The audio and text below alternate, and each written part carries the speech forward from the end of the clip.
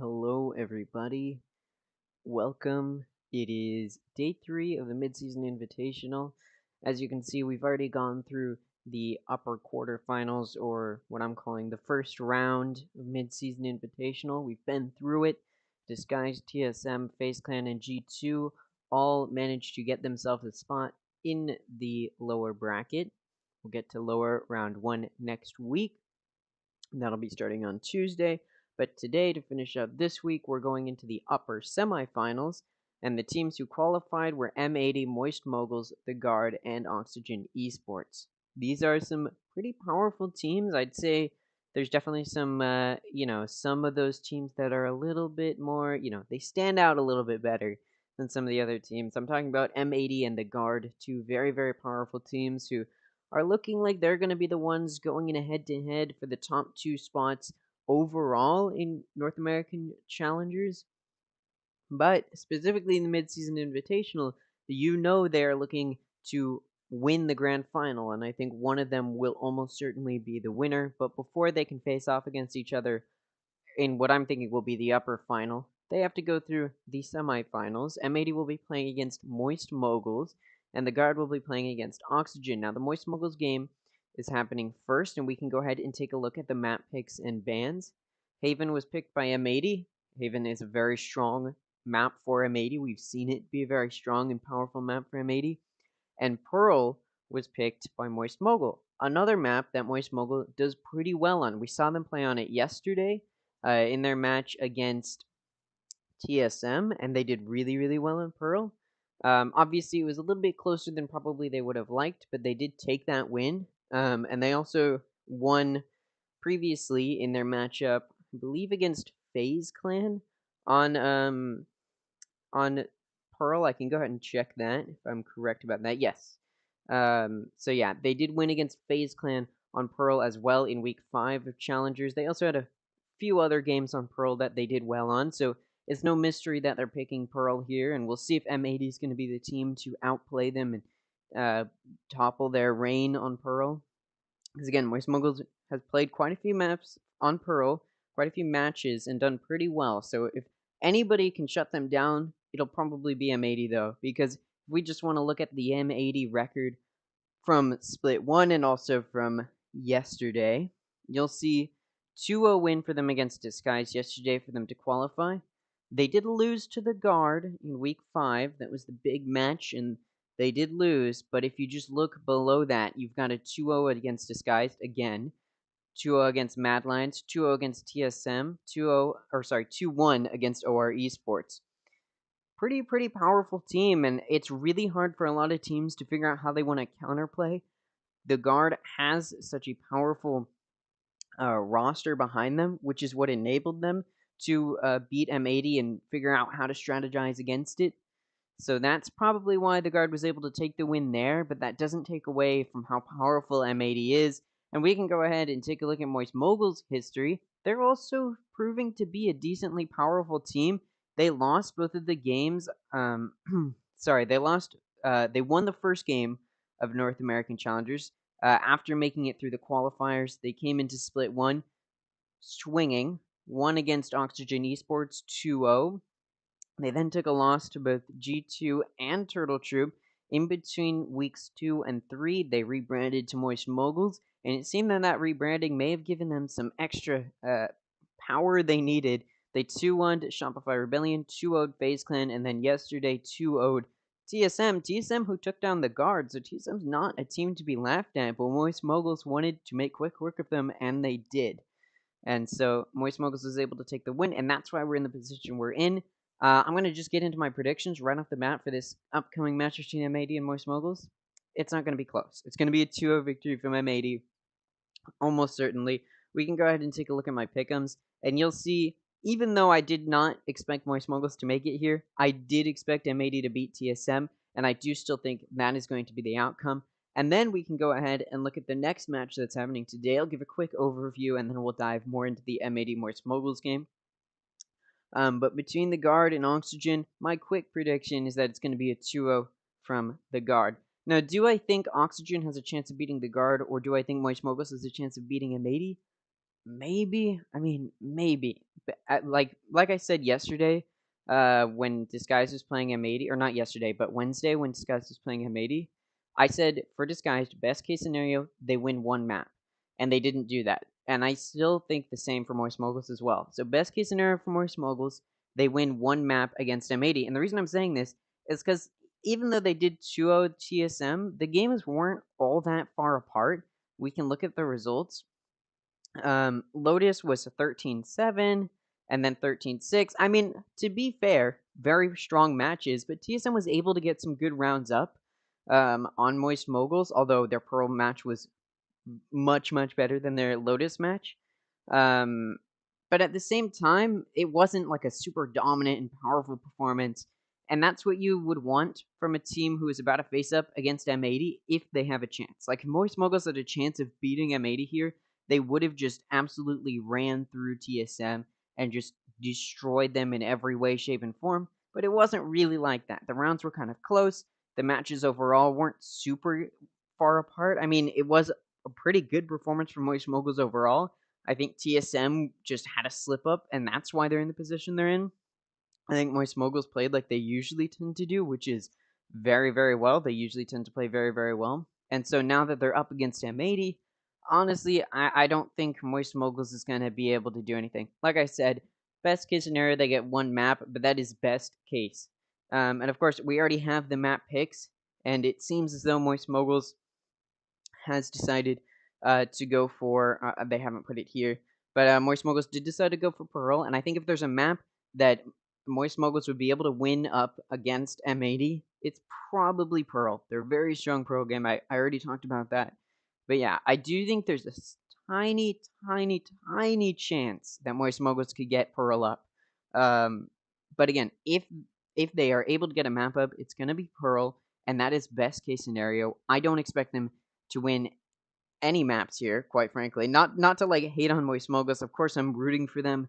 I love that they're content creator backed team, and I want to see them do well. But it's M80. I don't think anybody's expecting them to do extraordinarily well. And it looks like we're getting off to a quick start. Usually takes about 20 or 30 minutes after 1 p.m. to start, but getting into it pretty quickly. I'll turn the volume up just a little bit so you can hear a little bit of the background noise. It's some of the game sounds, but we're getting right into it, so I'll get right into it. EU goes for Sova, Thief goes for Omen, Sean Cutie goes for Killjoy, Sim goes for Raze, Nismo goes for Breach, Aproto goes for Killjoy, Xander goes for Omen, Playa goes for Breach, Kualanub goes for Jet, no surprises there, and Brock goes for Sova. Now, Sim did pretty well. I believe yesterday, or not yesterday, Wednesday. Sim did pretty well. He was very solid, and very well put together for the duelist position. But we do see that the only differences here, or the only difference here, is the choice of Raze for Moist Moguls and then Jet for Kuala with M80. So I think I both of those agents have their merits. On Haven, we typically see a Jet as the duelist pick, but we have seen our fair share of Raze picks, and Sim is a powerful Raze player. So I think if a player can pull through on Raze on Haven, it's probably Sim. So I'm not like I'm not expecting some poor play here or anything. Speaking of poor play, though, it looks like there was a 3-stack in push out C looking for an early pick for Moist Moguls, and they weren't able to find it. M80 is now pushing into A, but Moist Moguls is getting some very powerful vision, knowing that M80 is probably going A. They're able to get some good vision, knowing, all right, we've peaked mid, nobody's there, we've gone all the way through C, so it's probably an A push, which gives the rest of Moist Moguls, the two that were hovering around B, the confidence to start rotating over towards A. That being said, though, M80 has already pushed onto site and planted. However, Brock's been able to get that pick off. Fly able to take out EU, so now it's a 5v3. Aproto also able to take out Nismo. Now Kualanub trying to find that pick on Thief, able to find it. Xander going to be able to take out Sim, but Aproto going to take out Kualanub. Brock going to finish the last of M80 off, taking out Xander. Well played there from Moist Moguls. It's going to give them a pistol round, and on defense on Haven, that's pretty good. Now, obviously, Haven's not super offense-sided, but it is a little bit because it has 3 sites. It's nowhere near as offense-sided as Lotus, but it is still a little tiny bit offense-sided. So getting a pistol around here is a good sign for Moist Moguls if they want to have a chance of at least making their presence known and not letting M80 just sort of roll through them, like I'm sort of expecting. So getting a pistol around there is nice for them, but you do see M80 forcing, hoping that they'll be able to get this round here. We'll see if they're able to. Of course, Moist Mogul's forcing off of the pistol round. That's what you always do. And you're looking to flawless this round, but because both teams are forcing, whichever team loses this is going to be in a really bad spot. M80's decided to push through C. Most of them went through Garage. And now that spike's going down, it's planted for long. Thief going to be able to take out Koalanoob. There goes the Duelist. An early pick there for Moist Moguls on this retake. Spike's been down for a little while now, and Moist Moguls should be looking to start pushing pretty soon here. Thief going to take out Nismo. John Cutie going to take out a Proto, but Fly and Thief also going to get another kill. You're going to take out Thief, and Fly is going to finish you off. And like I said, M80 forced that round, hoping to do some anti-econ damage and put Moist Moguls in a bad place econ-wise, and M80 was definitely greeting for a win on that round and weren't able to find it, which means M80 will not be able to full buy this round. Moist Moguls, of course, was hoping to keep as many players alive as possible, and they lost 2 of their players, so they're not great right now. But overall, they're going to be okay econ-wise. They're going to have way more econ momentum than M80 does at the moment, because, of course, M80 did completely die there. All of them died on that round, and they lost after forcing, so not going to be in a great spot.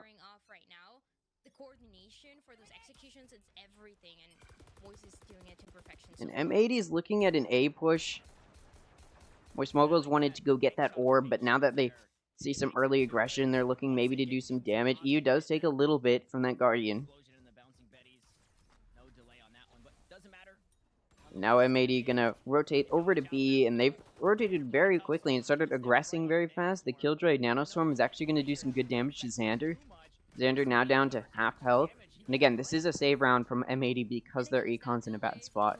Finally, that spike's going down. They've been on site for a little while now. Nismo's been able to pretty effectively hold the push from A-Link off, but Sim's just going to be able to satchel right through, take Nismo out. Brock going to take out Xander. Sim going to take out Koalanoob. A Proto gets that pick on EU, and now she's down to John Cutie, able to find a pick on Flya, but Sim going to be the one to shut him down.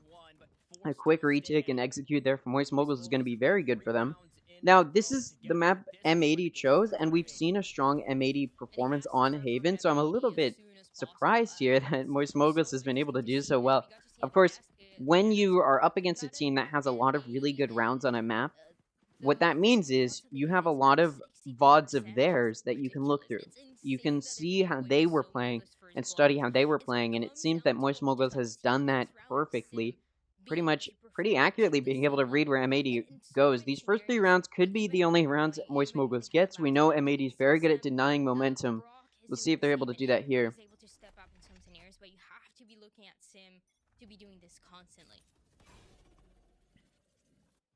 Nano Swarm is going to prevent a push out of Garage. Meanwhile, Koalanoob gets a pick A-long on Brock.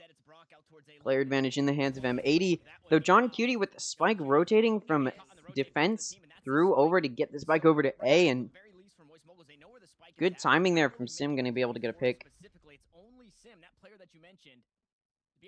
Now it's a 4v4. Sim coming in for the flank. I think that's Sim that got that pick. I may have been wrong. The Nano Swarm trying to prevent that plant, not able to, just get shot out. Breach util is going to be huge in helping this retake. Sim with the flank, going to be able to find a pick with it. Spots Nismo, but Nismo's going to shut down that hope. Sim's grenade, though, going to take out Xander, while a Proto and Flya execute perfectly, going to get that kill.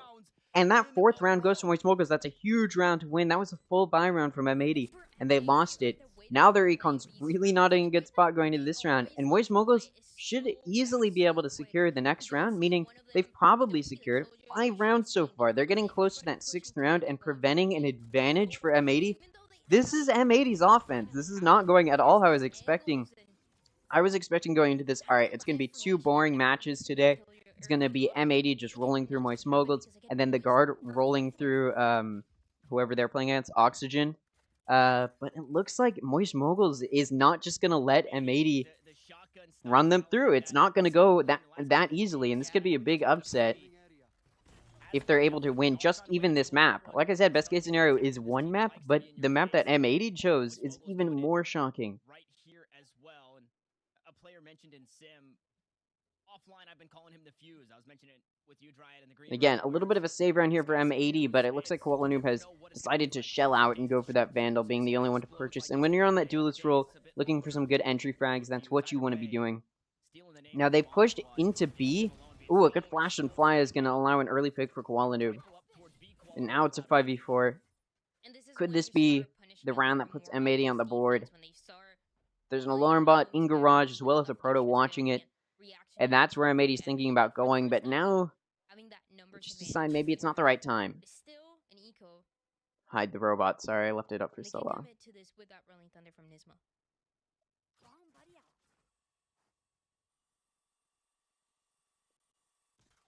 Boombot slows things down for just a second. M80 going back to tried and true. Slam the A site this time, Brock. Alright. Knowing they have the numbers advantage, rotating to a site on A especially can be good to take over. The Breach ultimate is also going to help prevent Moist Moguls from doing adequate damage and preventing a push on from M80. Brock's going to be the only one to get a pick so far for Moist Moguls, and now it's a 2v4. Proto and Thief. Thief is heaven. His presence is known. Koala Noob low, though, about half health, was able to use some knives to get some good entry picks there. Now, using the ultimates on a save round to try and secure it isn't the worst idea, but it's a little bit tough there. Nismo's just at a little bit of a weird off angle, able to find a pick, and then, well, Thief tries to jump out and find a good pick as well, but Nismo's just going to be right under him. Takes him out. 3K for Nismo is going to be huge for M80 as they finally secure their first round. And regardless of if Moist Moguls doesn't win a single other round in this half, again, this map is just slightly offense-sided, which means doing, getting 4-8 or 5-7 when you're on the defense can be really good for you. So, and can help secure more rounds won when you, or help you get to that, comeback when you're switching sides. Because when you're down more than that, it gets really difficult, even on an offense-sided map. So, 3 9s are difficult, 2 10s, and anything below that is almost impossible to come back from. But 4-8 or 5-7, it can be then at that point easy to utilize the advantage you have when you're on offense, even if it's a small one.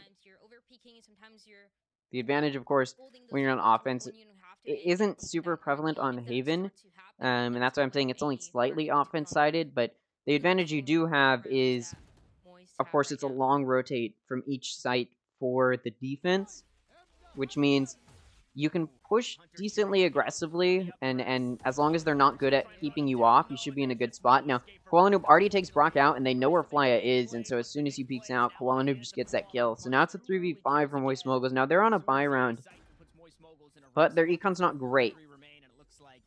They would have liked to win this. They should be able to buy next round, but that'll be the last full buy round if they don't secure it, so it looks like they're just going to go for a save, and honestly, that's a safe choice. Econ preservation has been huge for a lot of these teams to help them secure rounds, and Moist Moguls especially has been really, really good at managing their econ well. We saw it in their match against TSM. We've seen it in Split 1 as well, so Moist Moguls deciding to save here. There's nothing new. It's a good choice, but it does mean M80 has yet another flawless round. Or not yet another, their first flawless round, which is also a victory for them. Now their econ's going to be in a really good spot. Moist Moguls' econ starting to falter, but that save is going to help them, be able to full buy this round and continue to try and gain some more econ momentum. You see a Proto still has 4,000 credits. They're going to just buy with Light Shield, hoping to secure a good round win. And against a team like M80, that's all you can really hope for, is just getting a few really good rounds on them.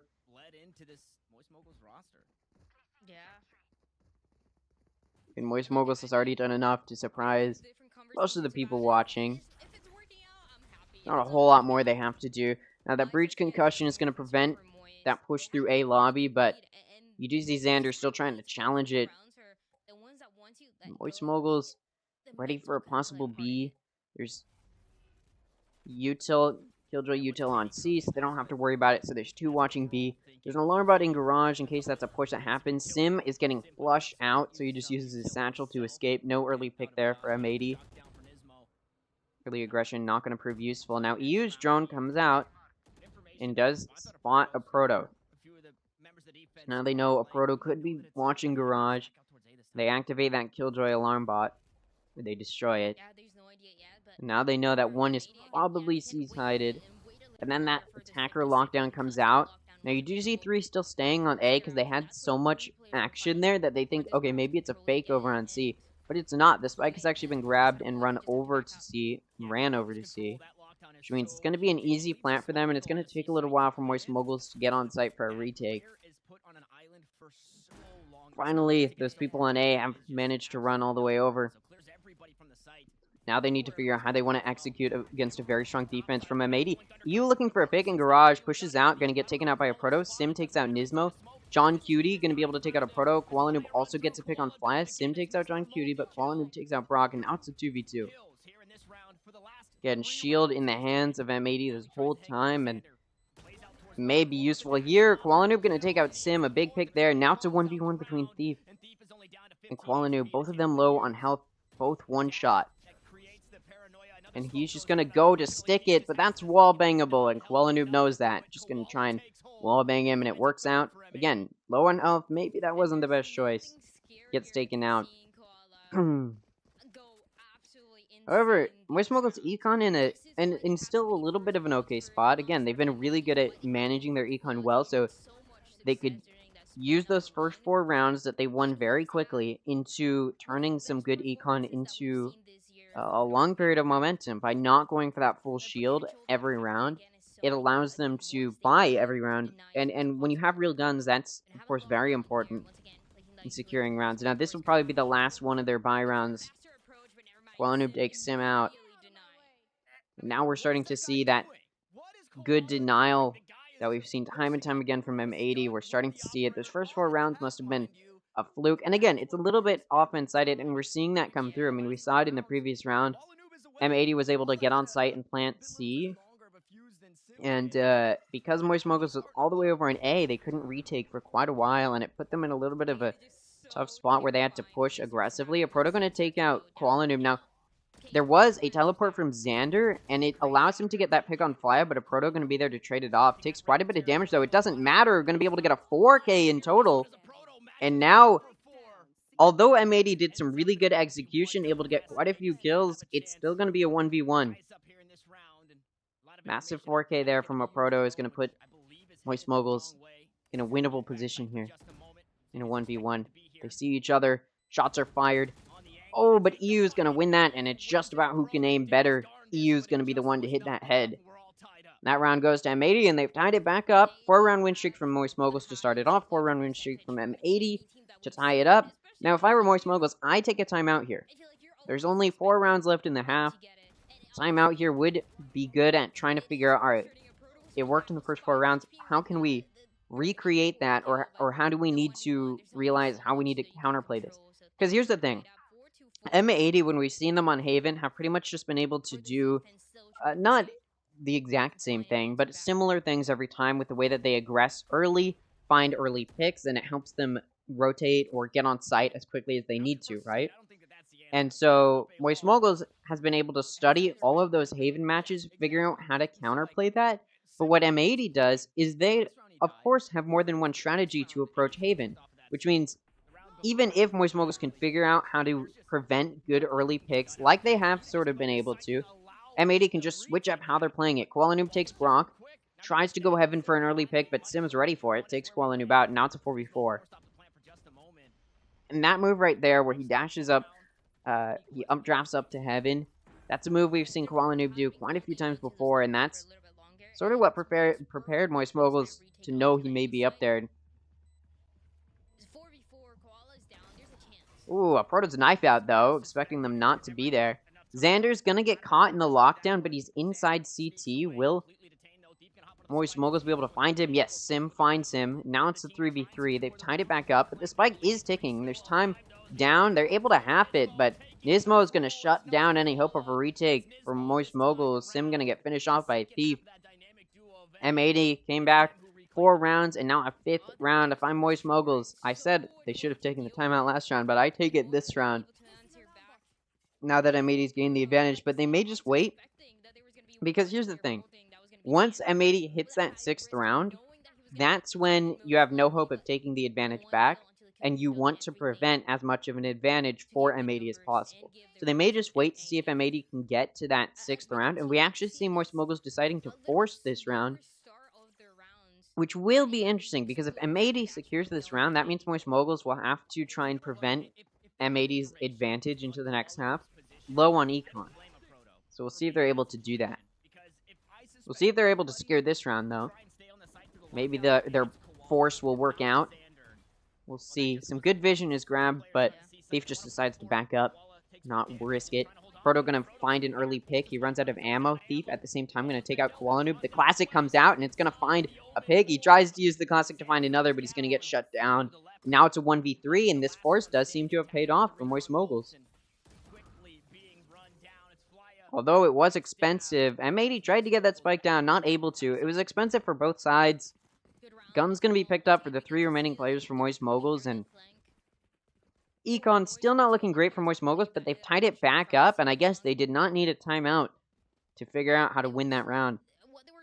I guess even though M80 had some really strong momentum, Moist Moguls could figure it out. We may just see another A push from M80 now, knowing that it was a little bit of a poor C push, but they may just re-hit C. It's looking like that's what they're going to try and do. They're C-sided, so is the spike. Maybe just rotate over to B. Could be a B hit. It's definitely mid right now. Well, I'm going to find Sim. Sim, who's expecting an A hit, sort of like I was, goes to try and find an easy pick, but M80 is pushed in mid. Some early trades there, but Moist Moguls down 1 player, so it's a 2v3. The rest of Moist Moguls is on B. And a Proto coming in for the flank, but he's going to encounter an alarm bot, so he may just want to go through Garage. Decides not to. Brock clears Garage, so Proto could go through there, but doesn't. Now that alarm bot that I just talked about goes off, and they know that 1 is flank. I believe they heard the drone in Garage, so they know where Brock may be. Brock going to find Nismo and John Cutie turn and just take out Koala Noob. A little bit, you know, they're down a player, and that was an incredible... Not even clutch, but pretty much a clutch from Brock there to just 1v3 the entire site. Didn't even need a Proto. Score is now going to be 6-5, and Moist Moguls has denied an advantage for M80 going to the next half. Moist Moguls is much stronger than I think I was expecting, but I'm sure most people were expecting against M80. You do have to wonder, what is M80 doing wrong? I think they're doing well. They're just... Maybe they're just not in the positions they need to be to trade each other off. That's something we see them do well most of the time. But we haven't really been able to see very many of those trades happening here. We see some early aggression from Koala Noob get denied. And teams have been decently good at denying Koala Noob's early aggression. They figured him out and able to do it. The Hunter's Fury comes out and it's able to tag some. Not going to find a pick. It is able to do good damage to John Cutie and Koala Noob. Now the advantage in this round is going to go to Moist Mogul, and it's the last round of the half. You know Moist Mogul is looking for the advantage going into the next half, where they're going to be on offense on a slightly offense-sided map. Moist Mogul's really happy right now. At the very least, they're not going to be at a disadvantage going into the next half. And at the very best, they could be looking at an advantage going into the next half. They made it interesting. Like I said, I thought it was going to be a boring match between Moist Moguls and M80, where M80 just dominates Moist Moguls, but Moist Moguls has the fighting spirit that we saw in them when they were playing against TSM yesterday, and they're going to try and carry that momentum as best as they can against M80. They want to challenge them. They want to say, no, you thought you were going to challenge the guard for the top spot. We're going to do that. All they needed was the name backing them, and now they're going to try their best. The name of Moist Moguls behind them. Will they be able to turn that into some good games here? Are Proto able to find EU and John Cutie?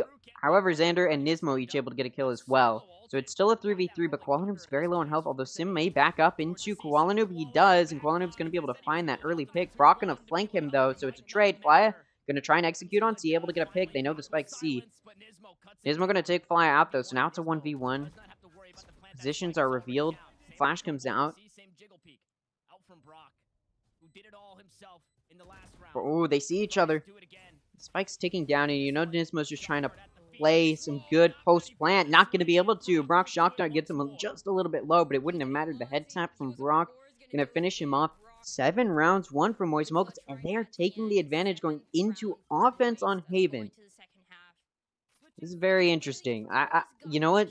There was a thought in the back of my mind going into this, and I was like, what if I'm sitting here, you know, watching this game, and I'm ending up having to deal with next week when I'm reporting on the Guard and HOSPICEMANE playing each other. Like, what if I'm thinking, like, what if that's what happens? And HOSPICEMANE must have been thinking the same thing, where they're like, you know what, we can actually beat M80. I remember in Split 1, when Turtle Troops was going up against G2. G2 at the time had a record of flawlessness. I believe it was week 4. The post-game interview, Turtle Troop was like, or I think it was the post-game interview. They were like, we studied their games, and we were just like, wow, they're really easy. I don't know why nobody's been able to beat them yet. And then they 2-0'd G2. So, you know, I believe HOSPICEMANE may have been able to do the same thing to M80. That being said, though, the offense early on A has been denied by Koalanoob, able to find 2 before he's traded off. Now, it should be said, neither team has taken any of their timeouts yet, so both teams still have 2 timeouts to utilize whenever they see fit. So I know as soon as HOSPICEMANE starts to falter a little bit. Now, M80 has a really strong defense on Haven. They're really good at preventing good play. Concussion comes out as soon as Vision is seen, and Nismo is able to cash in on it. Meanwhile, though, Proto able to try and clear sight, able to find 2, but Nismo going to shut him down. And it was a 1v2 at that point for a Proto, and it would have been a difficult play. That round goes to M80, and they should be able to find another round off of it. And HOSPICEMANE, like I've talked about, they're really good at preserving econ. They like to play it safe with their econ. It's what we saw against TSM yesterday. It's what we saw from them in the first half. Even when they were down, they were just opting to try and save, so that way they could buy good guns for as long as possible. And on that last round they had to force, they found a win, and that's what gave them the advantage. 3 rounds in a row gave them that advantage after a 5-round win streak from M80. So we know HOSPICEMANE is a strong team. That being said, though, Nismo and EU going to lock down C. EU able to find 2, and Nismo able to find 1. It's going to make it 3 kills, and then going in to pick up the mantle, EU. Sorry, not EU. Xander shuts them down, and then 1 left in Garage gets taken out. So the score 7-7. M80's tied it back up. But HOSPICEMANE is going to be on a full buy now.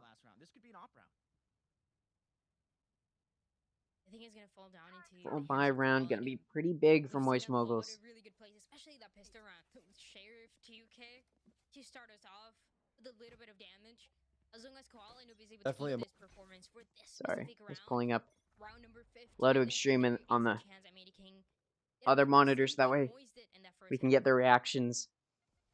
But regardless of if HOSPICEMANE is able to pull through on their offense and figure it out, get some good rounds here, regardless of if they're able to, they've already had a really good run and proved they're much stronger than Disguise against M80, and they're willing to push it all and go for that win. Now, the Spike's already down very early. They've managed to push on to C, but all 5 players left alive for both sides, which means no early pick from HOSPICEMANE is going to make it a little bit easier for M80 on this retake.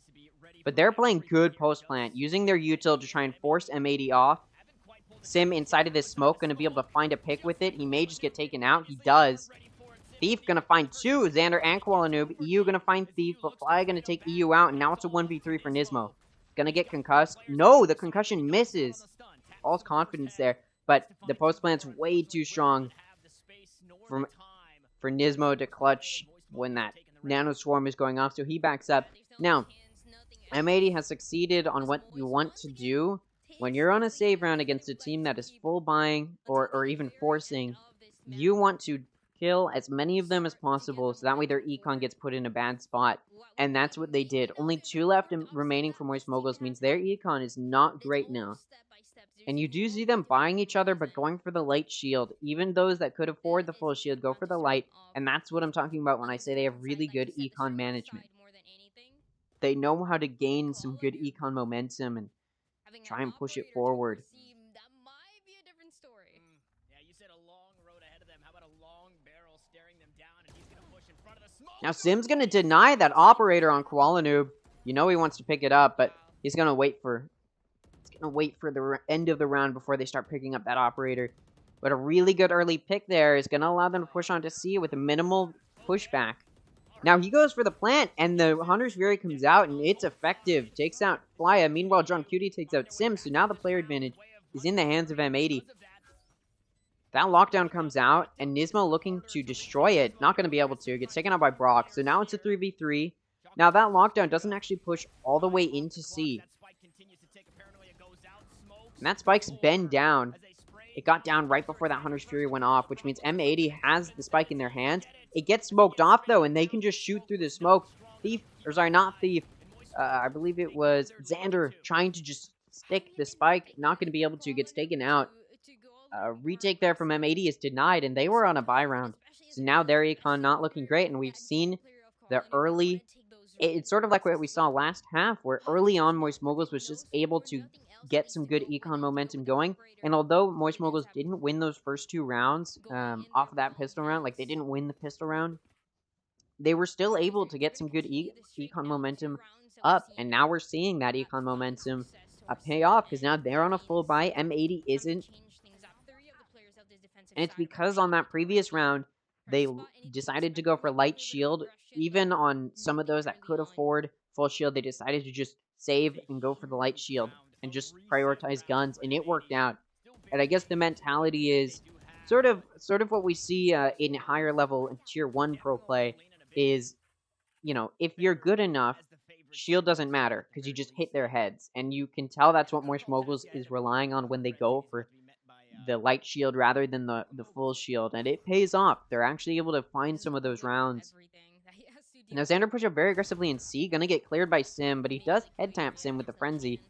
I mean, Sim's a little bit low, but the entry frag gonna be good enough for Moist Moguls. They're gonna start pushing on, and it's only EU left to defend the site with that Guardian from CT, but just gonna wait for his team. That spike's going down.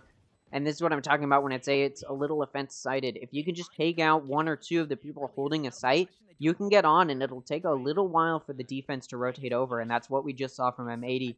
They were able to take out Xander and able to just push on site, and now it's a slow rotate over for M80. They do find Sim, but he's able to find a pick before he's taken out. That being said, though, John Cutie trades it off and then takes out Thief. Brock, though, gonna have a good run, taking out 2. And that leaves EU in a 1v3. Takes out Brock.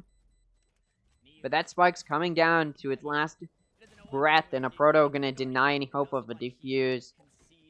That round goes to Moist Moguls. They are 3 rounds away from winning Haven against M80. Again, Haven is a map that M80 does very well on. They have a very strong Haven. And the fact that Moist Moguls has been able to counterplay by being aggressive when they need to be, finding those picks. And again, it's a little bit offense-sided, which means when you're on offense, you're expected to get the advantage. So let's say you're on offense the first half, you're expected to get the advantage going into the next half. But M80 wasn't able to do that, which means now Moist Moguls is on offense, which has the advantage. So they're going to be looking for, you know, getting the advantage now, and getting more rounds than M80 can in this half, which is what they're looking like they're going to be able to do. They're already finding that pick on A, and this is what I just talked about.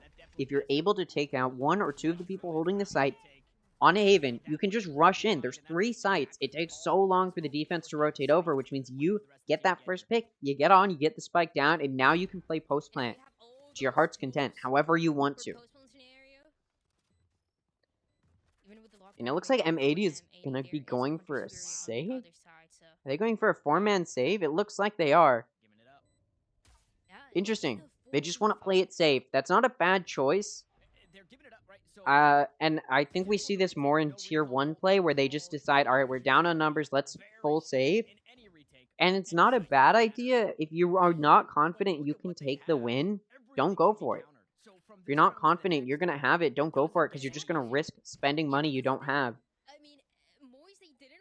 It is a little bit of a questionable choice, and it does show that M80 is lacking confidence. Because you know M80 against Disguise, M80 against many of the teams they go up against, they're taking that fight. But against this Moist Mogul play, when Moist Moguls is playing so well right now, you know M80 is like, alright, we just gotta play safe, let's play it safe, and they take their first timeout. Now again, both of these teams have had 2 timeouts up until this point. Neither used it in the first half. M80 decided not to, and then they lost a round, so taking it here, after saving 4, they're like, alright, let's save 4, let's play it safe, maintain econ, and then let's go for a timeout. And that's what they're doing. I don't know what they're going to talk about, but they seriously need to rethink how they're structuring themselves. And this is what I've been talking about when people are playing against M80. Koala Noob is a really good and powerful duelist. However, if he's not carrying, or if the team is able to shut him down early, you lose that power, which is why you need your entire team to be playing just as good as your top frag, even though they're not on the same roles. Now we see M80's roles playing beautifully. We've got the duelist on top, then the initiators, then the sentinel, then the controller. You probably want the controller above the sentinel, but you know, that's sort of whatever. But they still have a really good structure, and their frags are happening the way they should be. It's just that they're not all getting kills when they should. They're not connecting those shots when they should.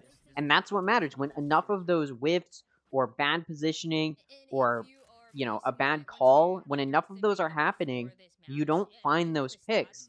And that's what leads to the round loss, especially when you're on defense. It's hard to gain the advantage.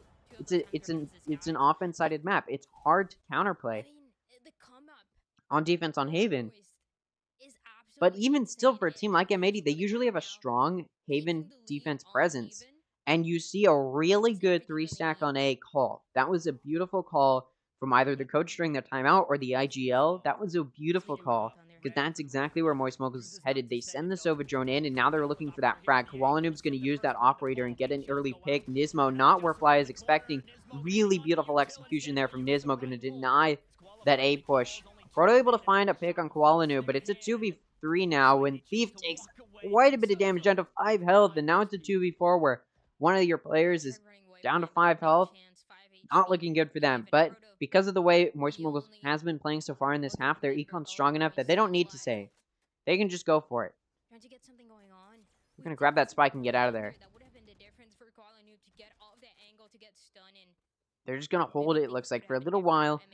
Maybe hope M80 pushes them. Thief, with only 5 health, is realistically just looking for a pick before he dies. Concussion's going to come through on A.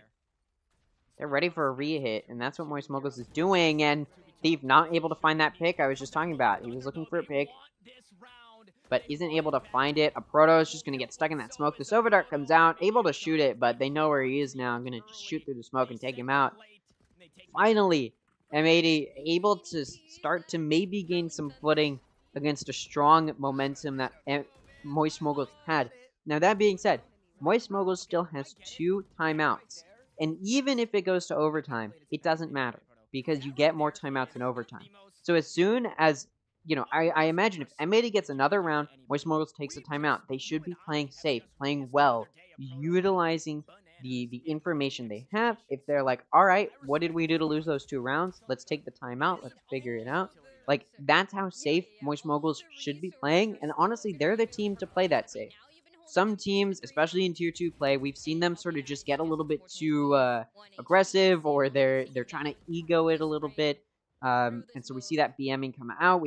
They stop thinking so much about maybe we should be taking a timeout to secure these rounds. Something even M80 does badly sometimes. Now, Proto going to be able to find a pick there. Thief very low on health, and the early pick on Sim is going to help M80 try and secure this round, although Fly and Brock going to find picks. Xander shutting Flya down could be good for him. But Nismo going to take a Proto out, so now it's a 2v2, and again, Thief only has 1 health. Oh, Thief gonna find a pick before he's taken out, though. That's good for him. Oh, Brock whips the knives. Sorry, Koalanu whips the knives, and Brock gonna be the one to take him out, and he's secured that 12th round. Beautiful for Moist Moguls, because now they're not only are they 1 round away from a win, but they've secured that overtime possibility, which means M80 can no longer just reverse sweep and win 13 rounds, or you know, and get to that 13th round. Now it would have to be playing through overtime, where they can switch sides. Now, so far, Moist Moguls has had better both offense and defense than M80. Now, it was a pretty close offense, give you that, or sorry, defense for Moist Moguls. It was a pretty close defense, but they did take the advantage going into this half, which means if it goes to timeout, or sorry, if it goes to overtime, Moist Moguls could be looking at a win. Now, off of that round win from Moist Moguls, they don't need to take a timeout. They may just save it. So I'm going to find an early pick on Xander, and it's huge, but then EU just going to use the Hunter's Fury to try and find a pick. The counter Hunter's Fury comes out, though, and it's going to find the pick on EU, so it's a trade there, and Moist Moguls has already gotten an additional pick. John Cutie going to find Thief. Thief will ult it on, trying to find a good pick. Again, using those Omen ults is hard. I've talked about it time and time again, especially in pro play. And there, it was not utilized well. Although, it's going to be kept even, but it's a 2v2. Nismo kind of low on health, but a Proto very low on health, down to 30, so he's one shot. And Nismo coming in through Garage, they're not ready for it. A Proto looks at him, but not going to see them in time. Nismo going to take out both a Proto and Flya and get this defuse. This, I am not going to lie, again, regardless of if Moist Moguls does win, they did super, super well against M80 on Haven. Regardless of if M80 is able to make that comeback, it's still really beautiful play from Moist Moguls, a team nobody was expecting to do well against M80. Again, I was sort of thinking, alright, 2 boring games today. Like, M80 is just going to roll through Moist Moguls just like they rolled through Disguise, and it's going to be easy, cut, and dry. But M80 hasn't been able to figure out how they need to play against Moist Moguls. Maybe it's just the lack of ever playing against Moist Moguls in Split 1, or, you know, lack of information on how they play, thinking they were just a really... Maybe they had the false confidence of, oh, we're just a really strong team on Haven, we don't need to study. I don't know. I don't know exactly what it was. Sim gonna be in Garage, pushing in. Still no picks for either side, and the lockdown comes out, and Sim pushes it, trying to find that pick, but gets taken out. He's able to find a pick, but not going to take the lockdown out. And now a Protoss counter Killjoy lockdown comes out, but the Breach Util not going to take it out, actually. Still tied, 3v3, and he pushes out to destroy that lockdown, and now they know where he is. They're going to read, take him out. Shooting through the smoke, Thief's going to be able to take out EU, who was tapping that spike. The shock darts come out. Koalanu going to be able to take out Flya, but this round looks like it's going to be going in the hands of M80. Brock whips quite a bit, waiting for Koalanu to get unblinded before finishing him off. And the first map goes to Moist Moguls. Let's go ahead and take a look at what Ludwig has to say. That's huge, bro. They beat M80. What the fuck? Dude, the only other people who beat M80, not even in like a series, but in a map, are the guard. Damn, wait, you guys are like number 3 now? Like, Whoa, cemented number 3. We are Number the one, underdogs. number one. They've been coming for us since day dot. If anything, we come into every single event the bottom seed. I genuinely don't have words for how impressive that play was from Moist Moguls. That was the most unexpected thing I think I've seen so far in Challengers. They just got a map up on M80. And what did I say going into this? I said best case scenario, they get a map up, but I didn't even think that would happen. And they did that. They got that map up. They were able to get just one map. And it was Haven. Haven, which I'll remind you, was picked by M80. Moist Moguls just won the map that M80 picked. What does that tell you? Well, it tells you that Moist Moguls was strong enough to defeat M80's probably best map. And now we're moving into Pearl, a map where we've seen Moist Moguls play very, very well. Now, I will say, I went into this thinking, okay, reflecting on this Haven match, okay, I think probably one of the reasons Moist Moguls was able to do so well against M80 is because they've seen M80 play on Haven time and time again. Repeatedly, they've seen M80 play on Haven. And so they've been able to study that play style, study how M80 plays, and deny whatever it is that M80 is trying to do, Moist Moguls was able to deny it. Now, not to say that that's, that's a good enough excuse for M80. They should be upset about this. They should be thinking, all right, we are supposed to be challenging the guard in the grand finals, but we are losing right now pretty badly to Moist Moguls. And when I say pretty badly, I genuinely mean that. Because you'd think, even if Moist Moguls is able to beat M80, all right, you're thinking, okay, well, it must have been a close match. Must have gone to overtime. But M80 wasn't even able to take it to overtime. I think the final score was 13-8, 13-9. I'll wait for them to put it in, but that is an absolutely incredible performance from Moist Moguls. I don't know what M80 does to counter that. This is the best underdog story you could possibly hope for. Not only is it an underdog, but it is owned by Ludwig and Moist Critical. If there is a content creator backed team you want to root for, it could be Moist Moguls, and they're also the underdogs, and they're taking it to M80. Now, like I just said, Moist Moguls had a lot of Haven games that M80's played to study M80 on. They knew how M80 plays on Haven. They know how to outplay M80 on Haven because M80 has played on Haven time and time again, and Moist Moguls has been able to study that. What does that mean going into Pearl? Well, guess what? Same goes for M80 on Moist Moguls. Moist Moguls has played a whole bunch of Pearl games.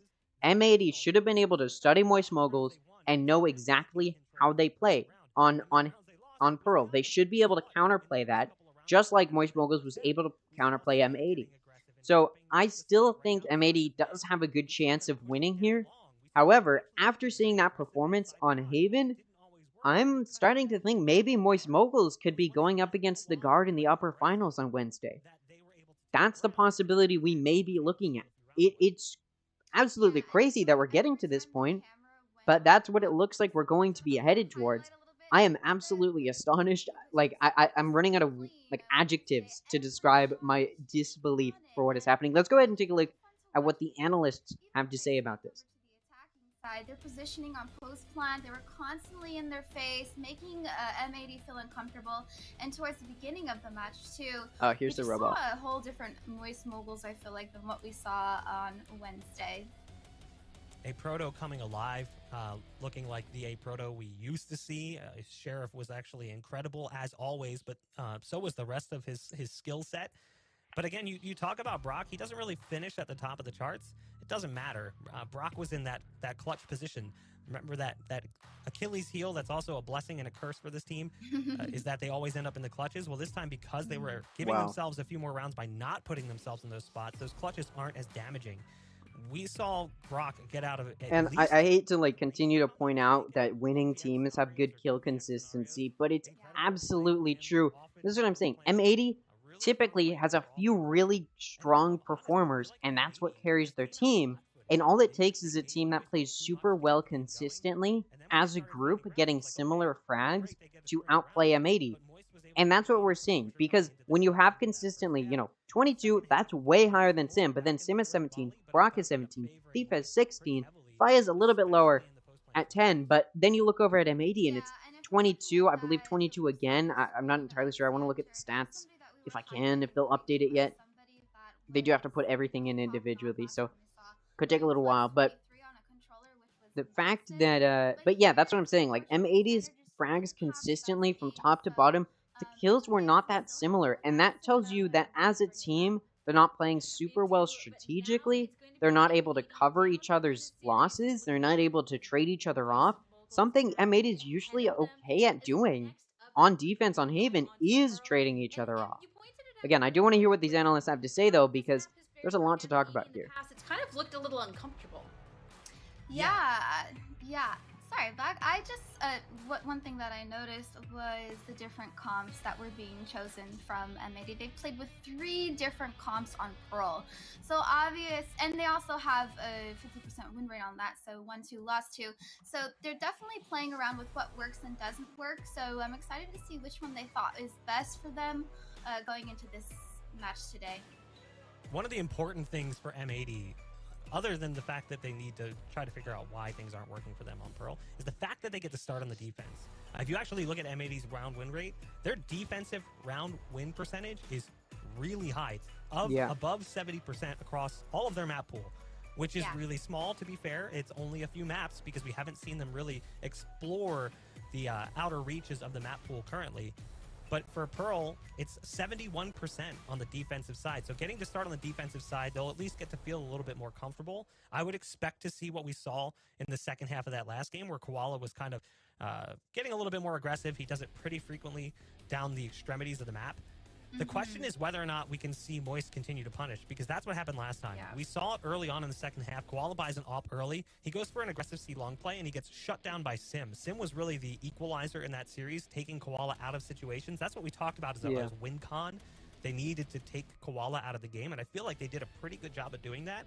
If they do that here on Pearl, it could be lights out for M80. I'm actually surprised that I'm saying that, because I really thought the amount of rounds that Moist even just got in the first map is greater than what I expected them to get across the series, just based on what we've seen from these two teams in the past. Yeah, absolutely. And we could all tell that Moist Moguls did their homework. They know M80's play style and are catching them off guard. Like you mentioned, they're catching a player on M80 that's being a little bit more aggressive. Usually it's Koala, and they're getting those picks. And M80 is going to have to be a little bit careful, because obviously Moist Moguls is on top of what they're doing. Yeah. And Moist Moguls, I mean, they just looked really cohesive. Like, even in the first couple of rounds over on Haven, how they are approaching the rounds, it just... everyone... I just want to highlight how well Sim played that match. Like, of course, all of Moist Moguls played super well, but Sim, being the entry duelist, did so well. He was able to find those early picks, usually getting one or more, which, you know, when you're entering, you want to be getting more than one, because that puts your team at an immediate advantage. And Sim was able to get more than one, and sometimes not even dying to get the 2 kills, or sometimes even 3. Like, he wasn't dying to secure that site control. A lot of the time he wasn't. Like, none of M80 was there to trade him off, which meant he could just push in, take a few of them out, and site control was given up. And on Haven defense, it's really hard to play when you're down players, and M80 usually is pretty good at locking down those sides, using their util well to force Mogul, or like the enemy off, the offense off. But Moist Moguls realized, okay, their A is really strong. They're really good at denying A pushes. Moist Moguls was able to win maybe 1 or 2 of those A pushes, but oftentimes those A pushes were denied. I think all of their losses were those A pushes. I think maybe 1 was on C. I could be wrong about that. But I think the majority of their offensive losses were on that C. So they on A. So they realized, all right, their A is super strong. We'll just go C. Our C offense is super strong. And M80 just could not figure out how to use the util to push Moist Moguls off of A. And that just sort of allowed them to dominate overall. M80, like I said, they're gonna have to think a little bit outside of the box, because everybody knows how they play. They have people who pop off by being aggressive.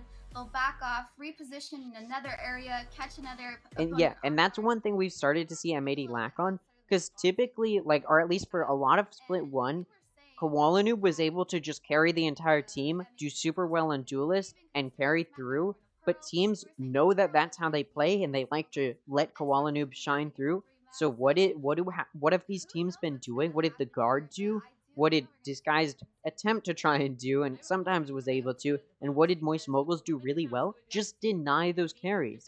When there was one player performing really well, they started to just try and shut that player down, especially Koala Noob. They prevented Koala Noob from getting on site. They prevented him from helping with the retake. They were really good at knowing where he was going to come from and deny that very quickly.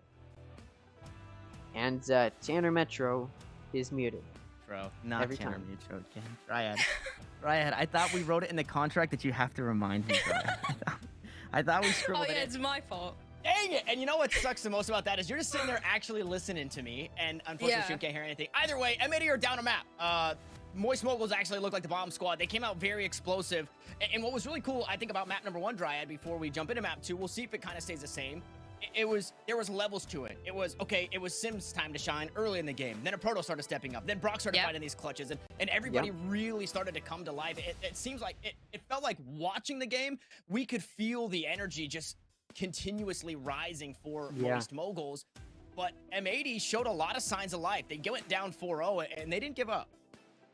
And we've talked a lot about Moist and what has changed in the past couple of weeks, but there is that one factor of everybody being on it and playing their A game to the best of their ability. That's what has been going on recently, and we've really got to see it for the map number 1. If that continues to happen for the second map, there is that chance that Moist can take it 2-0 against M80, right? The favorites, which if you think about... Alright, I'm gonna silence them because I don't like hearing them talk. No, I'm just kidding. Just that way I can do my own thing. Gonna turn them down. And now we're moving into Pearl, a strong map for Moist Moguls. Now, M80's played on Pearl quite a bit, and they do well on Pearl.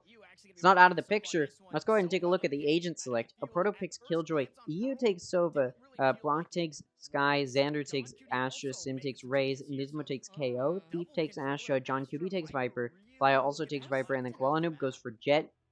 Once again, the duelist difference being Jet and Raze. Now, one thing to highlight is there is a Sky and a Sentinel in the form of Killjoy from Moist Moguls. On the flip side, for M80, they've decided to run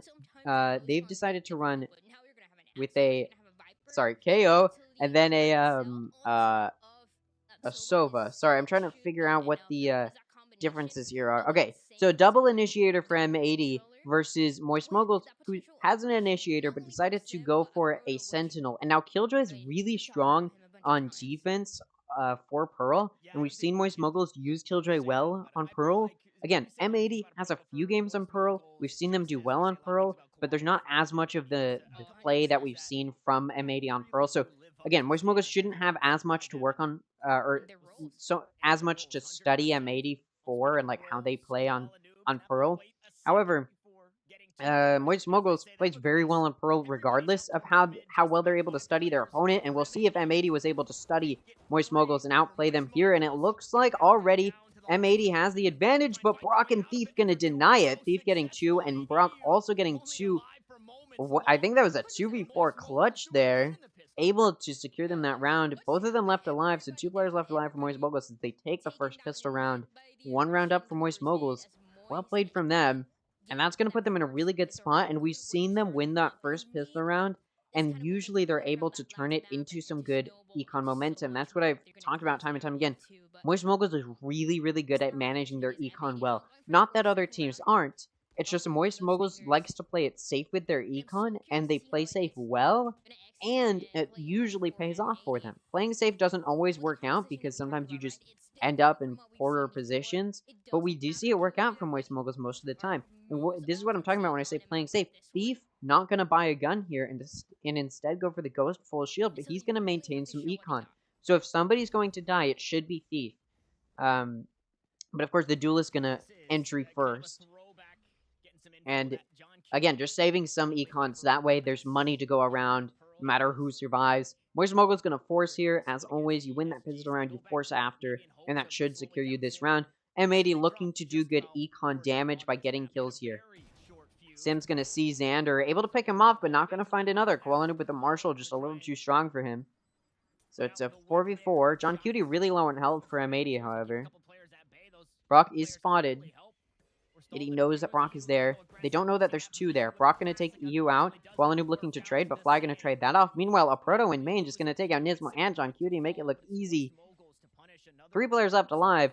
M80 was able to take out 2. That's good for their econ. But this is what I'm talking about. Remember how I said Fly decided not to force here? That's going to put him in a pretty good econ position, which means he's going to just be able to buy one of his teammates. And you see him go for that full shield here. The only person not buying from Moist Moguls is Brock. And again, that's so that way they can start to maintain some of that econ momentum.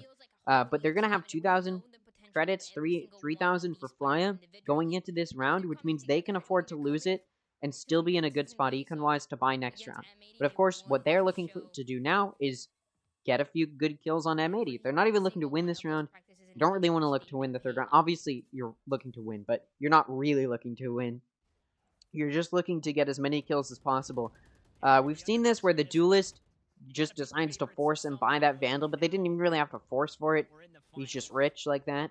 Able to pick it up. Able to also get a pick with it. Gonna take Koala Noob out. Nismo gonna trade it off, though, so it's kept even. The Stinger gonna come through with Brock and take out Nismo, and he's looking for that pick on EU. They know he's low. A Proto gonna finish him off, and now it's a 2v4. And again, M80 not in a good spot. They needed to win this round. It's a full buy from them. And you see Xander and John Cutie going for the save. A good choice. And Moist Mogul's strong play on Pearl is once again coming to fruition. And we could be looking at a 2-0 win for Moist Moguls. This would be a very, very big upset. Of course, I'm talking a little early. We're only 3 rounds into it. But again, Moist Moguls so far looking really strong.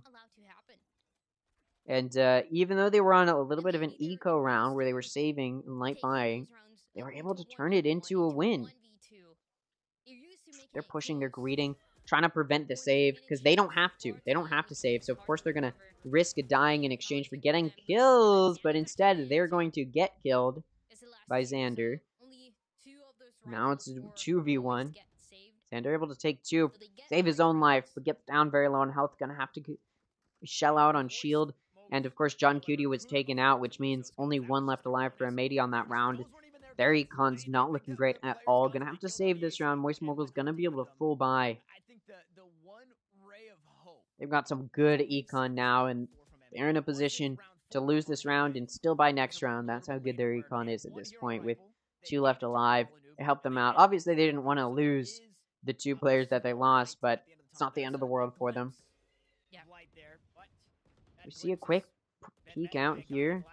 Sim looking to greed Koala Noob, who he knows is likely pushing out. Able to find one. Gonna spray transfer, take out Koala Noob as well. Xander and Koala Noob already down. Brock gonna take Nismo out. Early A site take.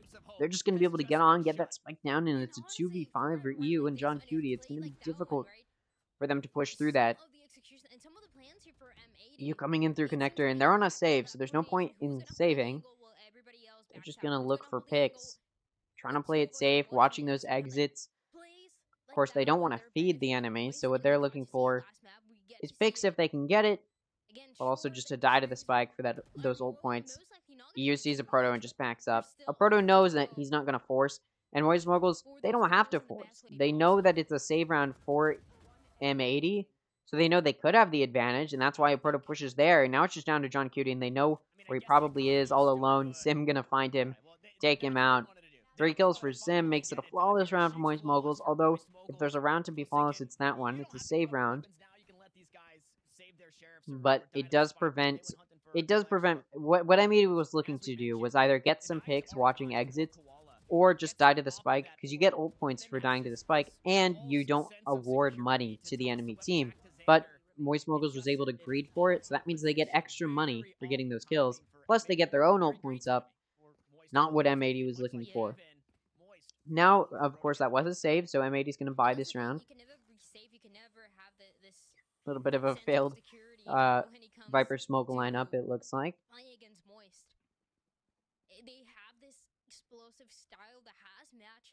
Moist Moguls looking like they're going to push for B. Now, Sim's been doing a really good job of entering. We talked about this. He was doing a really good entry job on Haven. And I don't know why that would change just switching maps. Pearl does seem to be a nice, fun map for Sim to play around. He loves pushing through Pearl, and we know that their B push is strong. Koala Noob looking to deny it, though. Gonna find the knives pick on a Proto. Gonna get pretty low himself, though. Stuck trying to escape in CT. Able to, but he's down to 45 health. And that spike is down. Koala Noob gonna find another pick. Xander able to find 2. Sim gonna find John Cutie. EU gonna finish Moist Moguls off with that pick on Thief. And M80 gets their first round. Similarly to how we saw it go last map, where Moist Moguls won 4 in a row, and M80, got 1. And they actually converted that into 5 rounds in a row. But of course, that was a little bit different. M80 was on offense, and, well, their econ was in a little bit of a better place. Moist Moguls, though, not going to have the security in their econ to full buy. They do have the money to do it, but like I've talked about, Moist Moguls likes to just play it safe, and that's what they're doing here. If you're good enough, it shouldn't matter how much shield you have. You just gotta hit their heads, and that's it. It's that easy. And I think that's what Moist Moguls may be just banking on happening. And again, we see that a lot in Tier 1. But of course, this is Tier 2, where their aim's not nearly as refined. Skills not as polished, but Moist Moguls looking to prove their skills are just as polished.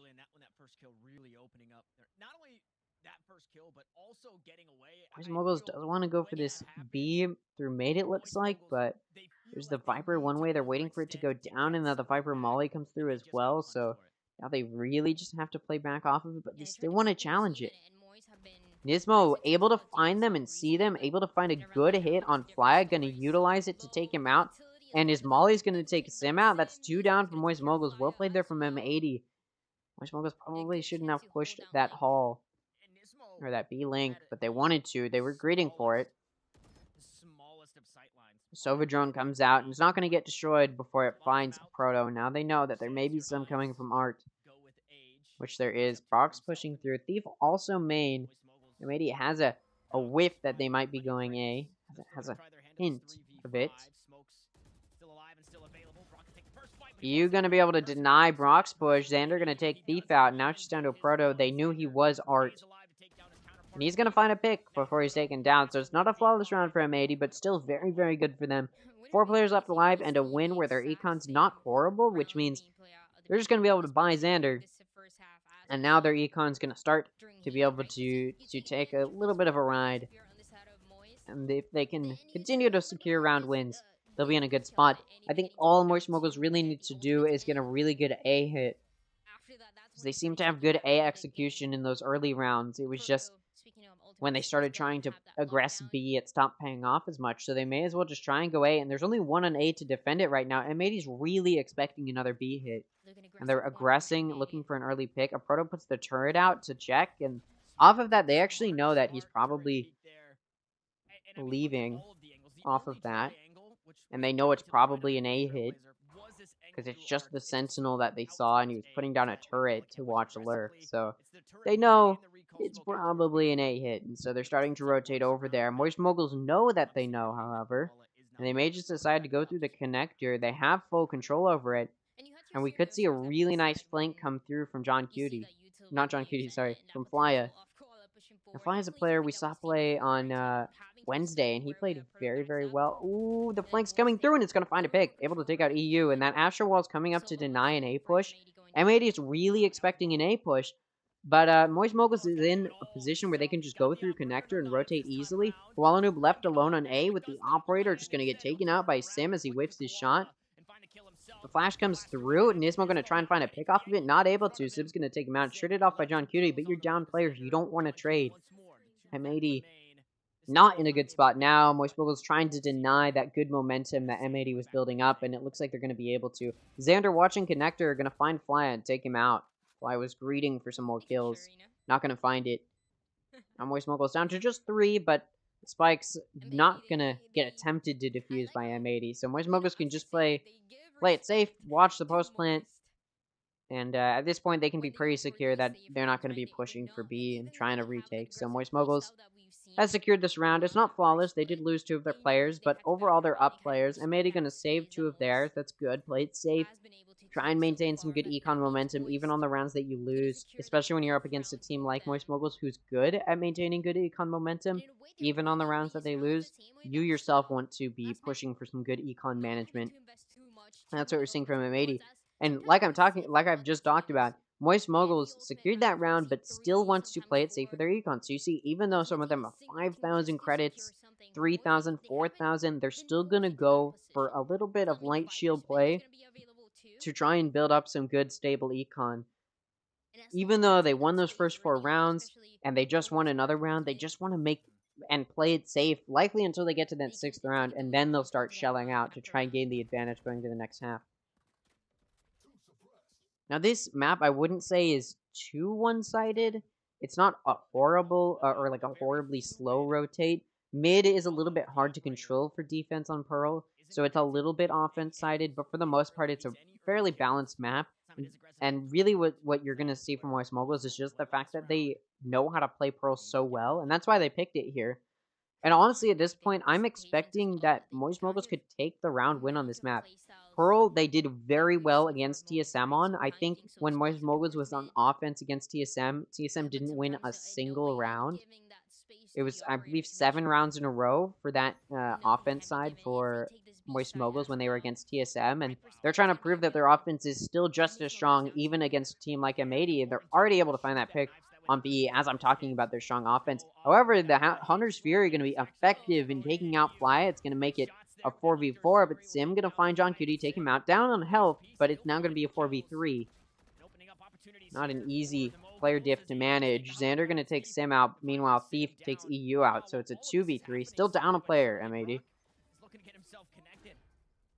They took out Sim. Sim sort of sacrificed himself, knowing he was low on health, just looking for a pick. I'm going to get wallbanged with the operator. Now it's a 2v2. That attacker killjoy lockdown is out. Brock in B link, waiting for somebody to push him, and they do. Now the defuse gets tapped. Koalanoob looking for an easy pick on Brock. Not going to find it. Brock swings out a little bit too far for Koalanoob.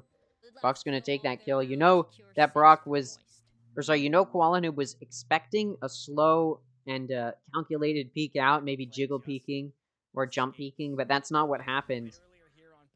And so Brock was just able to play really aggressively on that swing.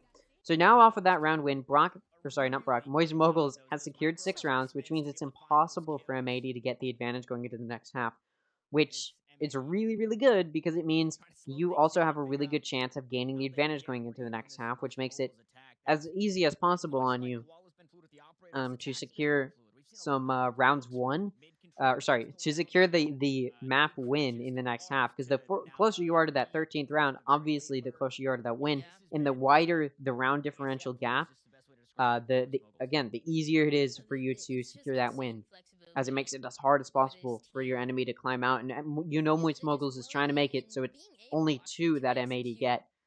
Likely it won't be only 2. We know how good M80 is, but the way Moist Moguls is playing, it's almost like Moist Moguls is ready to face off against the guard. They're hungry for those wins. They want to prove themselves, and they're really trying to do it. We see Moist Moguls going for this B push. Also, I feel like my voice is starting to die a little bit, so I apologize if my voice cracks a lot or whatever. I have water, but sometimes the water isn't enough. Anyways, Moist Moguls was looking at a B push, but it looks like now they might just be taking it slow. They usually do an aggressive B push. That's what we've seen so far, but they know M80 might be expecting that. Now, Koalanoob is pushed up with this operator, looking for an easy pick. And this is a force buy from M80. This is their full buy round. It's going to be the last one from them unless they win this round. Right, not the last one, but the last one for a little while. That's what I'm talking about. But for a little while. At this point, M80's not in a great spot. And again, they need to secure this round. Moist Moguls, Sam just going to do his usual, satcheling in, but this time he has a showstopper to use, and he takes out John Cutie with it almost easily, and the operator just barely misses. I believe it wallbangs his body. Not great there. Overall, though, M80's been able to find some good picks, and now it's a 3v2. The Asher Wall is up, though, and it's useful, but it's not going to be good enough for Moist Moguls as Koalanoob is traded off, and ooh, Thief tries to go through Hall, thinking M80 won't expect it, but they are ready for it. There to take him out. I believe it's because Moist Moguls has done that before. And again, like I said, Moist Moguls M80 forced that round, full bot, and needed to secure it in order to continue to full buy, and they did. So I don't think they'll be able to full buy this round because, again, most of their players did die, but quite a few of them did survive, and that's good for them. And Moist Moguls is sorry, the stuff on the screen. Okay, okay. What was it? Oh yeah, Moist Moguls are gonna continue their safe and playing it safe with their econ, and it may be useful. I mean, they are starting to lose some of these rounds. We see that early pick from Koalanoob. Thief gonna find 2 though, A main, and that's enough for Moist Moguls. Their mid push is going to continue through to A. And now the player advantage in the hands of Moist Moguls. Thief trying to continue to get that player advantage in their hands, taking out Nismo. Meanwhile, though, Koalanoob takes out Fly, so it's still only a player advantage for Moist Moguls. But a player advantage might be all they need. Brock ready for a flank through maybe Art from John Cutie, and he finds John Cutie. Now Thief going to try and pinch him out there, not going to be able to. John Cutie's ready for that potential push. Now, Koala Noob was ready for a flank from a Proto, but he wasn't expecting a Proto to be that deep in his spawn, and Proto's going to be able to find that pick. Now, they know John Cutie is mid and has to rotate through.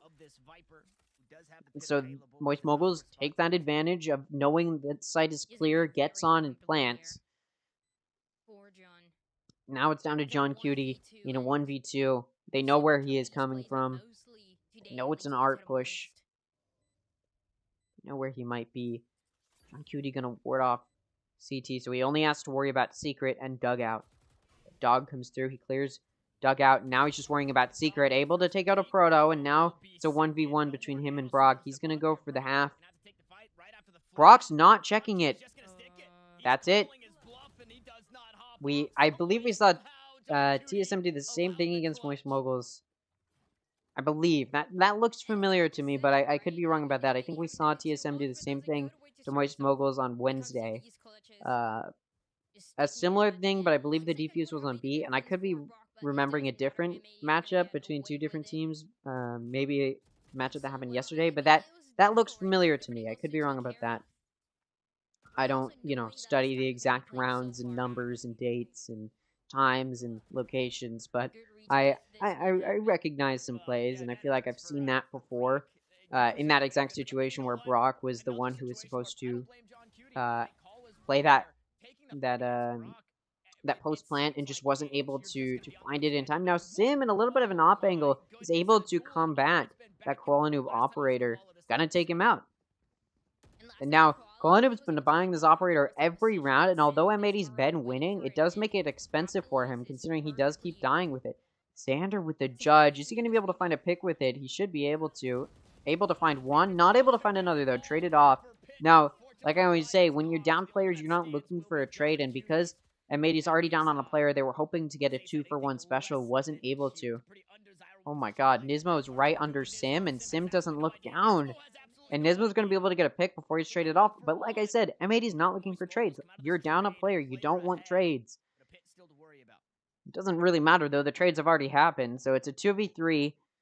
The Viper's pit is on A, and Moist Moguls could contest that. And it looks like they may try to do that from main, but they're rotating through their own spawn first. Oh, and M80's really expecting a B hit. A good choice to re-hit A. A B hit's expected, and they're going to be able to just get on site. Yep, 10 seconds left, and M80 is on the wrong site. Now Spike goes down on A, and now M80 knows. They may just want to save. Their econ is not in a good spot. They may just want to save. I mean, they're down a player, and it looks like that's what they're going for. They were going to contest B if that's where Moist Moguls went, but they didn't, and at this point, they're low. They don't have the time advantage in their hands. Spike's already down. A strong post plant with both Astra and Killjoy for Moist Moguls against a Sova and a Viper. It's not going to be easy for them. And in a 2v3, it's really not going to be easy for them, so they just back off. Good choice there to save, but it does mean Moist Moguls will have the advantage going into the next half. Now, will they have an 8-4 advantage or a 7-5 advantage? Moist Moguls is going to try and greed for that. Not greed, but try and get that 5-7. The issue is their econ's not great, and that's why they saved what little guns they had, because they would not be able to buy if they lost. That's why 2 of them were able to save, but the 3 out of the 5 did die, which means they're not going to be able to full buy those people. So we see that Judge once again on Xander. See if he's able to find a pick with it. This time he was able to find one last time, but only one. And there were 3 there right for the taking that he was looking for. The flashes come out, and it's actually only flashing each other in B main. So it wouldn't have mattered if Moist Moguls was there, because M80 just flashes themselves too much to see anything. But they do, at the very least, know it's not an aggressive B push, and they do hear sound on A, so they just decide to send a total of 4 now over on A, and the Sky ultimate comes out. No more ultimates in the hands of Moist Moguls, but if Thief can get his hands on an orb, that'd be huge for him. Gonna get that Astra ult up. Proto just needs 3, and he can get that Killjoy lockdown. Obviously, that's a few kills to get. May not be able to. Amadi, on the other hand, they've got that ult on Xander. The Astral Wall would be really good in helping them secure a retake, but of course, Xander only has a judge, so he's going to have to play pretty far up and a little bit aggressively, and we'll see if he's going to get pushed. Moguls has sort of headed more towards A, but they are doing a mid push. Now, Sim swings it wide, and it's too far away for Xander to hit with one shot, and, well, it takes a little while for you to send another shot that way, and Sim's gonna just have a little bit better aim there. Gonna be able to take him out. So that exchange easily goes to Moist Moguls, and now it's a 5v4. Flies from Connector, he's gonna come in for the flank, and M80's not ready for it. This is gonna be a huge flank from Fly, gonna be able to get 2, it's good for 2, will it be good for another? John Cutie able to take out Sim? Oh, and Fly is getting flanked, the counter flank on the flank, but it doesn't matter. The 2-for-1 special in Fly's favor is gonna put them with a player advantage in their hands. That's a 2v3. Ooh, a Proto whiffs, but it doesn't matter. Still able to find Nismo, and then doesn't whiff on John Cutie. Able to take him out. And it's going to be 8-4 going into the next half. Not horrible for M80. I think if they play really good and get those picks when trying to entry the sites, I think M80 could still come back from this. But it's going to be difficult. It's a long uphill battle. You got to win 9 rounds total this half to win.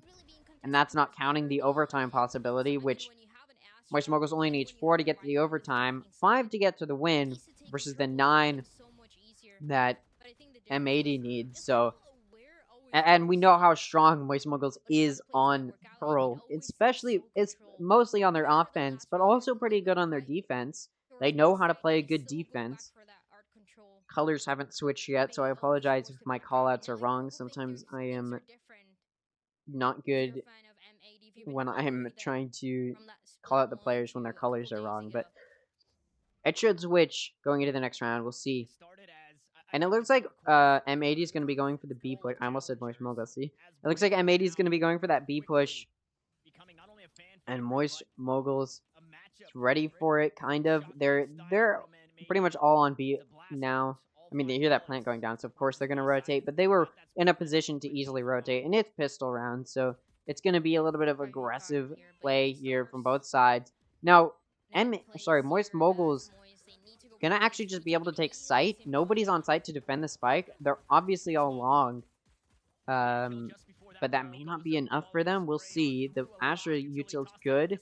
And they've actually been able to lock it down pretty well, and now it's a 2v4. That's how well they've been able to lock it down. EU going to be able to take out Thief. The spike is being held, and the smoke goes down. Not quite there for long enough. I think if it was there for just a little bit longer, he would have been able to get the defuse off, but didn't come off of the spike in time to defend himself in a 1v3. It's not going to be easy. Or I think it was a 1v4. Definitely not going to be easy. So that pistol round goes to M80. And they're starting to get in a position to bridge that gap and look at a comeback. But again, Moist Moguls in a really good spot right now. Not only are they up rounds, but they're also up a map right now. So they can relax a little bit. They can choose to play safe and not be worried about feeling like they're backed into a corner where they need to play aggressive, because they don't need to play aggressive. You see M80 actually going to play it safe with their own econ. They know that it works for Moist Moguls on Pearl, so why couldn't it work for them? That's what they're going for. Moist Moguls, on the other hand, has actually decided to light buy. Light buying after a loss on pistol, it looks a little bit different, but it is in the form of sheriffs.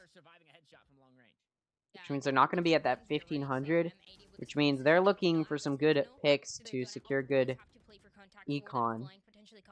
You know, they're just trying to do some good damage, though. John Cutie not going to make it easy, taking out a Proto and Fly, and now it's a 3v5 for Moist Moguls. Xander gonna take Thief out.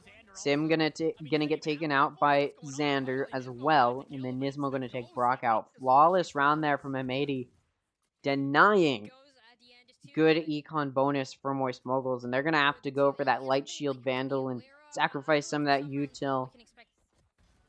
Now that they forced a little bit there, that light buy with the Sheriff put them in a little bit of a bad spot if they didn't get a few good picks, and they didn't get a few good picks. It was a flawless round from M80, so Moist Moguls econ not going to be great. I know I talk about econ a whole lot, probably more than it actually matters, but I think it matters. That's what matters. Anyways, the knife comes out from M80 as they're getting ready to push A. But there are 2 on B, and this is a little bit of a weird lurk setup that we didn't see Moist Moguls do on their defense. You can see Koalanoob shooting that screen, and rightfully so. We've seen Moist Moguls, especially Flya, just be able to hide behind that screen as M80 as the enemy will push through, and he's been able to get some good picks like that. So it's a good choice to shoot that screen. But Flya isn't there this time. They're in a position to try and rotate quickly in case it's an A hit, and it looks like M80 will be committing to A. The spike was already A-sided, but now the rest of the team, 2 of which were peeking B long and looking for an early pick, do run over to assist their team on A. But it looks like Moist Moguls was preparing for a possible B hit. We see that bird come out and get no vision, and off of that, they're now going to put 4 over on A, and it's a good choice. That's good vision with that bird. Gonna correctly play some confidence. A Proto gonna get an early pick on Koala. Now this is their bye. It's a bye from both teams, so both teams want to win this. Sim takes out Xander. Although I should say M80's Econ gonna be in a little bit of a better spot right now, so they're okay losing this. Nismo and John Cutie each gonna get a kill though. Making a 3v3. EU gonna get 2 and Nismo gonna get 1, and they're able to execute really well, and that was around Moist Moguls needed to win and didn't. Now Moist Moguls still has 2 timeouts to use, and honestly if I were them I use one right now to secure some more rounds, because they haven't won a single round yet in this half, and that was a round they definitely wanted to win and probably should have won. But like I said, this map's a little bit offense-sided. Less offense-sided than Haven for sure, but it is still a little bit offense-sided, so it's possible M80's able to make a comeback, but that doesn't mean Moist Moguls shouldn't win any rounds in this half. They should definitely be trying to win some. That's what they're looking for right now. Now they're doing a 2-1-2, 2 on each site and 1 watching mid. That's what Moist Moguls is doing, and the 2 on B may face off against 2 that are going B. Thief able to find a pick, and when you're on a save, that's actually pretty good. Finding a pick before getting picked off yourself is not the worst idea. Now, of course, M80 in much more of a position to trade each other off than they were on the previous map. They know that was probably an area they were lacking on Haven, was not being there to trade each other off, or pushing too aggressively in positions where they couldn't trade each other off, and so they're ready for it. Now, Flya has pushed perfectly through his smoke. He's going to have a really good flank, and this is where not having that Sentinel can really take a toll when you don't have anybody to watch that flank. Now, he has a classic long range. He decides to just reveal his position. A Proto going to take EU out, and now it's a 3v4. Koalanoob going to take Fly out, also going to take out a Proto, and John Cutie going to take out Sim. Koalanoob going to take Brock out as well. I mean, that round could have gone in the favor of Moist Mogul. It looked like it might, but that kill... But the kills from Koalanoob are going to secure that round for M80, and they've tied it back up. It was 4-8 going into this half, and now it's 8-8. If I were Moist Mogul, I'd take a timeout right now. You've just lost the first 4 rounds of this half. You're on a full buy now. But you definitely do not want to be in a position to lose. Now, if they lose this round, they will be able to buy next because they have such a big bonus from losing 3 in a row. So their econ is in a decent spot, and that's why they're going for the light shield rather than the full shield. So that way they can buy next round as well in case they lose. Good defense there is going to start to inhibit a B-Link push for M80. Now, a Proto gets spotted, and Koalanoob greeting for the kill, not going to find it. Nismo goes to try and trade it off and isn't able to either. A Proto takes both of them out. So that's 2 up now for Moist Moguls, and nobody's been able to trade a Proto off. Well played there from Moist Moguls. On this buy, they're going to be in a good spot. And can they keep this? Can they keep these numbers, though? Because that's been... Now, Moist Moguls did blunder a few number advantages, and that's how M80 was able to get to that 4-round win streak, but knowing that they have a 2-player advantage, that should be pretty confidence-boosting for Moist Moguls, and they're sending 2 of their players for that flank because they know they have numbers. They're going for the push. Sim and Brock coming in for the flank, and John Cutie pushes right back into it. Not ready for it. Gotta find those picks. Now, the Asher util goes out to try and force Moist Moguls back. And it does a little bit, but that Boombot comes through to try and clear some space, and it does. Now, EU and Xander each able to find a pick. Thief gonna take out Xander. And then Thief also gonna take out EU, because they were so focused on the flanks that they almost seemed to forget that there were 3 other players that could be anywhere else on the map. And all 3 of them were coming in through CT. And, off of that pick on John Cutie, the numbers were just, even if both of those flanks got taken out, which is what happened, the numbers were still in the advantage of Moist Moguls. So, although those were some good picks there from Thief to close it out, any one of those players could have easily found those picks as well. Now, 3 ults for both sides. Both duelists have their ultimates. The initiator, both initiators for M80 have their ultimates, and then we've got the Sentinel ult and the Controller ultimate for Moist Moguls. Now, these are really useful ults that both sides have. Sim, is just going to look for some early aggression mid, but not going to find it. Xander's just going to take him out. I mean, he did find it, but not the way he wanted to. And now Nismo is just going to push through mid with Pawalano. Both of those ults, 2 of them that I was just talking about, come out. Secure space. Now, Flya looking for a pick on Art. Not going to find it. Going to get taken out. Flash comes through for Thief. Going to get taken out as well. And now it's just down to Brock and a Proto in a 2v5. Still haven't been able to find any picks. And Proto's looking for the first. Not going to find it. Now it's just down to Brock. And I think he's going to save. Not the worst idea. Their econ's not great. Although they were able to take back the advantage. Or rather, yeah, take back the advantage. Get away from that 8-8 tied position. It's now 9-8. And M80's just going to take this round and say, alright, yeah, we let you have one. It was a fun little moment you had there. Gonna take it, and now it's going to be 9-9. M80's been able to tie it up and keep it close. Despite how dominant Moist Moguls' Pearl play looked in that first half, M80 on their own offense is still very strong. M80's offensive rounds are usually very, very well put together. Usually their defenses are better than their offenses, and that wasn't true here, but they're definitely trying to turn it around and say, you know what, our offense, if our defense isn't going to be better, then our offense will take that cake. Now, Moist Moguls finally taking their first time out. Definitely a good choice. Now, they do still have another one to use, so let's say they take this time out and still can't find their footing, and M80, wins 2 or 3 in a row. Moist Moguls just takes another and says, alright, that didn't work out. Whatever we talked about in that first time out didn't work out. So what I'm saying is, Moist Moguls not in a bad position right now. Not in a bad position right now. Has 2 timeouts to utilize, using their first one. Now, M80 still has a timeout to utilize. So in case this timeout is super beneficial for Moist Moguls, M80 can just turn around, use their final timeout in this half, and try and turn it into something. Now, again, Moist Moguls still has another one after this. So even if Moist Moguls gets some rounds up, M80 uses theirs and is able to counterplay, Moist Moguls can just use another one. And I don't know what Moist Moguls is going to talk about in this timeout. I do think they're in a little bit of a stuck position here. They don't really know where to go. And I can't blame them.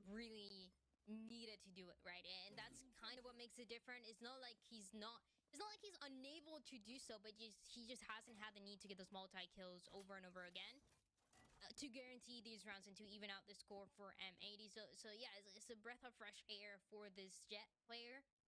Right. Sorry, I had to tab out and look at some other stuff, but back in it. I didn't miss much. It looks like M80 is going to be aggressing B. Now, I don't know what Moist Moguls talked about in that timeout, but we'll see if it was useful. It looks like they're playing much less aggressively, and that might be to their advantage, because previously, before the timeout, they were playing pretty aggressively on the defense. And that's what they did on Haven, and it worked out for them, so maybe that's why they wanted to play so aggressive on Pearl, and they usually play a decently aggressive defense on Pearl, and it usually works out. But it hasn't been working out against M80. I guess M80 knew it was going to be an aggressive defense. However, that being said, M80 has really good ultimates, and they're utilizing them. Thief able to take out John Cutie, though, and that's going to deny that Viper's Pit. Sim going to come through with the Showstopper. It's going to pay off. Takes out Nismo. And now the Astro Wall that Moist Moguls has, as well as the Lockdown, come out. And now it's a 2v5 for M80, and they are long. They do have the Astro post-plant util, as well as the Hunter's Fury, and he goes for the half. Not going to find it, and honestly, that might be enough for them. Xander's going to come through and try and deny it. Not going to be able to. A Proto's there to shut it down. That defuse is going to go off, and it does. 3 seconds left. Just about 4. Well played there from Moist Moguls is going to secure them another round, and that was a pivotal round to win. I was a full buy from them, and it was off of that timeout that we were just talking about, and it seemed that that strategizing of playing less aggressively on that defense is working out. Again, Moist Moguls typically plays a little bit of an aggressive defense, as does M80, and it seems like M80 was just able to figure them out on that sort of aggressive defense on Pearl, but I guess Moist Moguls has also practiced a little more of a passive defense, and how to play good retake. Obviously, they had some ults to utilize that round, but so did M80, and Moist Moguls was still able to play around them and secure that round. So that was a good round for them to win, because they got a lot of ult usage from M80. And Flya has his ult up now, in the form of his own Viper's Pit he can use. No, there's some early engagement mid, and it's not in the favor of Moist Moguls. The Sim does get taken out. Now M80 is turning their attention back towards B. Gotta pick A side, but I guess to them that means, okay, they're probably going to be rotating towards A, but Moist Moguls reads that M80 is going to be rotating towards B now, and that's going to be good for them to place so many on a site when they do have lower numbers, especially when that site is the correct site. Now, Brock does get spotted. They know Brock is behind that box and are willing to flush him out using that Viper's Molly. Nismo going to be able to take out Flya. A Proto going to take Nismo out. Koala Noob takes out a Proto. Brock takes out EU. John Cutie trades that off. Thief takes out Koala Noob, though, and it's a 2v1 now for Thief. They were down a player the whole time, and those trades aren't good for them. Spike still isn't down. Thief can play a little bit safe. Spike gets teased, and he's going to peek a 1v2. Not going to pay off for him, and this back and forth is starting, and it's looking like that's how it's going to be. Is sort of a back and forth. Yeah, back and forths like this aren't great for your economy, and you see that suffering from Moist Moguls, who went into this sort of the start of this back and forth with a little bit of a bad economy. But I mean, now they're actually just gonna keep forcing, and you can't blame them. Although Sim and Brock just gonna go for that light shield on the Vandal. We'll see how it works out for them. The knife comes out. I don't think it detected Sim, which means he could go undetected, and he does. He's able to find a pick before he's traded off. You're lower on guns here, or your guns are a little bit worse, but you're still forcing, so you're not looking for trades. Proto going to be able to take a Koala Noob before Nismo trades that off. So lots of trades happening on A, but at the same time, M80 knows that there's a Viper's Pit very deep in B main, but they still decide to start rotating more towards B. That Viper's Pit goes down. They can't see that Viper's Pit went down, though, so they may still assume that Flya is deep down B long when he's not. So we'll see. That does matter. It's a 3v3 still, and the gun advantage is in the hands of M80. But we've seen Moist Moguls win rounds where they do have worse guns. Fly once again behind the screens. We've seen him do that a lot, but the Bulldog not going to connect, and now it's a 2v3 for Moist Moguls. Thief still all the way over on A. They obviously weren't completely expecting a rehit on B. Or not a rehit, but a rotate over to B, so rotate it off just a little bit. Now the util usage from Xander is going to suck Brock and prevent that peek out when they would like to. Now a double swing is going to be good for Moist Moguls for 1, but you're down a player. They know Brock dropped, but it's a cross that's being held. The time is ticking, and he decides to just swing Xander, and it does not pay off. Xander takes him out, and for the first time in this match, M80 has taken the advantage. We'll see if they're able to carry it through into a win, but regardless, and this is what I said on Haven when Moist Moguls was doing super well, and obviously they won that map, but regardless of if Moist Moguls wins this map, regardless of if they win this game, they've still done super, super well. They're able to keep it super close with M80, the team that's supposed to be there to take the guard down. And Moist Moguls is doing really, really, really well against them. They also beat TSM who beat the guard. That being said, it wasn't the guard's best performance, but it does go to show how strong TSM is, and Moist Moguls was able to beat them by a lot. And now they're going into this match against M80 doing pretty well. 13-9 on Haven is definitely more than they were probably expecting to even get at all. 13 or able to keep it close at all was definitely a surprise for them, especially on Haven, and Moist Moguls was able to take that. But I do think the reason Moist Moguls was able to play so well against M80 on Haven was because they could study all of the Haven matches that M80 had. That being said, though, Sim takes Koala Noob out with the Sheriff. That's an early pick for Moist Moguls, and this is a save round from them because they want to be able to buy in case M80 gets to that 12th round. They are still going to try and play their best and prevent a win here from M80. However that happens, doesn't really matter. The grenade comes out right as Sim gets taken out. A little bit of too many whiffs there from Thief is going to do good damage to Nismo, but it's not going to take him out. Now Nismo's going to be able to push up into Secret. A Proto trying to push through the smoke, but a dry peek is difficult. Not going to be able to find a pick. Brock, though, going to be able to take out Nismo and EU with the Stinger.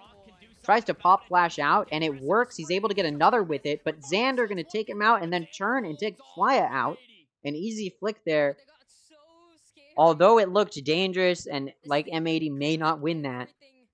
Xander able to come through there at the end, and now Moist Moguls in not that good of a position at all. If I were them, I'd take a timeout right now. They do still have one to use, and I would utilize it. You gotta win 2 more rounds in a row. It's not out of the picture, but when M80's been able to bounce back this strong, it's a little bit scary. Now that being said, I keep saying that, but that being said, Moist Moguls is in a secure position, like I've already talked about. Moist Moguls is in a really secure position. They already have a map up on M80. Although they would like to 2-0 and just get it over with here, they don't have to. They can still push for that 2-1 on Ascent, a map that is really still quite strong for Moist Moguls. It's also pretty strong for M80 too. So it's not going to be an easy match for either team, but it is winnable for Moist Moguls. And this round is looking winnable. Speaking of winnable, Brock, able to get an early pick there on Koala Noob, is going to give them a player advantage. Now Moist Moguls just needs to figure out how they're going to use that numbers advantage to their advantage, because they haven't really been able to use numbers very well. Able to find Xander, shoots through the smoke, flashes as well, looking for that pick on Xander, but Xander just looks away. And immediately they blunder that player advantage, and this is what I'm talking about. Although Thief able to take out John Cutie, and there goes the spike carrier, though EU going to take out a Proto, keep it even with a 3v3, but not before EU takes quite a bit of damage himself. Nismo, though, going to push a little bit aggressively into CT, and it pays off, able to get that pick on Flya. EU just going to easily take Thief out there, and now it's a 1v3 for Sim. He gets double peeks. That run goes to M80. They had the numbers advantage, and Moist Moguls blundered it. And that's why a lot of people don't think they're going to be there to contest M80. However, it was a very strong performance. 13-10 is nothing to scoff at. And they also already won on Haven. So we're going to a decider on Ascent, a map that is still very strong for Moist Moguls. Also very strong for M80. We can go ahead and look at the match history. I'm not entirely sure how many matches each of them have played on a Haven. I'm trying to remember. This is the current game. Let's see. Yeah, okay. So, I believe Moist Moguls has a few. You can go ahead and take a look at their match history so far. Oh, I forgot to bring in this one as well. Let's see if there's any. Yeah, so they played against Oxygen Esports. They went 14-12, so it was kept close, but that's also the first week, so I wouldn't even count those stats. Even the first 2 weeks, I would not count those stats. Though they did play against G2 Esports on Ascent. It went 9-3, but that was against G2 Esports, a strong team. Despite the fact that they just lost to Oxygen, G2 is still a strong team. And now after the rebrand, have they played since their rebrand on Ascent? No, they haven't. So since they went from Breakthrough to Moist Moguls has not played on Ascent. So we don't have any data from since that 2-week break. Although in those first 2 weeks, Breakthrough, now obviously now Moist Moguls, but previously known as Breakthrough, they did play on Ascent and didn't do super well. Now we can go ahead and take a look at M80 so far. We can look at their matches. Again, I don't remember every single match that these teams have had. That doesn't mean their games aren't strong. They did play against Disguised on Ascent, and it went 13-4, although Disguised, I don't want to say they're an easy win for a lot of teams, but they're not the best team. And so, Ascent game versus M80 on that map. Though they did play against the Guard on Ascent and lost 13-8. That's not great for them. This is their first game against Disguised on Ascent. Let's see, against Mad Lions, they didn't play on Ascent. They did play against DSM on Ascent, and they did really well. So, about the same amount of data for both, but it looks like M80's Ascent may just be a little bit stronger than Moist Moguls has been. Although, if I'm just going off of purely stats for Moist Mogul in the, in Split 1, it looks like they would not be able to play well against M80 at all. But they've taken a map up. They went 13-10, kept it close, or, well, it was 10-13 for the perspective of Moist Moguls on Pearl. So they kept that match close. They won the first one, kept this match close. Now we're going to a decider, so I don't even know if we could look at past stats from Moist Moguls to make an accurate prediction, just simply because Moist Moguls has been playing so unbelievably well considering their past stats and their past games. M80 pretty much playing how we'd expect them to, maybe a little bit worse than we'd expect them to, but we'll see. Maybe Moist Moguls' steam is running out. We'll see how it goes. We can see their Pearl stats here.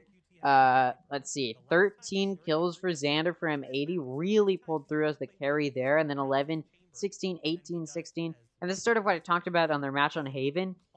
The reason they lost on Haven like they did is because their kill consistency wasn't that great, which means they're not playing very well as a team. They're not trading each other off.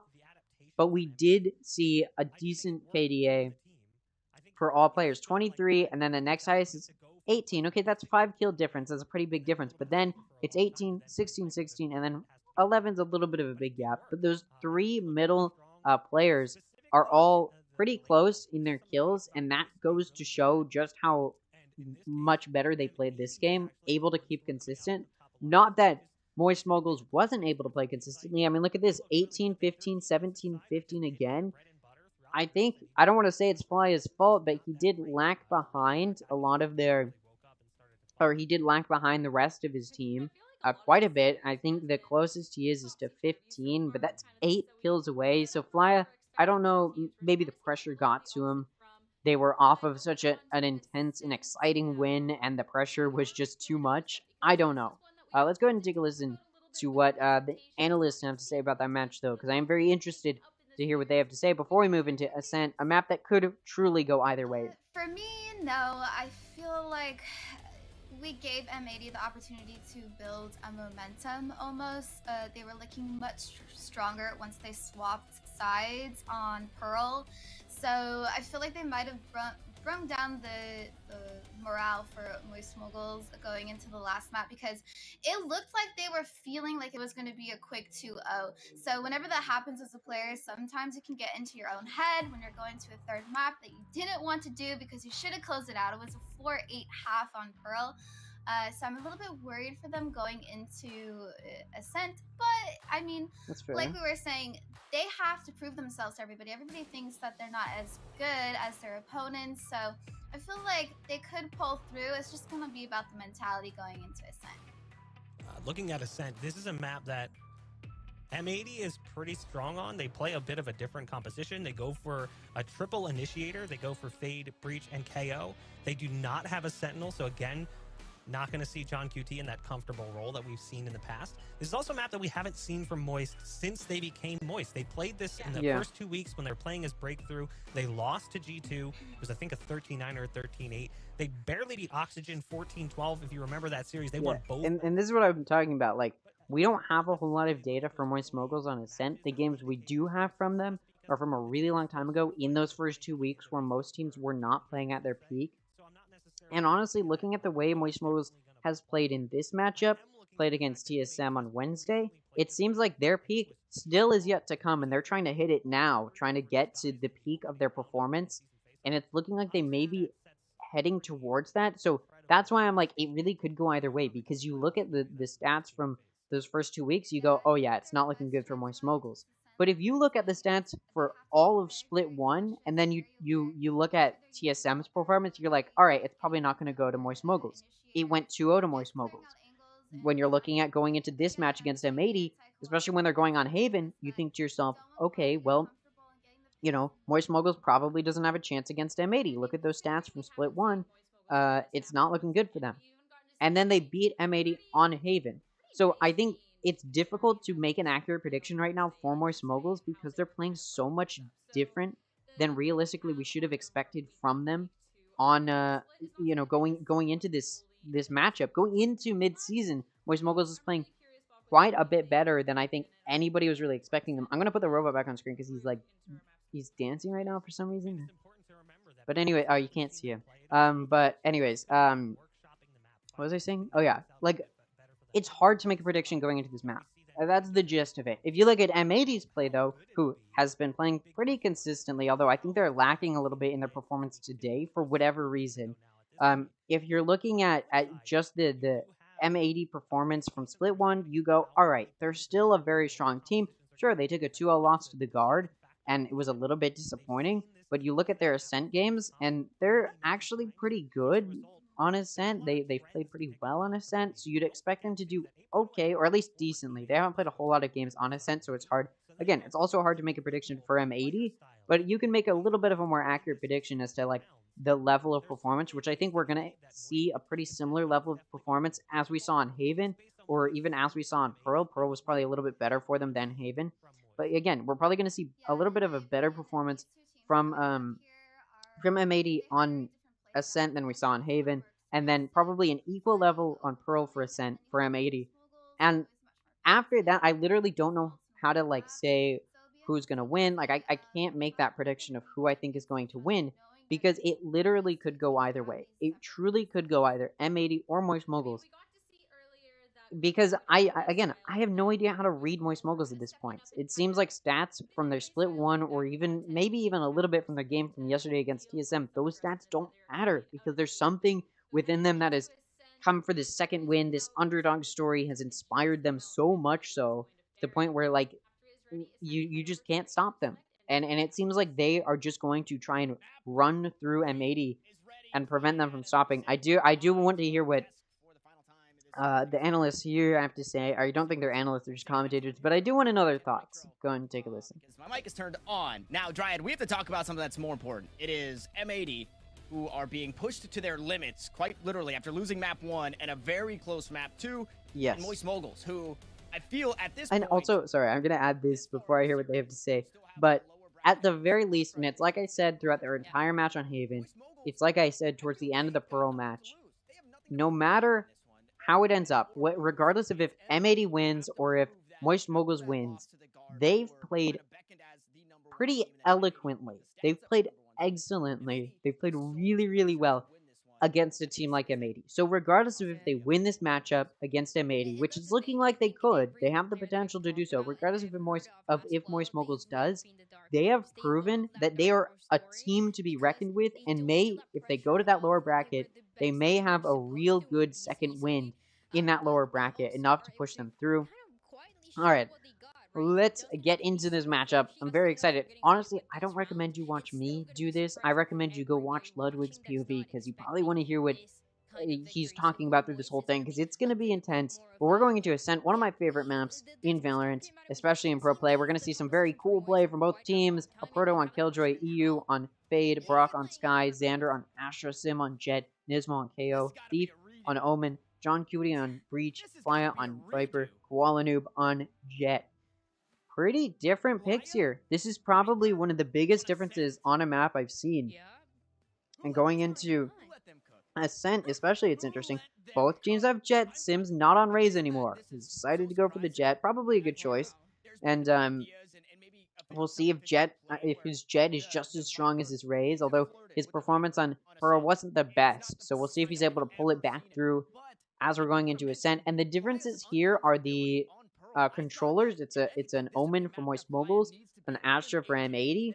The initiator roles are different. It's a Sky for Moist Moguls, and then it's a double initiator for M80 with EU and KO. And once again, we're seeing double initiator for M80. It's actually triple initiator for M80.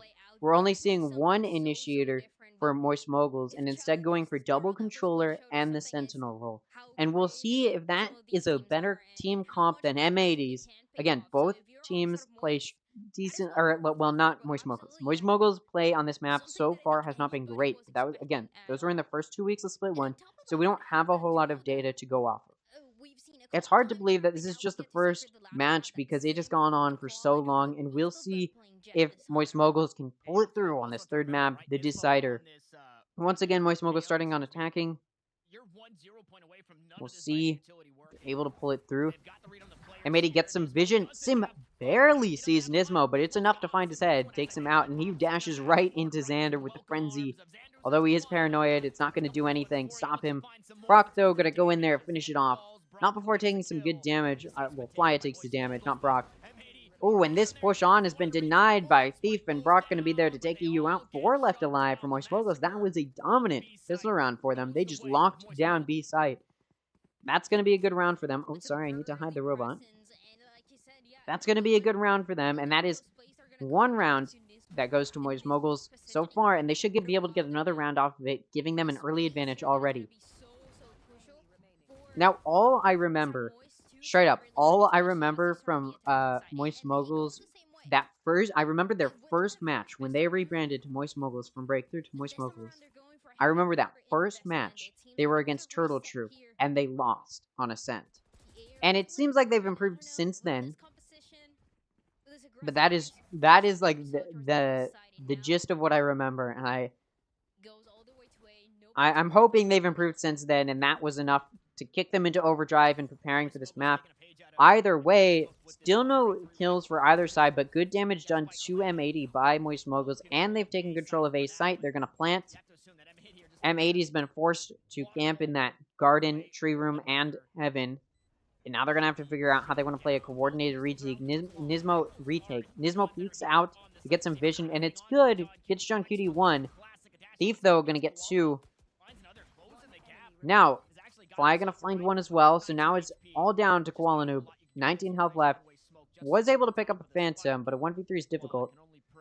Gonna have to push the spike. Now, because M80 is on a save right now, what they're looking to do is good econ damage. And Flya, who did save that round, goes for the aggressive pick and is going to find it. Koala not able to get away with that Phantom, so he's going to die too. Wouldn't have mattered. It's a save round for M80. They were just looking to do good econ damage, and they were able to do so. They took out 3 of Moist Moguls, but only, one of the kills they got was somebody who saved, so they could buy this round regardless. So the econ is decently stable for Moist Moguls. They're going to be able to buy again this round. They're going to go for the light shield. Like we keep saying, like we keep seeing as well, is Moist Moguls is really good at playing it safe with their econ. Now they do decide to, instead of just, maybe full saving here and like everybody who died last round just picking up a pistol, they do decide to buy everybody a real gun. And we'll see if that's a good decision or not. We'll see if it can convert to a round win. Now, there's an aggressive push out A off of a knife that detects Thief. They know 1 is there, so Nismo pushes out, trying to greed for a kill. Isn't going to find it, though. The rest of Moist Moguls is actually pushing mid. Fly's been able to push up and is now ready to push upstairs and could be looking at potentially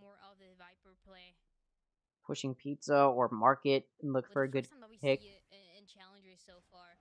And he is pushing up now. He's in Pizza. He's looking at Market. Doesn't see anybody. John Cutie is ready for the potential push. Isn't going to find him, though. Now, Nisma's flashed. Or, sorry, he's concussed. And he tries to flash out, but completely misses. Only flashes himself. Sim going to be able to take him out, turn, and completely take control of A side by getting another pick. John Cutie going to get the first pick for M80 this round, taking out Sim. Which means now it's a 4v3. Fly has been spotted as he was trying to flank coming from Cat. And he decides to just run off, and it looks like he's going to play post plant from main. Koala Noob going to be able to fire through Hell and get that pick on Brock, and now it's a 3v3. Now, they don't know what Proto is also Hell, but they do clear it. Proto's going to be able to get a pick.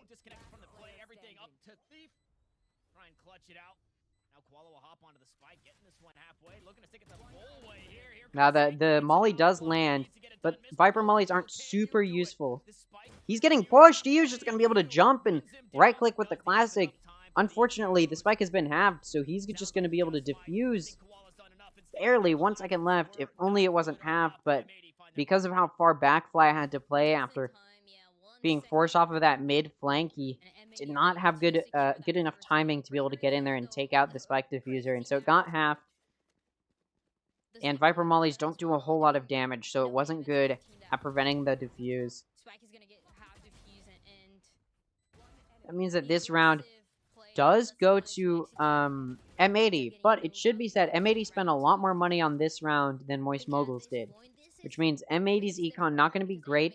Moist Moguls' econ also not great. They did want to win that, but they're going to be able to. You do see guns on them once again, and then the knives in the hands of Sim. We'll see if he's able to connect any. He's already shot some. Wasn't able to find any heads. Fly going to get a pick. Mid. Don't even know how he got that. A little bit lucky with that one. Now it's a 4v5. Now again, Sim's running low on these knives. I think he only has 2 left. If he can find a head, he gets them instantly replenished. But he is a little bit low on knives. But he is able to pick up that gun from that pick they got mid. Now he doesn't have to worry about not having very many knives.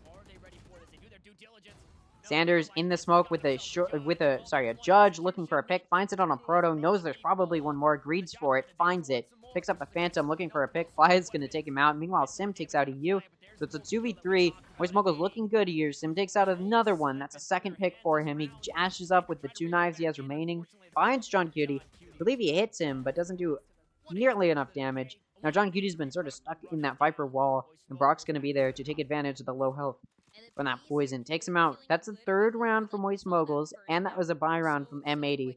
And like I said, that round that M80 did win, that 3rd round of this game that M80 did win, they were a little bit low on econ because they lost all but one of their players, and it was a full buy.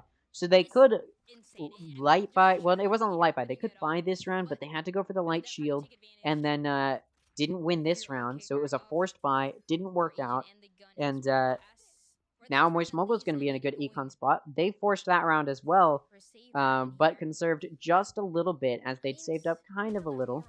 Now Moist Moguls is pushing B, and Koala looking for a pick, not able to find it, and actually takes a significant amount of damage, down to just 50 health. Skydog's coming through to try and clear. Koala gets paranoid, and a Proto's going to take advantage of that. John Cutie's concussed from that dog, so they know where he is. Sim's going to take him out. Do they know that EU is holding that shorty in that smoke? No. He's able to find one, but Rock's going to be there to trade it off. Shorties usually are only good for 1, maybe 2 if you're lucky. And that time it was only good for 1, and M80's down on players, but it is a save round for them, so of course they're just looking for some easy picks.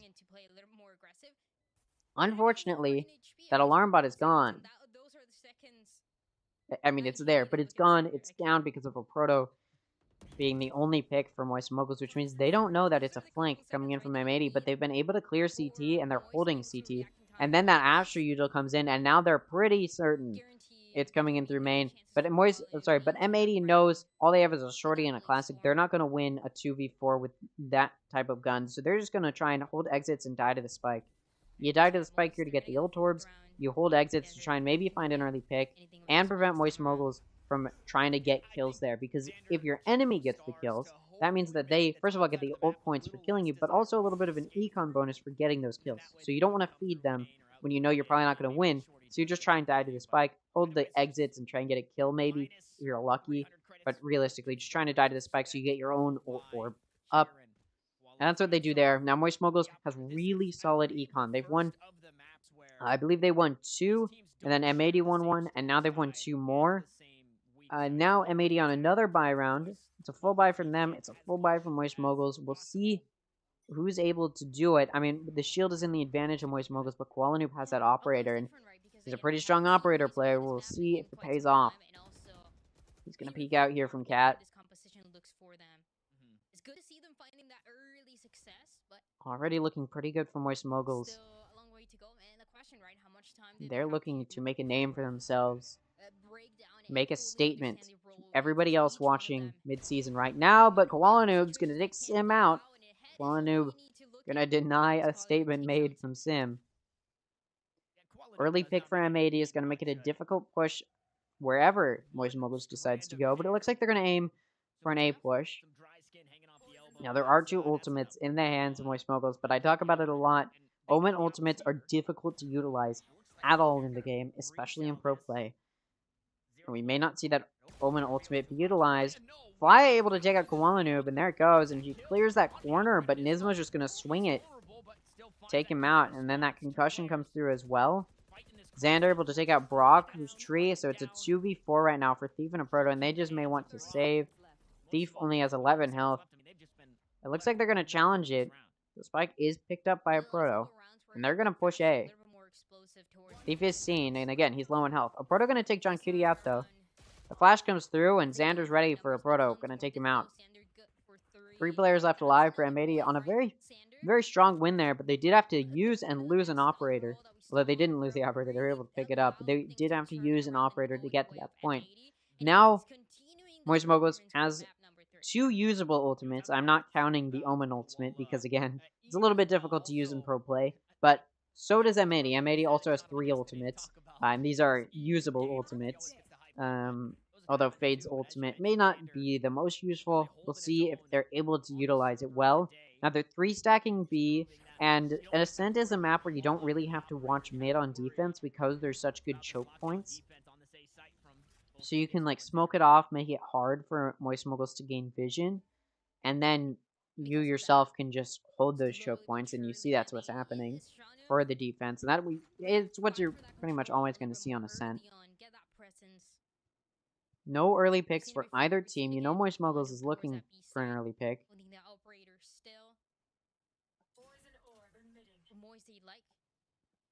Fly is coming through to try and clear Tree. Clears Cat. Oh, he spots Nismo, and he does not like that. He just backs up. And the rest of Moist Moguls is pushing in through main, so I guess they're just going to wait for some early contact main. Now, Xander's been having a really good game so far, and he's there to continue to try and lock down A.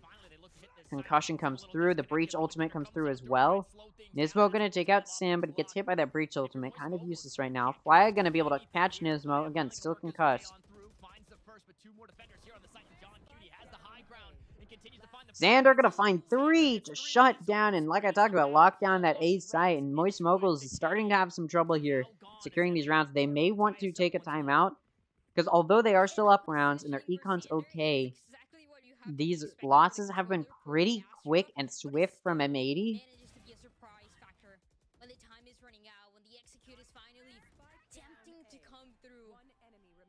Now, that being said, M80 did have to use 2 of their ultimates to secure that round.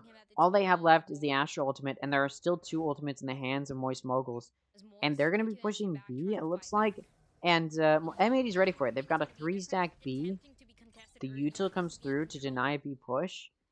And it's not a save from Moist Moguls, but it is a little bit of a light buy for some of the players. Sim doesn't have a gun, only has a judge. So he's going to be trying to hold an aggress B, and I guess that's why they went B. To try and find some good picks. Koala Noob, though, has an operator. You know, if you don't scope in, an operator is basically a judge. Just without the crouch accuracy. And Koala Noob and Sim encounter each other. The operator is going to win that exchange. He finds another on Fly. John Cutie also takes out Thief. So now it's a 2v5. Jumping away. Proto's trying to get away. And Brock only has 1 health. And he could get wall banged. He tries to get away, but John Cutie's going to be there to punish it. A Proto going to take out Koala Noob and EU. Good picks there, but taken out by Nismo, and I think now Moist Moguls takes their time out. Because again, these losses have been pretty defeating and pretty devastating where they're not able to find very many picks and they're not able to get on site well. And this is a situation where I feel like Moist Moguls should be taking a timeout. It looks like they're going to conserve it. They have been, you know, down against the odds, not in great positions economy-wise, and been able to come out. We saw that, been able to come out on top. We saw that on Haven a little bit. They did win some of their econ rounds as they were a little bit down in that first half, and then just won some of their econ rounds, and it was enough to give them the advantage going into the second half. So it's still close, and again, it's the first half. You're not looking at a potential loss. But they, you know, you should be looking to try and secure these. What was that? Koala Noob just going to shoot through the smoke and get that pick. Check his PC or something. That was pretty disgusting there. And now it's a 5v4. Again, it's a little bit of a save round here from Moist Moguls. Koala Noob gonna find another pick on Thief. He's been able to use an operator well. He hasn't been playing the best these past 2 maps, and he wanted to prove, I'm still a good duelist. Now, if there's a map to prove it on, it's definitely Ascent, where duelists can really shine through. Door gets closed, and they know that a Proto's in Pizza. Nismo's waiting, hoping to get a nice pick. The turret comes out, finds some good vision. Sim's going to be able to take Nismo out. That's a good pick there, but they're still down 1 more player. Advantage still in the hands of M80. The concussion comes through. They're not expecting you to be where he is. He's able to find 2 there. And again, it's a save round from Moist Moguls, so finding good picks here isn't necessarily what they're trying to do, but Brock's gonna try and make this comeback in his favor. Koala Noob, though, the operator, once again, just gonna find another pick. 3 kills for Koala Noob. Well played there from M80. Again, a save round for Moist Moguls, so they're gonna be able to buy this round. Again, I think they should take a timeout here, but it doesn't look like they're going to.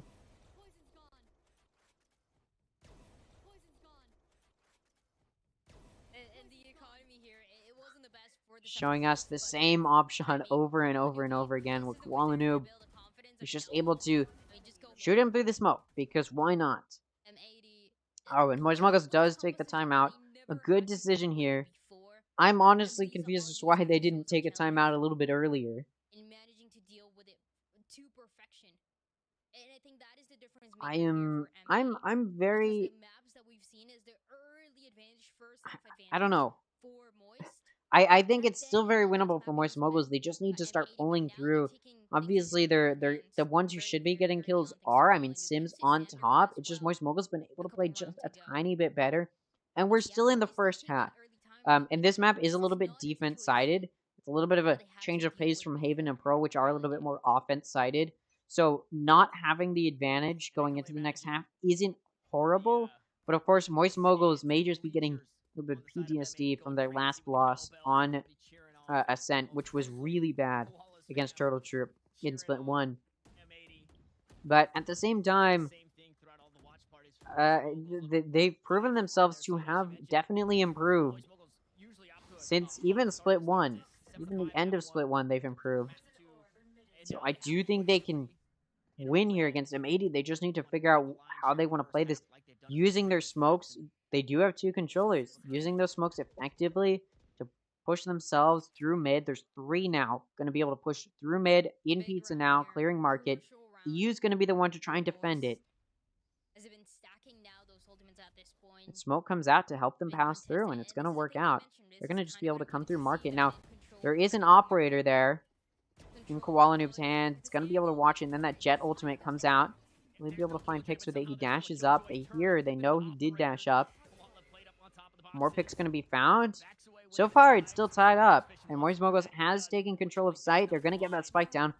Finally, some of those ultimates that can only be utilized once that spike is down to help you with post-plant. They've got that Sky ultimate up now, and the lockdown has come out. It's going to force M80 off just a little bit. It's going to help them get some of this advantage. Now that Astro Wall comes out from M80 to help with retake, Sim going to take out Nismo, making that retake hard. Also takes out Xander. Sim greeting for that ace. Could he get it? He's very low on health, though. Kolanub is 2. Frodo gonna shut him down, and now it's just down to John Cutie in a 1v3. Not gonna even find another kill. Thief gonna take it out. I did talk about that ace, but it's only gonna be 3 for Sim. I say only, but that's pretty impressive, and it's gonna help get Moist Mogul their foot back in the game. Could this be the start of some more wins for Moist Mogul? And again, it's a little bit defense-sided. I don't want to say it's completely defense-sided, because it truly doesn't matter too much, especially in pro play, which side it is. It's really just going to be whichever team can utilize their abilities correctly and strategically play. But if we're just going to look statistically, Ascent is just slightly defense-sided. And I think it's like 55% defense wins or something like that in pro play. And so it truly is very, like, minimal. Moist Moguls is push up B, and Kolanub is looking for an early pick, but he's going to have to push 1v3, going to get taken out. Now, there are 2 others watching the site, but Sim going to make it easy. Now it's only 1 on the site as he takes out Nismo. Now it's a 3v5 for M80, but it's a 1v5 for John Cutie, who's trying to lock it down, and he gets shot through the smoke. 2 are going to aggress him, ready to push him. Flyer with the classic trying to jump and shoot him. Doesn't work out, but going to get traded off by a Proto. Thief going to be able to take out EU. Brock going to shut down Xander. Xander, who was able to take out a Proto.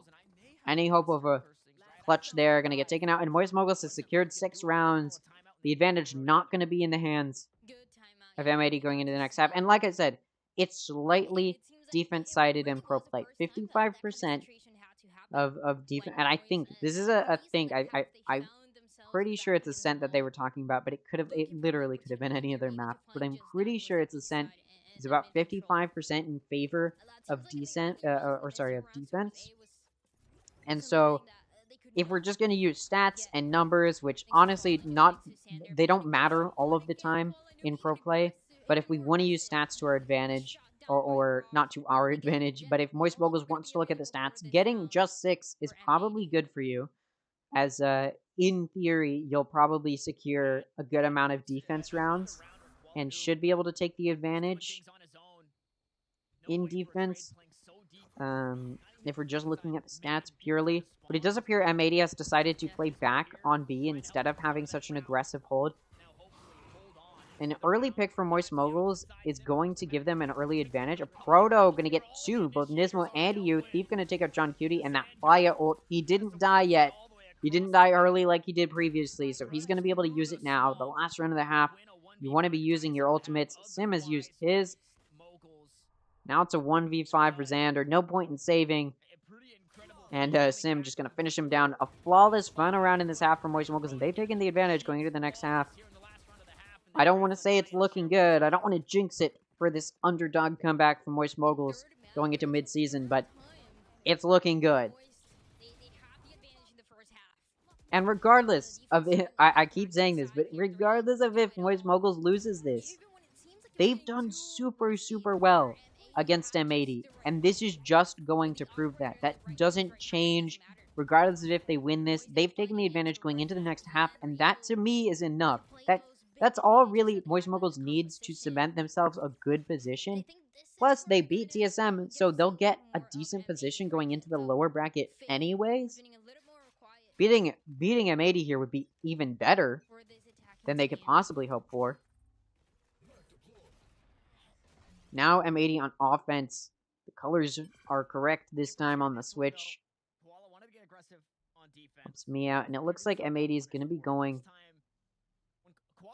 The rest of the team is going to be behind him. He will have the help that he needs. So there is a world where looks like M80 is going to be going for A. They lean that way. Decide to just back up. I believe they grabbed the orb. Now they're just going to back up. Grabbing the orb B as well. Those early orbs can be useful. Getting your ultimate as quickly as possible, especially on offense on Ascent, can be useful in helping it take back that advantage. Sim gets spotted. And now he's just going to back up. It is going to make holding down these sides a little bit easier. So B is going to be that real test to deal with as opposed to playing all the way back. All right. And M80, they find themselves across the map looking for a pick, looking for a kill. Nothing yet. Early engage, or not early engagement, but engagement is starting to happen in Garden. M80 looking for a pick as they're pushing through a tree, through the door. Now pushing in. Xander going to take out Thief, who was there defending the site. Fly's going to get spotted. Xander's going to be able to do a little bit of damage to him, and this take hold of A side does seem to be useful, although M80, all of them have taken a little bit of damage. Xander, though, going to take out Brock. Koalanoob going to take out both Sim and Fly, and now it's just down to a Proto coming in through tree. They know where he is, and they can just all push him together. And he's not going to be in a good spot. Isn't even able to take out Nismo. Able to head tap him, but Classic's kind of dog shit. And he gets taken out. And that round goes to M80, and they're going to bridge this gap. They do have... Now, this is exactly what we saw in Haven, though. Moist Moguls won the first half, went into the second half. The score was 5-7. And then M80 bridged that gap, but Moist Moguls ended up on top, 13-9. So we'll see if they're able to repeat that here. And I'm going to keep saying it. Regardless of if Moist Moguls wins, they've done super, super well considering the odds going into this matchup. They've kept it not only a long matchup, they've kept it close as well. Sim does have a Sheriff. Does not land that first shot with 3 players there. 2 Classics and a Sheriff. 3 stacking A, expecting an A hit, and it's honestly a good read. The spike is leaned A, although it is in a very easy spot to rotate out. And actually, all 3 that are stacked on A for Moist Moguls decide to start rotating and pushing through to mid. They know they need to play aggressive here. Flya gonna be able to get that pick on Xander. Xander's not able to find a trade. Koalanoob, though, gonna be able to shoot through the smoke and take out both Flya and Thief. Nismo, meanwhile, going to take out Sim. Sim, who was able to take out John Cuties. Now it's a 2v3 for Moist Moguls. Again, what Moist Moguls is trying to do right now is good econ damage to M80. M80 is not in a great spot, econ-wise. Or they're in an okay spot econ-wise, but they're forcing here. Which means if you can get a few good kills, not only do you give yourself some more ult orbs, some more money of your own on a save, but you do good econ damage to the enemy team as well. Now, Brock's in a good position. They don't know he's Gen, and he's able to just take out Nismo. Now, Proto once again coming in through Gen. And, looks like M80 is just going to do the work for him.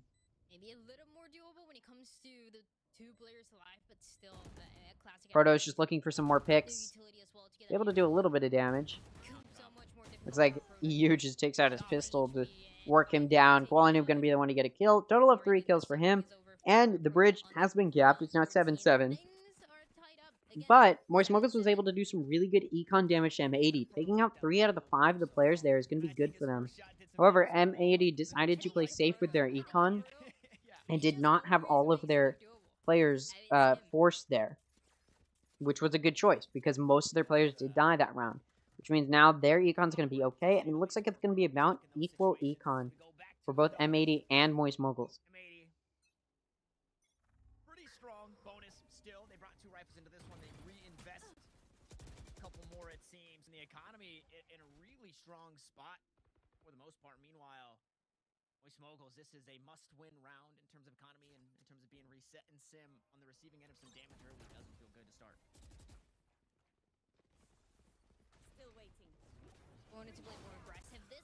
Fade Prowler comes in, and M80 has started their takeover of B, but it is denied by Sim, able to do quite a few good damage. John Cutie really low on health. I know I said that weird, but John Cutie really low on health now.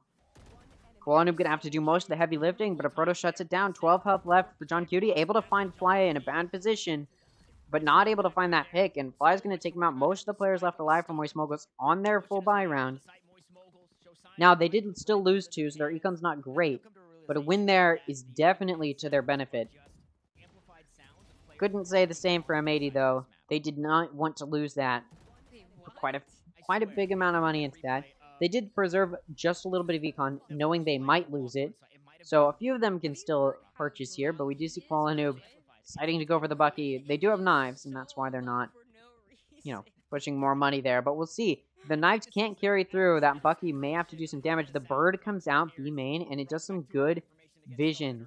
Gives them good vision to Moist Moguls.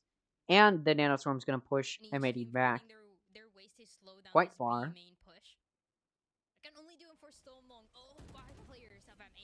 And now the Knives coming over, going to be able to find a pick on Brock.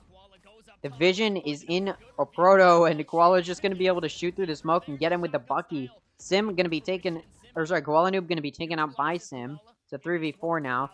M80 has taken control of B site. Now they need to fight a 3v4, and they've got some good post-plant util to utilize. It's not looking good for Moist Moguls this round. Sim is able to push up towards Market, but isn't able to find a pick from that position. Fly able to take out EU, but that's it. That's the only pick Moist Moguls gets. 2 down for M80, but 3 left alive on that round wins. Gonna be looking good for them. They've tied it back up. Moist Moguls, though, conserved a little bit of econ going into that round, so they're gonna be able to buy some guns this round.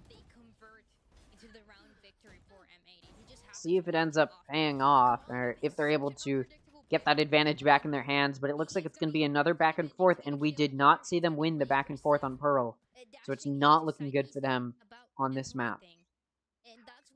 But like I said, it's just slightly defense-sided of a map. Oh no, Sim pushing out aggressively, looking for a pick, not going to find it. That's it. Now M80 has the player advantage, and they also know one is down on B, and it's a little bit of an easy push for them. So they're going to challenge it. A Proto going to be there to Jugal peek out. Sees them. Doesn't take any damage himself, but that's going to alert Moist Moguls. How M80's push is going to be challenged. The ultimate comes out.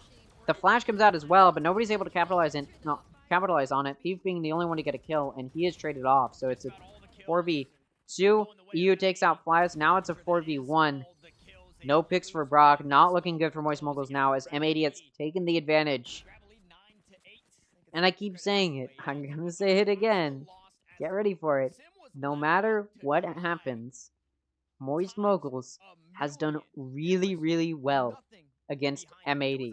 And nobody's expecting them to win. Nobody expected them to win going into this matchup. And I still don't really expect them to win. I'd like the underdog story of them winning. But I really don't think it's going to go in their favor. I think they got really lucky in Haven, and then they got in their heads about it on Pearl, and now they're on Ascent, and it's just not looking great for them. We see them playing a little bit too aggressively on this defense. Now it's a save, so that's why they're pushing aggressively now, but they played too aggressively on that previous round as well. Looking for a pick. Sim going for it, but not going to find it. Able to escape, unscathed. But he's doing some damage to Koala Noob. Not able to get taken out. It's a 3v5, though, for Moist Moguls. The number's not in their advantage at all. And on a save, they're just trying to get some kills. 1 or 2, and they're happy, but Sim gonna deny, or get denied, I should say.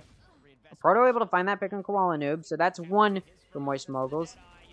Proto gonna get taken out, and now it's just down to Brock. Not actually very low on health, although he was getting sprayed quite a bit. Didn't actually take very many hits. That pop flash comes out as the smoke is about to come down, and everybody's flash, but he's not able to find one. That round goes to M80, only losing one of their players, but it was a save round for Moist Moguls, so they're not expected to win that round. I think they should take a timeout right now. They're into a bye round.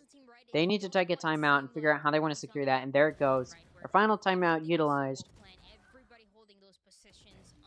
Now, their previous timeout was useful for them.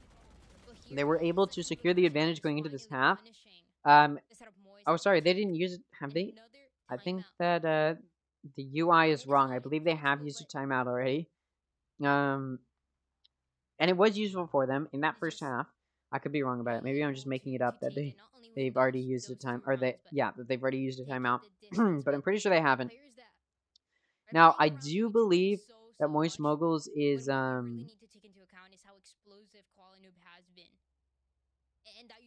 yeah, I do believe Moist Moguls used their timeout previously in that first half, and if I'm correct about that, which I'm pretty sure I am, I do remember that it helped them out. They were able to secure the advantage going into this half, and it looked like that might be helpful, but I believe they also had the advantage on Pearl going into the second half, and couldn't capitalize on that. They had the advantage going into the second half on Haven, were able to capitalize on that, so maybe this timeout will be just what they need to give them that pep talk, get their heads back in the game, get them back into this matchup. We'll see. They're on a buy round, of course, light shield because they're trying to conserve their econ. Now Proto gets spotted by that fade, and honestly, that fade util's been very instrumental. And the ultimates are going to be used by M80 here because they know that it's a buy round for Moist Moguls. However, Moist Mogul's doing pretty well. It's even. It's a 3v3. The site has not been super effectively taken by M80, although, again, the ultimates are coming out knowing it's a buy round from Moist Moguls. Sky util comes through. Sim was just floating through, not able to connect any shots. Xander gonna shut it down. The hope for Moist Moguls. The candlelight, it's running dry. Their steam is running out. And they're starting to falter. Like, in their position, I'm not even entirely sure what they're supposed to do here. They're able to get a good amount of kills, which allows them to all buy guns this round, but if they lose this, it's going to be 12 rounds for M80, and Moist Moguls will be in a bad spot econ-wise in what needs to be a good comeback. Hoping to win this round. Not looking great for Moist Moguls. Again, not expected to win this matchup, but now the hope is there, and not winning would suck so much. Sim able to find a good pick on Koala Noob, and it's useful. Xander going to trade it off, but Thief going to trade Xander off. Thief going to be traded off, but Brock, meanwhile, going to take out Nismo. So the advantage is in the hands of Moist Moguls. Spike is being planted, but the lockdown comes out. Don't know why it says the spike is planted at the top when it isn't. And it's actually going to prevent a plant from M80, but I do believe they're going to challenge A still. John Cutie's still in that wine, hoping they'll push him. Moist Moguls watching mid. Fly is going to encounter EU. Oh, I believe they just miss each other. Now M80 is heading back towards A. EU getting ready to help John Cutie. And now 2v3. Doesn't look good, the numbers, but it is very winnable. We've seen it happen for M80 before when they're down a player, able to clutch it up. And Moist Moguls, you can tell, are starting to think that maybe it's a B hit, and you know M80 thinks that Moist Moguls thinks it's a B hit, but that dog comes through, and it's going to be good for a concussion. It's going to prevent that plant from going down. But the counter concussion from John Cutie gonna be useful. It does hit them. Brock gonna be able to take out EU. EU not able to capitalize, and Brock takes out John Cutie. The 12th round is prevented. Sorry, I might be more excited that Moist Moguls is winning than M80. I'm a little bit biased here. That's just because it's a cool underdog story. I'm excited that they're winning, and it looks like they're gonna start to be able to carry this through. Sorry, I gotta root for the fan favorite sometimes. It looks like Moist Moguls is going to be contesting. They want to prevent that 12th round for M80. First of all, to make it so it's not match point, but also so that way they still have the chance of getting to that 13th round. Now it's going to have to be a 5-round total win streak if they went from 8 rounds to 13. As I speak, M80's looking at A. They send that fade util in.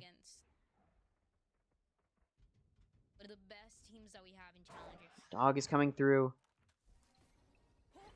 Long way to go. 2 rounds to tie us up. 4 rounds. 80 doesn't get any contact or vision, and it seems that that timeout from Moist Moguls was pretty useful. How they know not to let themselves get picked off, and it looks like they're really good at holding each other. We see a complete Killjoy setup on B, backed up by Flya on Viper with a controller. Exactly what they do here. Yeah, but you can expect once they go into the side, it's going to be so explosive. They're going to let themselves known in every single way. Koala with that operator looking for a pick. Offensive op on Haven is good, or sorry, not Haven. On Ascent is good for the post plant. A little bit hard to utilize when you're just trying to push a site. Smoke comes out. The bird comes out as well. Koala gets flashed and he just runs out of there. He does not want to risk it being taken out. Preventing that early pick. Koala pulls his knives out and he actually gets shot quite heavily through the smoke. Sim Heaven gets concussed. Nobody's able to capitalize. Really good damage done so far to M80. Now Brock's position is revealed, but nobody's able to hit him through the smoke. So 5v5, but M80's really low on health, and they don't have a Sky to help them heal. It's going to be a 5v5 retake from Moist Moguls. Flashes come through, the Paranoias as well. Xander going to find a pick. A Proto going to shut down both Nismo and Xander, but EU going to find a pick. So now it's a 3v2. The health in the advantage of Moist Moguls, but John Cutie going to be able to find Brock. And John Cutie's going to take him out. And this is not looking good at all for Moist Moguls at this point. Now they're going to have to force every round that's to come. Their econ's okay, and I think they do. They can come back from this. I think they truly, definitely can. But just the way they played that round was not good. And now it has to be a 3-round comeback to get to overtime, and then they have to continue to come back through overtime. And that's the only possibility for them. It's not looking good.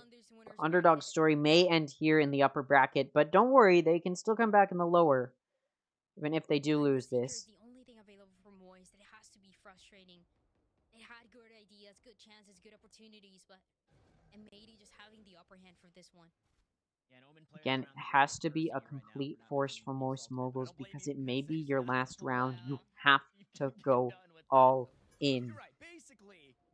Brock has that Sky ultimate to utilize.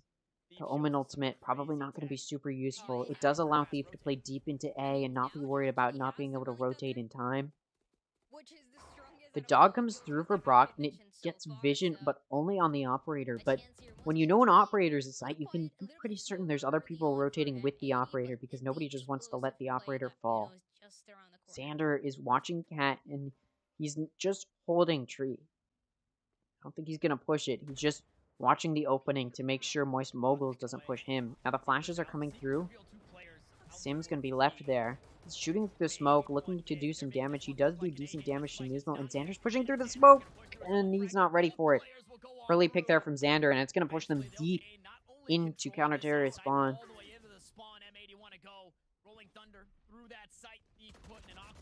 Thief concussed, going to get taken out by Xander. Not before some good whiffs from Xander, though.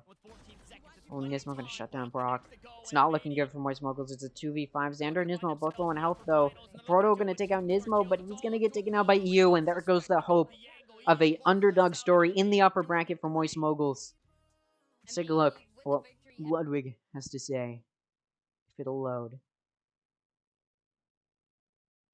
Oh, dear. We didn't win. But it's also okay, because we proved we are in the same conversation as M80, the same conversation as the Guard, and to be frank, the same conversation as every other lucky-ass Tier 1 team that this cabal likes to celebrate, as they shame us, as they make fun of us with the commentary, as the production dogs on us. So this mid-season face-off is just a test. It doesn't fucking matter. There's no stakes. Alright, seems like he's pretty mad. But yeah, so this does mean Moist Moguls, you may think, alright, they're going to go down to lower round 2 in this little portion. No. They're going to be down here, facing off against the winner between FaZe Clan and G2. Now, who's going to be in here, facing off against the winner of Disguise and TSM? That's what we're waiting to find out. That will be the next match. Guess what? There's still another match today. I know that match was very long and well fought from both sides. It's not over yet. The next matchup is is the Guard versus Oxygen. Now, like I said, the entirety of the time that Moist Moguls was playing that match, no matter what happens, Moist Moguls played very, very well. Everybody expected it to be a roll through from M80. I expected it to be a roll through from M80. I was thinking, alright, M80 is just going to destroy Moist Moguls. Moist Moguls won against the map against M80 on the map M80 picked, Haven. Big win for Moist Moguls there. They kept it incredibly close on Pearl, and then they kept it close again on Ascent. Did they play well? No. I think in those last two maps, Moist Moguls started to fumble. They lost the steam they had on the first map, and it showed. But did they try their best? Yes. And I gotta give them credit for that. They have earned themselves an advanced spot in the lower bracket. Now, their next match isn't going to be easy. They're going to have to play against G2 or FaZe Clan. These are two tough teams, and if we look at Moist Mogul's match history, they did win against FaZe Clan, so they're hoping FaZe beats G2, but they lost against G2. Now, that was week 2, so it was a little bit different, and that was before the rebrand, so, you know, you can't say for certain, oh, wow, like, you know, it's going to go one way or the other, but it's not looking great. Is all I have to say. If they do go up against G2, it's not the best for them, and they did get a map up, so if they do end up going up against G2, but then, again, I don't want to continue to speculate, because I was speculating against, like, how Moist Moguls was going to fare against this yesterday, and that's, like, not necessarily how it was going to go. It could have really, truly gone either way. What I do want to talk about, though, is the next matchup. What's coming up next? Let's talk about it right after we just listen to what the desk has to say. Also changing their composition in ways that very few teams would be willing to do. They actually emulated the comp that we saw from Loud at Lock-In. It's the only team we've seen run the double controller with the Viper on that map, and they did it pretty well. If you watch Loud play it at Lock-In, it's a very aggressive push on your attacking side, and they tried to do that initially, and I feel like that's where they found success, was basically doing what they saw this team do at Lock-In. But then they got comfortable. They started to fall back into the same patterns and behaviors, and that's when things started to get out of control. They allowed M80 to start controlling the pace, and even though they win the half, it wasn't as good as it could have been based on how it had started. And then in the second half, I mean, you kick things off with the flawless pistol round. I don't want to say, like, okay, here's the thing. It can be easy to be, like, disappointed and be like, oh, man, you know, they should have won that. And they probably should have. I think they should have. I think there was real potential there, and they really were in a good position to win that. But also, at the end of the day, it's M80. It's a tough team to beat, and they really tried. Moist Moguls got to a point where they were in a position to win. Both on, first of all, they beat them right off the bat on Haven. But then they were in a position to win on Pearl. They were in a position to win on Ascent. And should they have? Absolutely. But regardless of if they did or not, they played so well, considering they were not even close to, like Ludwig said, they weren't in the same conversation as M80 and the Guard. Nobody was assuming or even thinking that they were going to come close. And they just came back to sort of prove, no, actually, we are a good team. We're there for it. And I expect them to have a good run in the lower bracket. And we'll see how that goes. You know, initially Wednesday, I was sad because, you know, they beat TSM, and I was like, oh man, they could have gone up against Disguised, and it would have been fun. I don't think it would have been fun. I think Moist Moguls would have just destroyed Disguised, and it would have been really upsetting. It would have been funny, sure. It would have been good content, but it wouldn't have been a fun game. I don't think. It would have just sort of been okay. But now that they're sort of in the same conversation as M80 and the Guard, honestly putting themselves in the big leagues in Tier 2, I'm excited to see what is to come from Moist Moguls, as they've shown they have true potential that is far beyond anything I could have expected. That being said, though, my pick'em's looking good.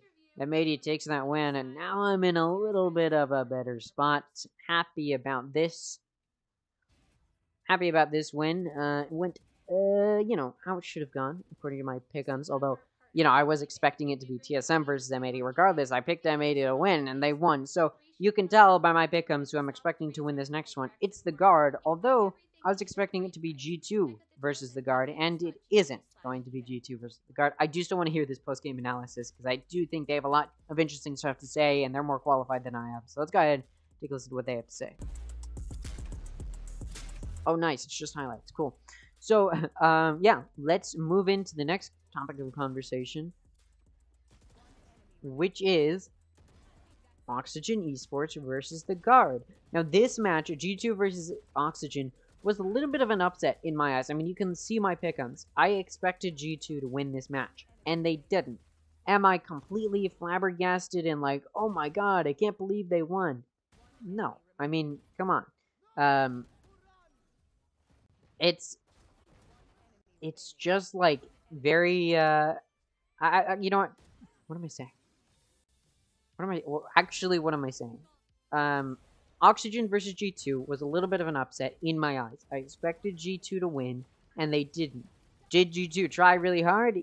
Yeah, but they also faltered a lot, and I think Oxygen didn't play very well either. I think at that point, it was really just who was playing slightly better. And you can see the rating here. Oxygen off of that win is actually higher rated now than G2, which I think is kind of funny. G2 was sort of entering back into the conversation after a little bit of a poor performance in Group A, and then in the group stage in Split 1, had a little bit of a poor performance in Group A, and then they really did not do very well against Oxygen, or nearly as well as they probably should have. Haven, which Oxygen picked, Oxygen won. Split, which G2 picked and was expected to dominate Oxygen on, they did win, and they dominated Oxygen on. But then Lotus was not as close as you probably would have hoped. It was the exact same score. Literally a duplicate, replica copy, literally carbon copy of what happened, obviously except for the exact way that it played out, but pretty much a carbon copy of what happened on Haven, but on Lotus. For Oxygen, they took that advantage. Do I think Oxygen's a strong team? Sure. Are they strong enough to take down G2? Yeah, they proved it. Are they strong enough to take down the guard? No. Moist Moguls versus M80, you could see the potential after the game with TSM. It was a 2-0 victory, and they played very well against TSM. So you could see the potential for Moist Moguls going into this matchup against M80. But do you see the potential for Oxygen against the guard? No. Especially if Oxygen lets the guard pick Split, and Split ends up in this conversation, Oxygen cannot win that map. I guarantee you Oxygen will not be able to win Split. I'd be willing to bet money, probably not, but a little bit of money maybe, that they won't win a single Split game for the rest of North American Challengers. I just don't think Oxygen knows how to play Split well. They just don't. And especially against the guard, if the guard is allowed to pick Split, Oxygen's done. If Oxygen doesn't ban Split and instead decides to ban Icebox because they don't like it, or whatever, that's just a bad choice from them. Because look at this score from G2 against Oxygen on Split. 13-5. And previously, it was 13-4 for G2 against Oxygen on Split. So, Oxygen has zero Split game. They just don't know how to play it well. Now, Oxygen's done pretty well. They've secured themselves a spot against, pushing themselves pretty far up in the loser's bracket. Or I don't want to call it the loser's bracket, but the lower bracket. They've pushed themselves far enough up that they can give themselves a little bit of a backboard to give themselves a fighting chance. And I think they're going to end up right here. I don't expect them to beat the guard. I expect the guard to beat them. And that's it. We're going to see another M80 versus the guard matchup that the guard will likely win, which I picked the guard to win, and then I said M80, and then I was thinking, all right, M80 is going to have a good comeback in the lower final. I don't know about that anymore. After the way Moist Moguls has played, and after the way M80 played today, I don't think M80 is going to win the grand final. I don't think M80 might. I think there's a chance M80 doesn't make it to the lower final. My pick'em's not going at all how I thought they would go. At least for the lower bracket. The lower bracket's going to be completely different than I was expecting. I mean, look, I see TSM making it to the lower final. TSM's not going to start against Oxygen, so it's going to be weird. Anyways, I don't want to speculate about the lower final or the lower rounds, because we don't know what's happening until after this match between the Guard and Oxygen Esports. So let's get into it. What do I think is going to happen in this matchup? Well, let's pull up the match history for these two teams and just take an objective look. Obviously, that's what I did with the Moist Moguls versus M80 game, and it went nothing like how I could have ever anticipated. But again, there was some potential for Moist Moguls there. I don't think there's any potential for Oxygen. And again, especially if Oxygen lets Split be picked by the guard. Oxygen, I don't care how bad you are in any of the other maps, you need to ban Split. Do you understand that, Oxygen? You need to ban Split. You cannot win Split. If you want even the slightest chance of beating and getting a single map up here, I don't care about the interview. I want to hear from Moist Moguls, bro. Anyways. Oxygen, you need to ban Split here, okay? That's it. That's all I have to say. If Oxygen allows Split to go through, they have zero chance of winning, straight up. Because I think Oxygen can get up, maybe. Best case scenario, they can get a map up. Best case scenario, Oxygen gets a map up. Whatever map they choose, they can probably get it up. They seem to do better on attack-sided maps, so like 3-site maps, they seem to do decently on. That's what they beat G2 Esports with. So if they can pick Haven or Lotus, the guard's not great on Lotus, so, you know, maybe they can pick Lotus, do well on Lotus. If that's the case, if that's what happens, if the guard doesn't ban Lotus, which I think they probably will, they don't like Lotus, but if Oxygen's allowed to pick Lotus, I think best case scenario, they get that map up. But realistically, if Oxygen wants a single chance, they have to ban Split, straight up. It can't be allowed to go to the decider on Split. The guard shouldn't be allowed to pick Split. They need to ban it. First round of bans, Oxygen needs to ban Split. If they don't, that's it. They have literally no hope of winning. Because I think if it ends up going to a decider, Oxygen loses all hope of victory, straight up. So they need to... I think if Oxygen is going to win, it would have to be a 2-0 win. Because I think if it's allowed, again, if it's allowed to go to the decider, where Oxygen is ending up on a map that they're not as practiced on, they're losing to the guard. Best case scenario, Oxygen gets up a map, and if they can get up the first map that they play, and they can beat the guard out on that, they win. Or, like, not they win, but they have a decent chance. That is the only way. Oxygen needs to, first of all, their map needs to come first. They need to then win on that map, and the guard needs to not be allowed to pick Split, and I think that's the only win scenario for Oxygen. And that is absolute best case. But realistically, I think realistically, Oxygen has a chance to get one map up, and that's it. Like, it's most likely going to be a 2-0 from the guard, let's be real, but if there's hope, it's going to be Oxygen getting the first map up, and then if they can turn it into a 2-0 victory, that's their only win chance. I seriously don't think it's going to be... If Oxygen has a single minuscule chance of winning, it's not going to be a 2-0 victory. It's very much so not going to be a 2-0 victory. Or sorry, it's not going to be a 2-1 victory. What am I saying? It's not going to be a 2-1 victory. I don't think it's possible for it to be a 2-1 victory. Give me a second while I change my title. And then we'll move into some more fun stuff while we're in between the matches. Maybe listen to the commentators a little bit. Guard versus Oxygen Esports. Go. Save. Alright, let's go ahead and take a listen. Definitely eating more fish, but it does depend on the Pringles flavor. Some Pringles flavors are probably better than goldfish, but original Pringles, not really. I prefer goldfish. Alright, I'm gonna follow up with my own question on that. What Pringles flavors would top the goldfish crackers for you? I like Pringles barbecue and sour cream and onion, I believe it is, the flavor.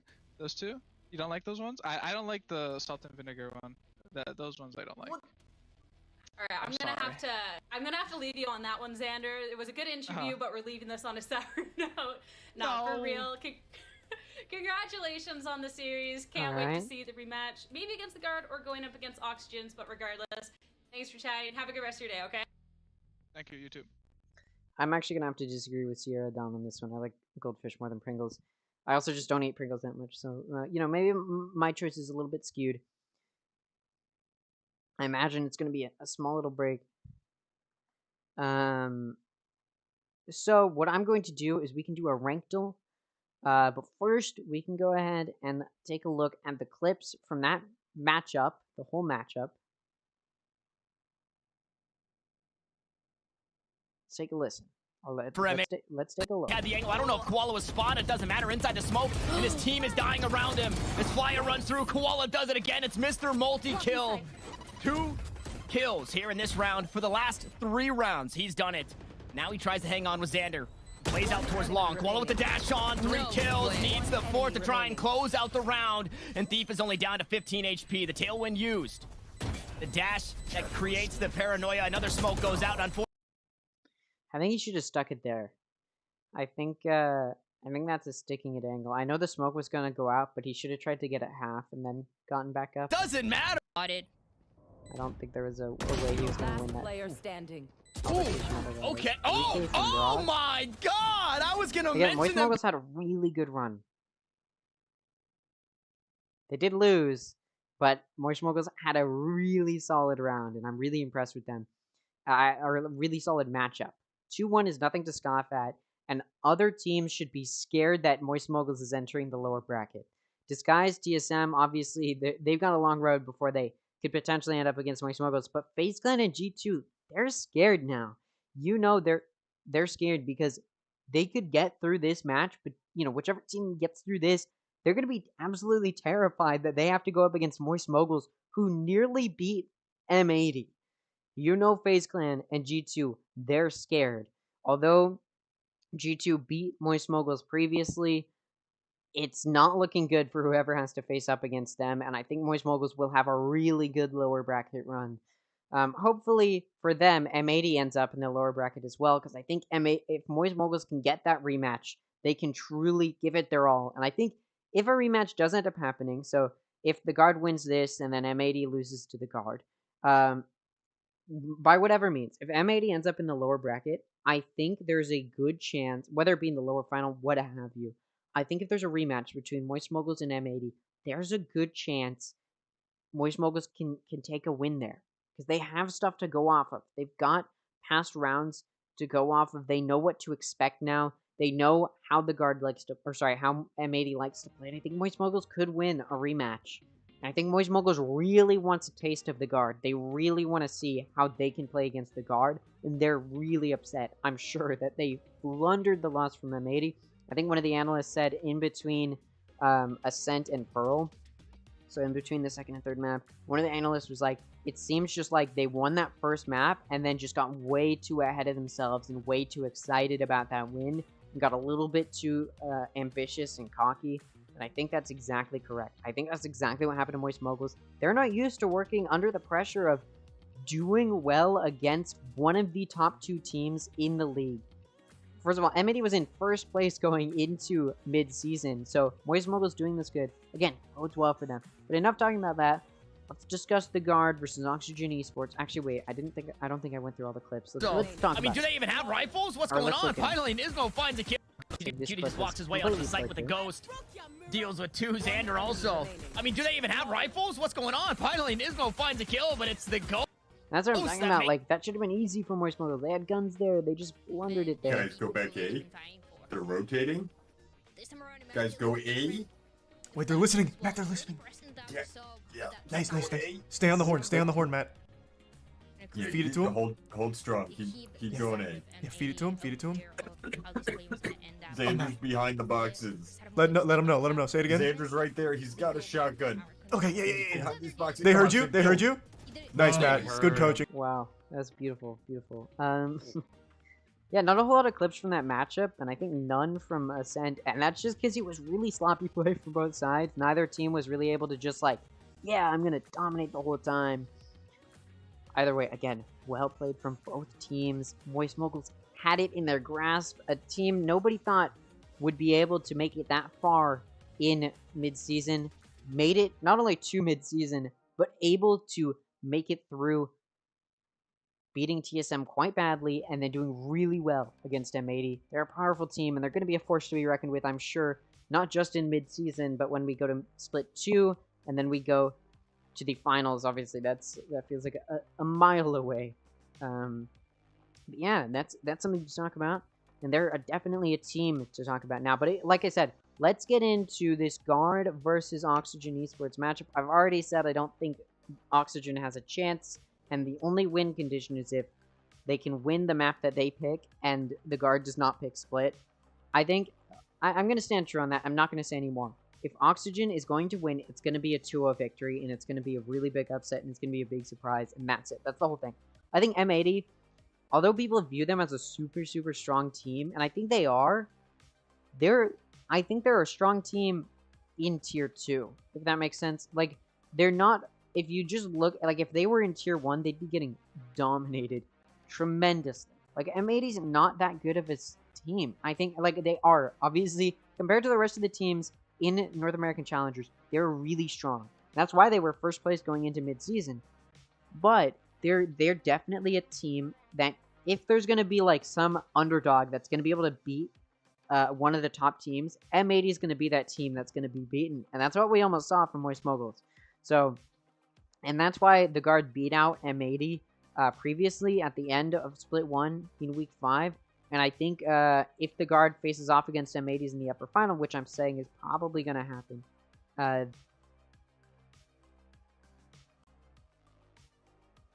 Sorry. I think if the guard does end up facing off against M80 in the upper finals again, I think the guard wins that again. And I did say in my pick'ems, you know, if I can pull this back up, I did say in my pick'ems that maybe if M80 ends up back in the grand final, M80 could win that, but I don't think that. I don't think that's true. I think that's wishful thinking that a third rematch would result. Because if you look at my pick'ems, I'm expecting them to play 2 times here, and this is that would be the third time that they've played against each other. And I don't think M80 is going to be able to beat the guard, straight up. I don't think M80 is at the level of the guard. I think the guard is in league with the tier 1 teams, and definitely not in league with M80 at all, I don't think. I think M80's really good if you're comparing them to the rest of the tier 2 teams, but overall, I don't think M80's that good of a team. I don't think they're that strong either. But anyways, yeah, I think the guard's probably going to beat Oxygen here. I don't really have anything else to talk about beyond that. It's pretty cut and dry. It's probably going to be a boring match. Probably going to be really quick, would be my prediction. So yeah, cut and dry, quick match. That's all there really is to talk about. By the way, in case you were unaware, I put a new video out today, and it was just the upper quarterfinals. I called it round 1 of the upper of MSI upper. Of the upper bracket, and it's just these 4 matches, excluding this one because I did miss that one, so it's only 3. I probably could have included the first, like, I could have done, like, quarterfinals and semifinals in one video, but I decided to just do it like this, so I think I'll keep with that theme, and I'll edit the VOD into just the upper semifinals for the next video. I'm not entirely sure how I'll do the rest of this, if I'm going to include just lower round 1 and then lower round 2, or if I'm going to do lower round 1 and also lower round 2, or if it's going to be 2. I don't know how it's going to work out. I'll figure it out. But yeah, if you guys didn't see that highlights reel, you can go ahead and check it out. I don't think it's my best work. I tried using some like new transitions and stuff. I think I got a little bit too ambitious towards the end with some of my transitions, and they don't look that good. So I apologize for that. But yeah, it's gonna be interesting, and I'll try and keep up with the highlight reels. Also, additionally, I would like I have a stream idea in mind that is beyond Valorant, past that. Well, it's not beyond it, but it's not involving it. It's completely different from my usual stream stuff. Not completely different. It's still gaming. It's not going to be like IRL streaming or, you know, big long subathon, something like that. It's just going to be pretty cut and dry. Yeah, so that's going to be that. It's going to be like I don't want to reveal what it is. But I guess if I want to hype it up, I can. I'm going to try and do a Five Nights at Freddy's marathon. And it's not going to be, like, all in one stream doing all of the games. But it's just going to be me trying to play through every game and beat all 5 nights, and then probably the special nights as well. Which I have done all of the... excluding 2020 mode, because those are just ridiculous. But obviously, I have a tutorial for the first Five Nights at Freddy's game. I've never actually played the second one. I've played the third one. I've technically played the second one if you count the VR, because I played the VR one. I don't know if I'll do the VR on stream. I don't know if I'd be able to run that, but I mean, I can try. I'll do like a test live stream somewhere else. But anyways, yeah, I'm gonna just try and marathon all the games. Should be a fun experience. Excluding, I might do Security Breach. I might not. I don't like to count that one as a Five Nights at Freddy's game because it's like bad. I think it's bad in comparison because it's just completely different. It is not even, I wouldn't even say it's in the same genre. It's just a completely different game, and I don't like that. Like, I like that they're trying to do something different, but at the same time, like, I kind of like the old style. That's why I love the VR so much, because it's just the old style but in VR. Anyways, But yeah, I wanna just basically do that. That's my next sort of idea for how I want to do everything. If you guys would like that, let me know. And whatever else. I'm probably gonna do it no matter what people say, but obviously if there's support for it, I'll be more inclined. Or if people are like, oh, here's something else you could do instead. But just, that's something to do, so that way I'm not like, once this ends, I'm like, oh man, I have no idea what else to do. Just so that way I can sort of keep content going, because I enjoy making it. And I end up losing passion when I stop finding stuff that I enjoy doing. The emo robot video, the support has been absolutely insane for that. I thank you guys so much. I can actually check right now, but I think the video has over 300 views. I have over 1,000 channel views in the past 28 days, which is really, really, like, I don't even have words for that. Yeah, I have over 400 now on the robot unboxing video. Like, that's insane. I appreciate you guys so much for that, and I'll try and keep like I'll try and do like update videos for that. It's kind of weird because I'm doing so many different like genres all at the same time. I do like an unboxing video, I'm doing covering esports, and now I want to do other gaming stuff. Like, there's so much, and later down the line there's other stuff I want to do as well, probably much later down the line, that is more like IRL stuff, and the IRL genre. It's just like seeing more support for the stuff I'm doing, regardless of, like, obviously I know this is getting views because it's Valorant esports, and I think if right now I just tried to pivot and like do my own stuff, I probably wouldn't get that many viewers.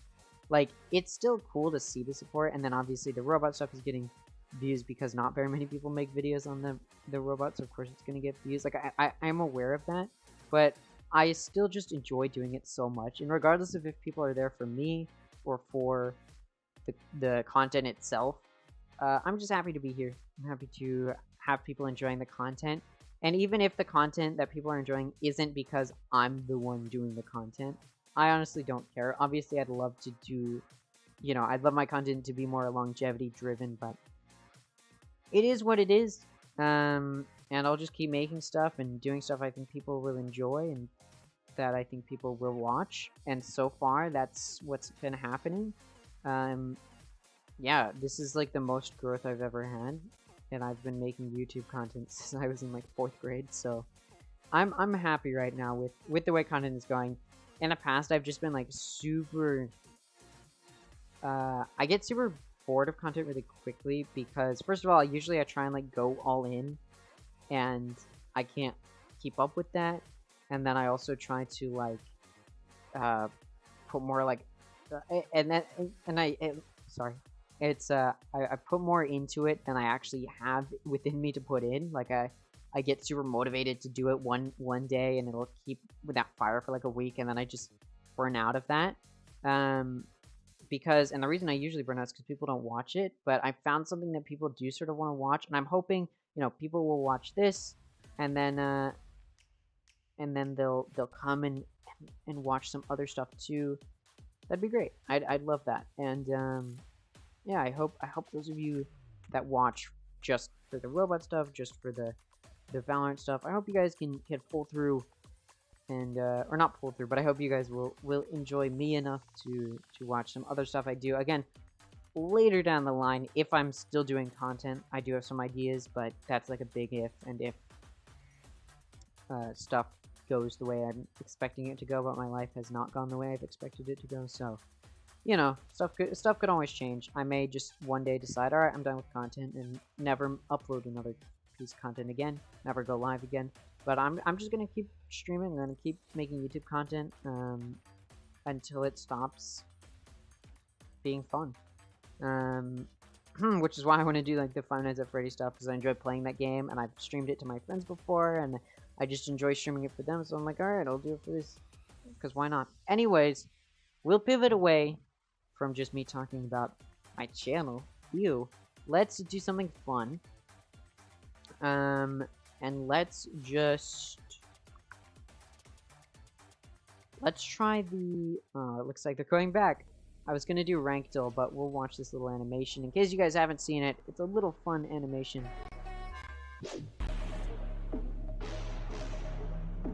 And I believe this is just the... Yeah, it's mid-season.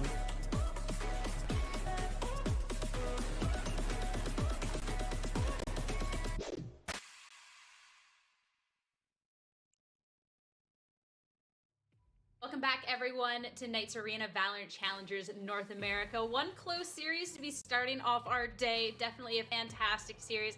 And I'm hoping the second one is going to deliver just as much. Up next, we have the Guard going up to Oxygen Esports. We got to see these two teams make it to this point in the competition with their matches yesterday.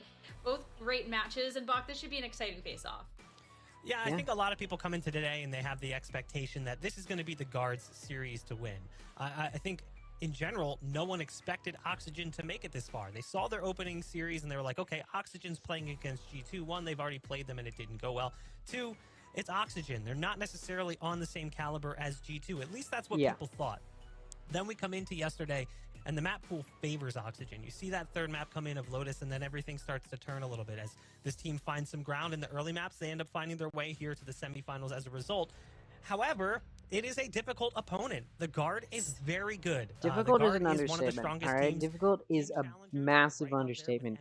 This is nearly impossible for Oxygen to win. I think the Guard would, like, one of their players would have to be literally dying, and they'd have to play with just 4 in order for Oxygen to win. And even then, I think the Guard could win.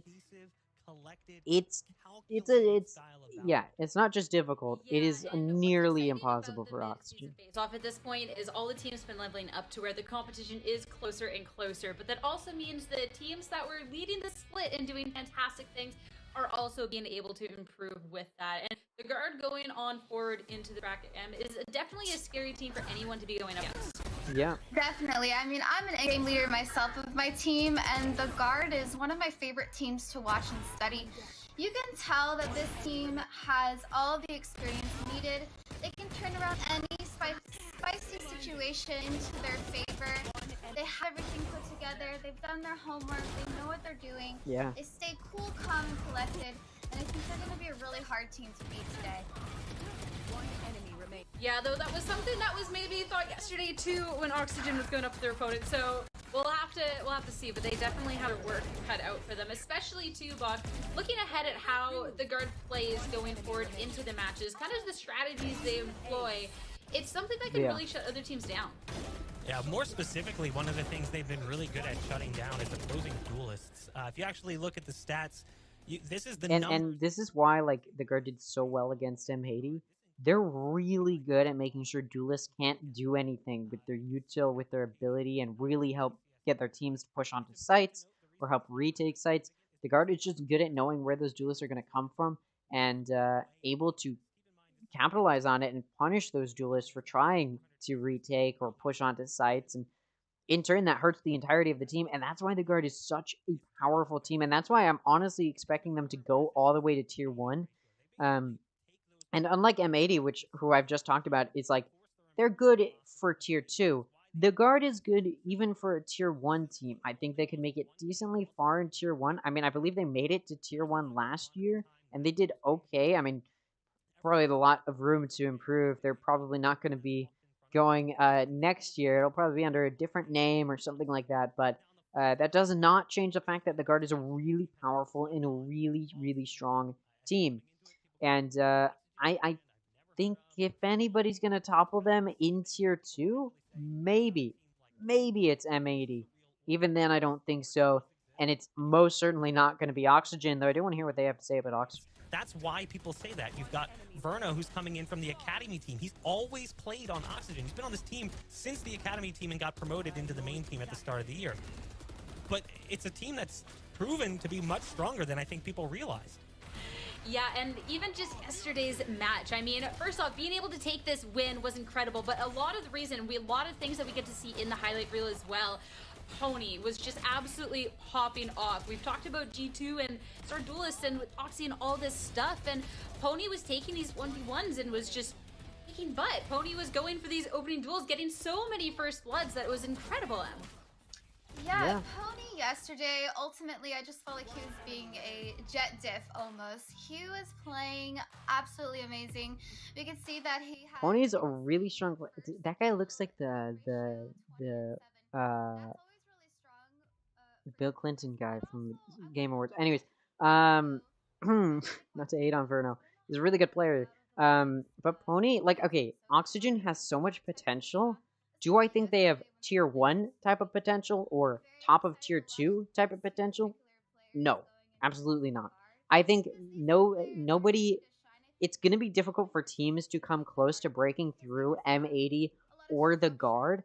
Moist Moguls just proved they can kind of do it and kind of push through M80, but the guard especially is a really hard team to beat. And although Oxygen has quite a bit of potential, they're just not usually able to capitalize on it, and they barely capitalized on it against G2. Granted, the map wins they did have, they won very well, but that's because they are really good on offense-sided maps, and they ended up in offense-sided maps, right? But as soon as they were on Split, a pretty heavily defense-sided map, G2 was able to once again destroy Oxygen, and they did, and it was talked about yesterday.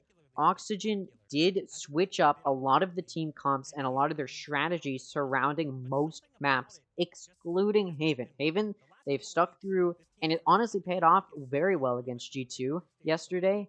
And I think Oxygen's again a powerful team with so much potential, and switching it up may help them do well in mid-season overall. But is it enough to take down? Is it enough to take down G2 when very likely G2 will ban like offense-sided maps where Oxygen tends to shine? I don't think they're going to be able to take down the guard. Did I say G2? I think I said G2, but the guard is super powerful.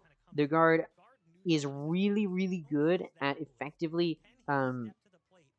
first of all, like they talk about, shutting down duelists, and the guard plays really strong both on defense and offense. And regardless of if it's an offense or defense-sided map, the guard does well. So even if we do end up on offense-sided maps where Oxygen really shines through, the guard will be the team to shut down their hope of actually performing well on those offense-sided maps. Map pool, I feel like that starts to bring up a lot of interesting questions on what we can expect, because all right, this is actually what both of these teams don't necessarily have the biggest map pool, M.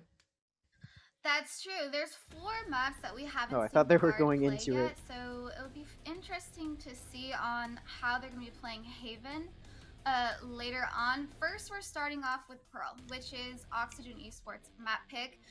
This is a map that we've typically seen from the guard. I think this is very strategic because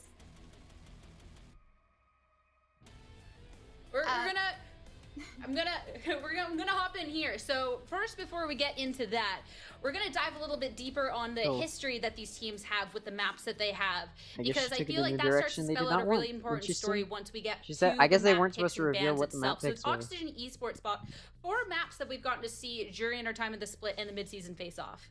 Looks like Oxygen picked Pearl. That's an interesting choice, because like I said, they tend to do well, if that's true, unless she misspoke there, but if that's true, Oxygen, first of all, you can see, doesn't have any games on Pearl, but also, Oxygen tends to do pretty well on offense-sided maps, and Pearl is a little bit, I mean, it's a little bit offense-sided, I'll give them that, but it's a little bit more even than maps like Haven or Lotus. So you do have to wonder why those maps weren't picked. And then you look at the guard, and the guard has an 100% win rate so far on Ascent. Absolutely insane. 66 on Lotus is not bad. They're not the strongest Lotus team. Their one loss on Lotus was against TSM. Granted, it was an overtime loss. Still a loss, though. And then their plays on Pearl are pretty decent. You have to take advantage of that. You know this team is not playing all of the maps, and you can't necessarily know how good they are, but you can hope that you're better. So you find a fringe map that maybe you haven't been playing either, and you can catch them off guard a little bit. I think that's a key to Oxygen getting into the series early. Yeah. Find one of these first few maps, pick something obscure that the guard's not going to expect, take it to map 3. That's where the series is going to be won if you're Oxygen.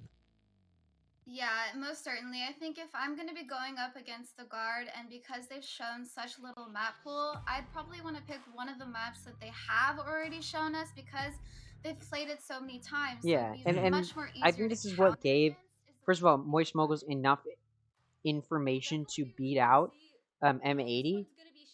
It was simply because they knew what maps or how exactly M80 played on certain maps. and that's why Moist Moguls did so well against M80. So for Oxygen, they should be going up against some is like their powerful matches. calling style. What I is think they just kind of like read, you know, what goes into their round, like economize or whatever, and they just, you know, they know how to play around it. They know how much space they can take or how much space, you know, the other team has, and they're always aware of, like, you know, what to do in a lot of situations.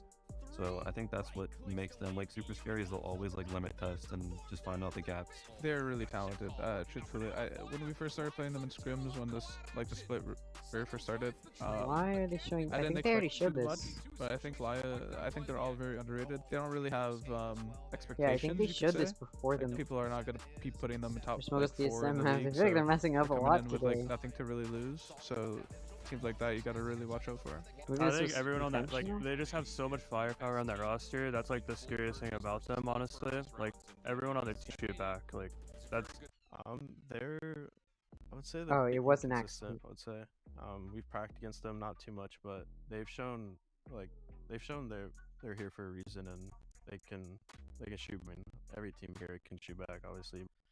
I wouldn't underestimate, obviously, G2 and a lot of these are on paper better, but they're definitely an upset team, I would say. They like trying out different comps, like non-meta comps. So yeah, they're definitely a team to look for an upset, that's for sure. Think of team as like they're just a pretty like basic team.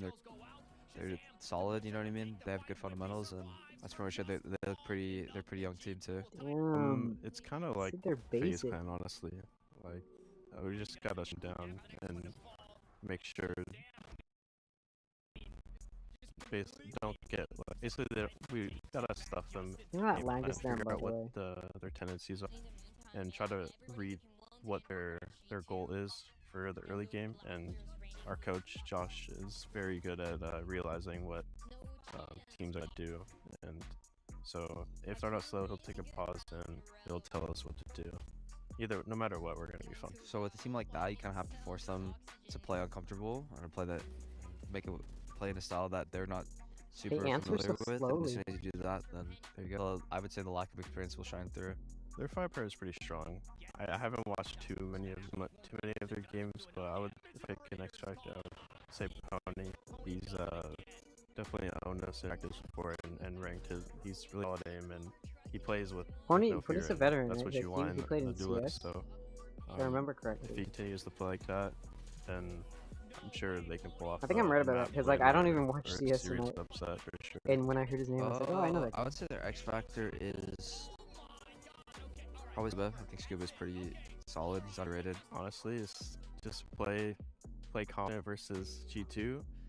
Make it easy for us guys, and we'll see you round 2.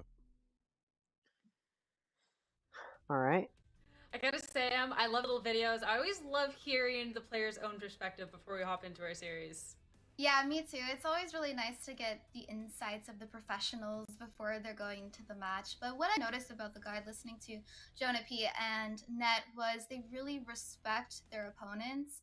They don't think badly about their opponents, and I think this is crucial Didn't of they being literally one say of they the were top basic? teams. If you're gonna This is underestimate weird. them, This that feels means like that team weird. that's getting This underestimated has Why the does this stream opportunity always for feel an super upset. weird? Like what? They sound very confident. They know what their game plan is. They're gonna have to go in there to pick up what their tendencies are, to counter-strat that, like they were saying, and ultimately playing confidence means they'll shut them down. I love the fact that Jonah says basically it's like playing FaZe. He's basically praising Pony as potentially Baby Bay, saying like, okay, they have this really strong, high-speed entry duelist in Pony. We need to be able to handle that the same way we would try to handle Baby Bay if we were playing against FaZe. I respect the fact that he's able to look at that and see the comparison between the two players. Can Pony step to the plate? It's tough to say. We haven't really seen him play against too many big teams like this. Yes, he did it against G2. This is the next big test. If he can, I mean, he now cements himself as potentially one of the stronger entry duelists in all of Challengers. Yeah, especially since that test is against a team that is willing to shut you down. We saw the stats before, so that'll be really intriguing to see how his Pony steps up in the situation. And as for the series that we have ahead of us and the map picks and bans journey, got to see a little bit of the history throughout the split on how this plays out for our teams. And to be going into today, Bach, I feel like things are shaping up to give us a quite interesting series to be ending off our week. This map pool is. Yeah, so they did leak that Oxygen picked Pearl on accident. I don't think they meant to do that before the whole segment. It doesn't really matter. Oxygen picks Pearl. The guard actually goes ahead and picks Haven, and the decider is once again Lotus. Interesting, the guard did not pick Split. I was thinking straight up, like, okay, if Oxygen lets Split through and doesn't ban it right off the bat, they're in a bad spot. But the guard did not pick Split, knowing Oxygen does not play Split well. Oxygen, luckily for them, decides to ban Split, and the guard bans Ascent. I am very confused. Straight up, I'm super confused about why they did what they did. Oxygen picks Pearl. Smart move. It's a map we haven't seen them on yet, and also it's a map that is a little bit offense-sided, and like I said, Oxygen tends to shine through when they're playing offense-sided maps. The guard picks Haven, another offense-sided map, and then, of course, Oxygen bans Split, but the guard has a 100% win rate on Ascent so far, and decides not to ban, or it decides not to let it through to the decider at the very least, but decides to ban it. So now Lotus, another offense-sided map, ends up as the decider. Not that the guard doesn't play well on Lotus. They do. I believe in week 5, they got the chance to play Lotus against M80. I could be wrong about that, and I believe they did well. Again, I could be wrong about that. But yeah, a little bit surprising. Not just a little bit, very surprising, those bans there. I would have expected a little bit different there. I guess the guard feels more confident on offense-sided maps as well. Of course, Lotus is way more offense-sided than Haven. Also way more offense-sided than Pearl as well. But both Pearl and Haven are a little bit offense-sided, which gives a little bit of an edge to Oxygen, I think, on these maps. But of course, it is against the guard. I think maybe the guard was just giving them a chance. Hey, we'll pick your best map because we also play well on Haven. So, you know, maybe the guard just wanted to give Oxygen as much of a chance as possible. Either way, I still think it's going to be a 2-0 victory from the guard. Best case scenario, Oxygen gets one map, and that is best case scenario. Although the Oxygen may be inspired by how well Moist Moguls just did against M80, and may find it within themselves to win a few good maps against the guard. I doubt it. I think it's going to be a quick 2-0 loss for Oxygen. Do want to hear what the Death has to say, though. On your own pick of your opponent's play. It's really strange. It's definitely counterintuitive to pick a map you've never played based on the fact that your opponent has. It kind of violates some typical tendencies of some of these teams. But I do think there's a world where this can benefit Oxygen, because I do think that in general, Guard's going to come in as the heavy favorite for a reason. They have a lot of history playing together. Yes, they swapped out one player at the start of the year with Tex coming in, but it hasn't made a huge change. I'd say the team still operates largely the same. Oxygen has to kind of pull one over a little bit if they want to try to get an advantage in the series. Yeah, and even though we haven't seen that many maps being played in officials yet from the guard, like we were talking about, obviously they've been playing these maps. There's no way a team only plays 3 maps. So I know they're definitely going to be prepared, and like you were mentioning earlier, Bach, it's going to be important for the guard to try to shut down our strong duelists that we have in Oxygen Esports if they're going to have a chance on taking the win. Well, going ahead, it's the guard, one of the top teams that we've seen so far going up against Oxygen Esports, one that has surprised many people, and hope to see them still surprising today, as there is definitely a lot of talent here. Game is ready, agent select, and time for our casters. Thank you once more to the desk. I was muted the last time I thanked them, so I had to make sure that I do it again here, Dryad, as we've got our second series ahead of us. It's the guard, armored up and ready to go. They've hopped off their mount, and now they look to take maybe a bit more favored of a battle against this Oxygen Esports team. But Oxygen, we know pretty firsthand, Dryad, these are the guys that are upsetting everybody. And that is a little bit of what the desk was talking about, right? How they've been coming up with really good performances. Let's get into it. I don't really care what they have to say. I'm only kidding. Let's get into it. Mitch picks Fade, although these aren't confirmed picks. I'll stall a little bit. Very exciting matchup. Going into Pearl first is a little bit offense-sided. Should just barely be in the favor of Oxygen. Let's get into the agent select. Mitch picks Fade. Jonah picks KO. Randy Savage picks Killjoy. Trent picks Sova. Verno picks Astra. Valen also picks Astra. Scooby picks Viper. Tex picks Jet. Pony picks Yoru. And Net picks Killjoy. I don't think we've seen a Yoru pick yet in the group stage or in mid-season. I could be wrong about that. I think maybe we saw a few Euro picks in open qualifiers. I will be very impressed if Oxygen can do some crazy Euro plays. Maybe they've been watching enough Zip Tie to really get the Euro within them. We'll see how it goes. I have no idea how it's going to go.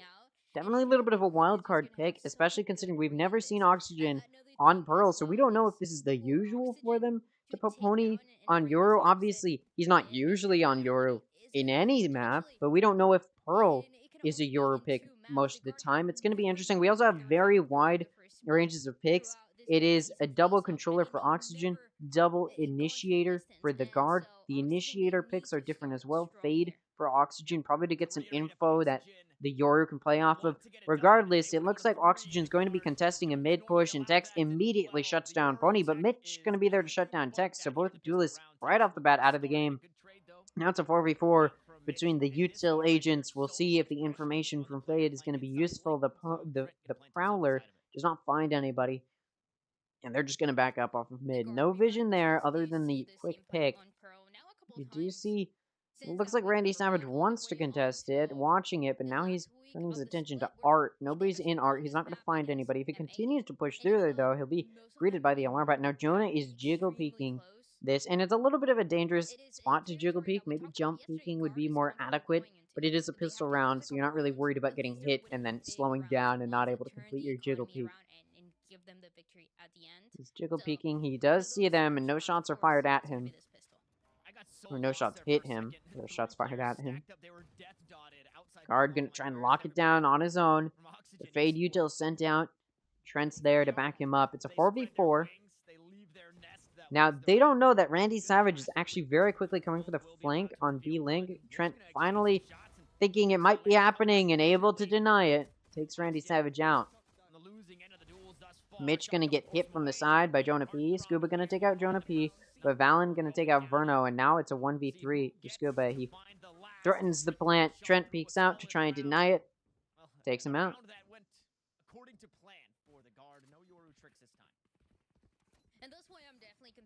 This round goes to the guard, and usually a pistol round can turn into another round. We haven't been able to see those duelists shine or any of that Yoru play yet. We'll see if we do end up seeing that Yoru play come through. I am interested to see how Oxygen utilizes it, because Yoru's an agent where, yes, he can teleport away from peeking spots, but it's a slow teleport, and he's vulnerable while he's teleporting, versus Jet or Raze, which allow you to, first of all, aggressively push in really quickly, but also satchel or dash away. That's why Jet and Raze are usually some good duelist picks, but Yoru's got some good flashes to utilize. I mean, he's got those teleports. We'll see if those are going to be utilized. I doubt it'll be too much. And then, of course, the clone, I feel like, will not be super useful. Pony's able to take out Valen. Maybe they're hoping that the guard won't know how to play very well against Yoru. Trent gonna find two. Mitch gonna shut him down, which makes it a 3v3. Now, Oxygen low in health. Verno only has 25 HP. And, of course, the guns are in the favor of the guard. So, Oxygen shouldn't be looking at a win here. Jonah looking to secure the win. Takes Scuba out. Now, Mitch is pushing Tex, knows he only has a Marshall, and aggressively finds that pick, and it's still going to remain even. 2v2 now. Verno very low on health, but has the Astra util to help play post-plant. Net knows this and knows where Verno is. They also know where Mitch is. Diffuse is tapped. Mitch sees it to make sure they're not on it, and is able to get the spike, and now it's just down to Net versus Mitch, and Net only has a Sheriff. Mitch is going to win it. 4 kills to get that win. He was able to pick up the Spectre somewhere along the way, and a save round for Oxygen turns into a denial of a second round win for the guard. And now Oxygen's econ is going to be pretty good. Normally, on this third round, you'd be able to just, full buy, some of you gonna have to sacrifice and get some light shield. Oxygen's econ off of that round win gonna be in such a good spot that they can full buy and confidently expect to win this round. You do see them saving somebody, a Bulldog and a Spectre being purchased, and that's probably a safe move, just in case the guard can pull through. You want to be able to recover for next round and not just be, you know, left super down on guns or even on a save round situation. So Oxygen going to preserve some econ there. We didn't really get to see any of Pony's util shine through too heavily. We see that clone coming out. Will it get shot? No, because nobody's on A, which means Oxygen can actually clear A and get on, and they have good Viper util to prevent the guard from being able to push onto site, which means Oxygen can actually get on and plant. That Scuba comes in and is able to plant. It looks like the guard was banking on a mid push. Again, it is a save for them, so they do have to play not maybe as safe as they would like. Pony flashes to clear secret, isn't going to find anybody, and only Net is actually CT. Mitch going to be able to take out Tex. Pony, who is watching CT the whole time, going to be able to take out Net. Now it's a 3v5 for the guard. No point in saving for them. Now Jonah's coming in for a flank. Mitch able to take out Trent, and now it's a 2v5 for the guard. They know Jonah's flank. Will they aggress him? And will Jonah be able to get a pick? He is! He's going to be able to find Pony, take him out. Randy Savage is going to be the one to finish him off, though. And now it's a 1v4. It's not going to be a flawless round for Oxygen. And Oxygen actually just going to push their back through main. They don't really have time to aggress and search for a pick. So they're going to back up. 4 left alive for Oxygen. A pretty good round, especially considering they bought but didn't completely full buy. And off of that, they're going to be able to full buy this round to contest the full buy from the guard, although not a complete full buy from the guard. You do see light shield happening, and we've got that operator on Tex. Now, this is one thing that is something to point out. Pony's not going to really be able to use an operator. Operators on yours don't work out too well, because again, their TPs are useful, but they're not immediate, which leaves you vulnerable while you're waiting for the TP to come through, which means Pony could very easily you know, he'd be in a tough position, is what I'm trying to say. He'd be in a tough position if he tried to op. And so we may not see that come out at all on offense, and probably will very rarely see it come out on defense. That being said, Oxygen has the spike pushing down A. They grab that ultimate orb. Pony's ultimate, yours ultimate, is very useful for finding good vision. And you know that's probably the main reason they decided to pick your, is that vision is massive. The drone comes through. It's going to find, I believe it was Scuba. And Oxygen still just hovering, hoping that they'll get aggressed. But the guard is pushing, has decided to play very passively. Unlike M80, I'll compare the guard to M80, but unlike M80, the guard likes to play a little bit more passively. Trent just going to be able to fire through that wall and take Pony out, and that denies that push on. Verno going to be able to take out Net, though, mid, and Art. That makes it a 4v4 still. Player count is even, and health pretty even for both sides. Trent a little bit low on health, but it's not enough to matter. That being said, Valen takes out Mitch. Jonah takes out Randy Savage. Now it's just down to Scuba and Verno. Scuba able to take out Jonah, so now it's a 3v2. But the spike still isn't down, and there's only 10 seconds left. They got to do something. The spike is picked up, and Tex is able to see that. Now the spike is going down. It's fired through the wall, and Verno's left alone. Valen just going to take him out. There was no time. Wouldn't have mattered. He had to play his best. Gets taken out. They even back up that score. The guard won the pistol round. Oxygen won 2 rounds in a row, despite the win of the pistol round. So their econ's been able to stabilize just a little bit. The guard just won a round, but again, Oxygen's econ has been stabilized a little bit. So they're going to be able to full buy this round. And unlike when Moist Moguls was playing M80, there's not a whole lot of let's play safe with our econ and decide to just buy light shield here to get some good econ momentum. Oxygen is just going full guns, full buys, full shield, and they are hoping their general play will be enough. Now, knowing the guard, this could be, you know, we could be seeing only 2 rounds won for Oxygen overall. That's how confident the guard does tend to be and how well they play. And just like I was talking about, that your ultimate does come out, it gets some good vision, and they know exactly where Trent is. And Pony's just going to come out on site, and he's taken site completely. The Hunter's Fury comes out to deny the plant. It tags Scuba, and it's going to be good for a kill. At the same time, Valen's going to be able to take out Pony. Pony was trying to clear CT, not able to. Mitch gonna take out Valen though, and then Net gonna shut down Mitch, and now it's a 2v4. Jonah gonna be able to take out Verno. Randy Savage gonna take out Jonah, but it's a 1v4 total. Able to get one before getting opt by Tex. I think that's the first operator kill we've seen from Tex. I could be wrong about that. Yeah, 3 rounds won now for the guard, and their momentum has been starting to build up and is now built up pretty effectively, and Oxygen knows this. They're going to be forced to save here, and they're taking a timeout, pretty early timeout in this first half. There's quite a few rounds left still. Again, in this first half, 7 total rounds left.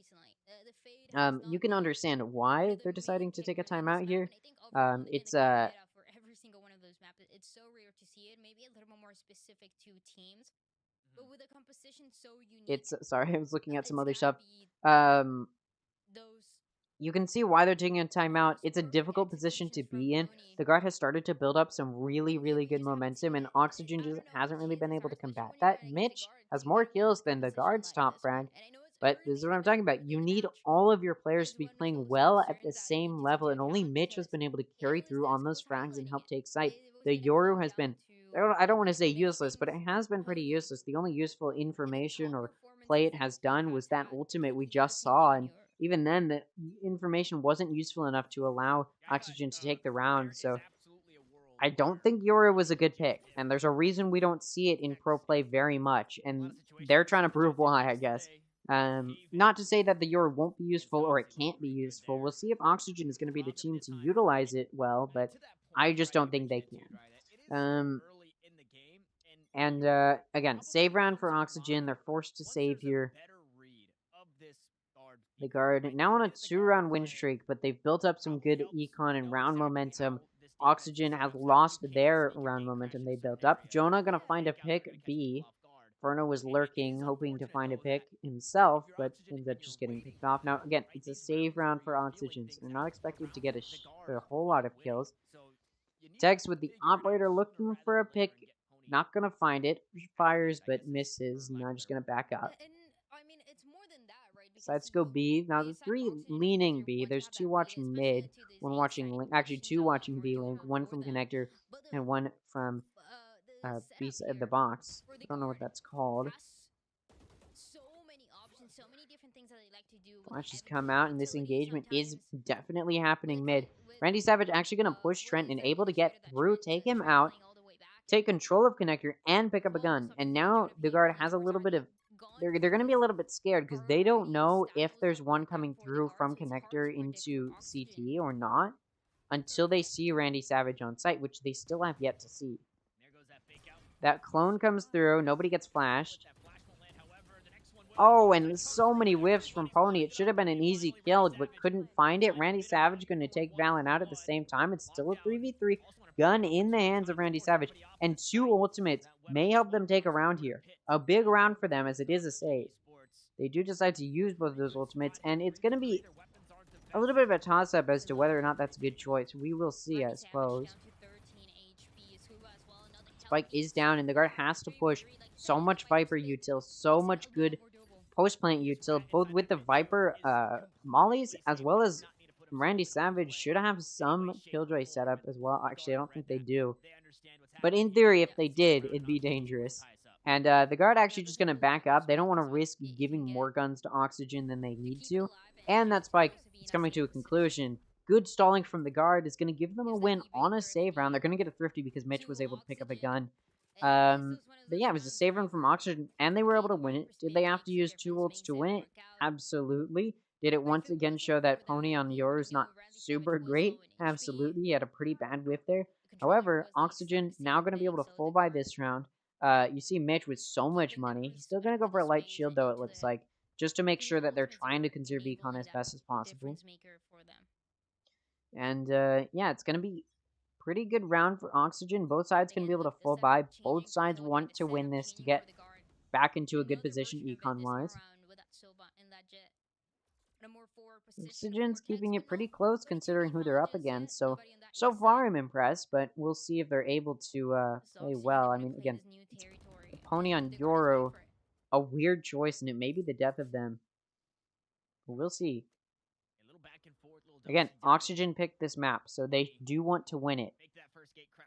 That Yoru fake teleport actually does allow that drone to be utilized to clear box. Ooh, but the operator from Tex is still there, gonna take out Mitch, and there goes the top frag for Oxygen. Will Tex be able to get another pick? No, he misses it there, and now he's gonna back up. The Yoru clone coming in, it's gonna get shot by the turret, but the turret doesn't do enough damage to kill that clone. It's just gonna keep walking through. Allows them to figure out where that turret is, and allows them to take sight a little bit, but clone wasn't super useful, and it's still a 5v4 for the guard, and they're going to use their Astral Wall because they can. They know it's a buy round from Oxygen, so of course they're going to try and do as much damage as possible, and just as I was sort of making fun of Pony for how poor he's been performing on Yoru, he decides to prove he's the one, gets 2 kills. The kill from Verno comes through, Tex gets a kill, and then Randy Savage takes out Net, and it's all down to Tex. All he has is an operator. He's going to try and stick that defuse. The Viper's Molly comes through, and Pony's with the flank. Turns out Yoru can get some kills in pro play, gets a 3K to make his presence known, and Oxygen once again takes the lead. Well played there from I can't even like make fun of him anymore. He played really, really well. I was making fun of Oxygen for their choice on Yoru, and I didn't think it was gonna work out. He's able to pull it through. Now I did say going into this best case scenario, and I mean really best case scenario, Oxygen takes a map. Of course, I'm rooting for Oxygen a little bit here, knowing that the guard is probably going to win. And if Oxygen has a chance of even taking a win at all, they need to get this map. This is their pick, and they need to win it. Being said, the guard on a safe round, pushing up very aggressively through B, and they make their presence known that there's a lot of them. It's gonna pay off. Valen and Jonah each able to get a kill. Randy Savage taking out Valen, but Tex trading it off. So now it's a 4v2, and it's a save round for the guard. Oxygen might lose it. Scuba and Mitch just running away, and that Owl comes through to confirm that Oxygen has almost entirely run away, and they're gonna run right into B-Link.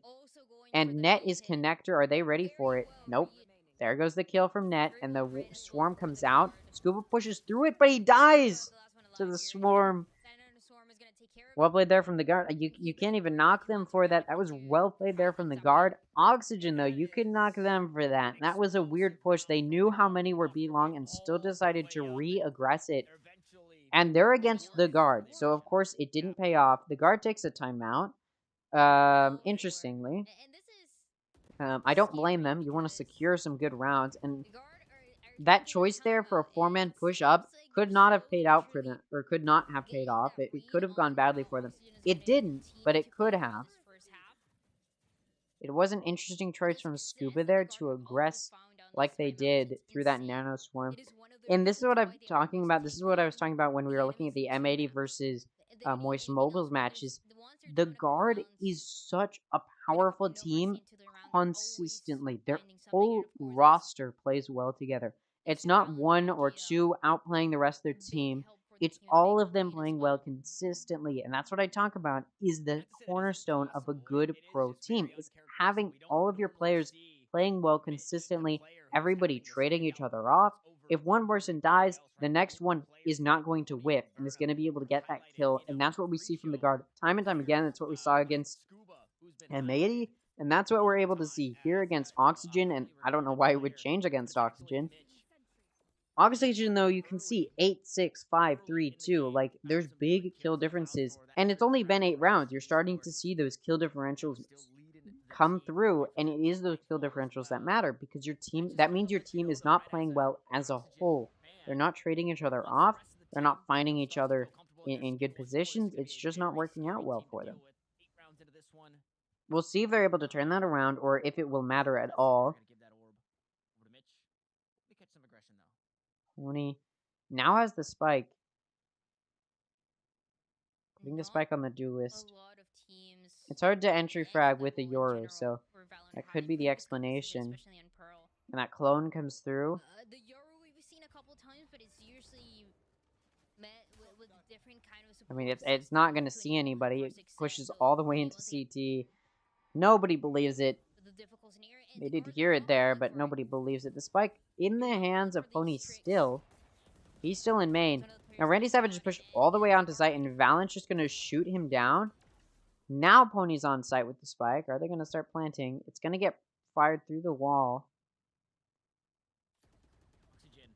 He passes the spike over. Pony's looking for a good pick. He's going to find it. The gun is spotted by Valen. Valen's just going to take him out.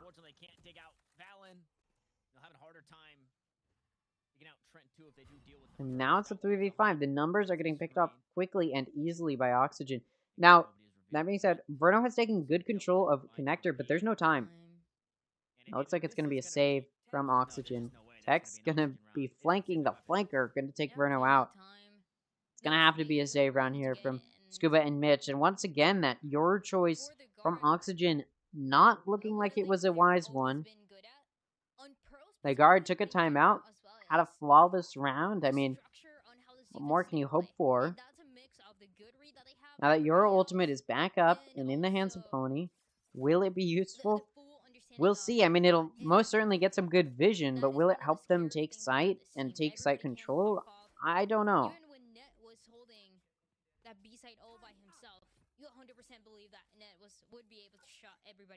Pony is making your remains sad right now, I'm sure. He's not really utilizing his YouTube very well, and it looks like Oxygen is mostly saving, some of them forcing, just trying to preserve some good econ. The knife from Jonah does detect Oxygen pushing up. Now Pony's ultimate is going to get held back. We'll see if he does end up using it. They also have Verno and Mitch's ultimates, Fade and Astra ultimate. But again, it's a little bit of a save round, so whether or not they use it, it's up for mystery a little bit. Jonah just going to shoot through the smoke, take Randy Savage out, because of course, Fade Util's going to come through. Pony's going to be able to push through, but this flash is easy to dodge, and Jonah does it. Jonah going to take him out. Also takes out Verno, and he's looking for an ace. Tex, though, going to steal it. Takes out Mitch. Scuba going to trade it off, and now it's a 1v4 for Scuba.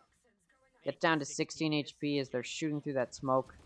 Able to find Valen, and now it's a 1v3. But again, 16 HP. At this point, he should be worried that maybe somebody's flanking him. Nobody is. But he should be a little bit worried about that possibility. Now, he does still have that smoke, which he puts up.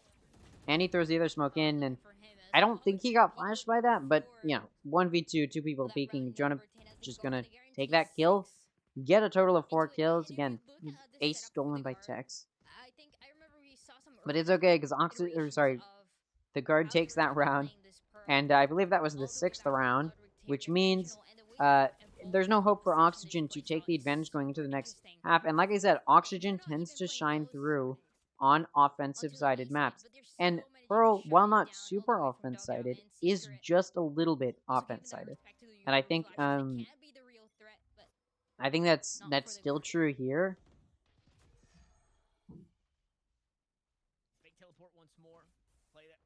Early aggression, pushing out A main, looking for that orb. Not going to find any.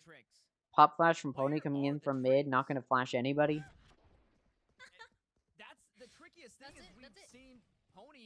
Clone comes through. Just waiting for Pony to try and fake clone.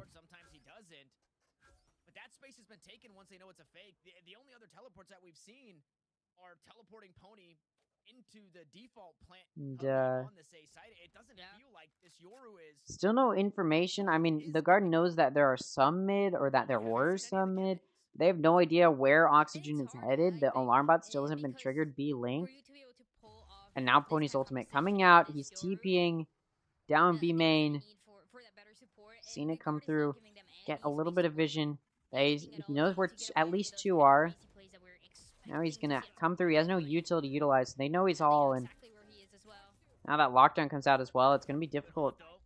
Information reveals cosmic divide separates the defense from retaking for now. It's going to be forced off, and now that Fade ultimate comes through as well.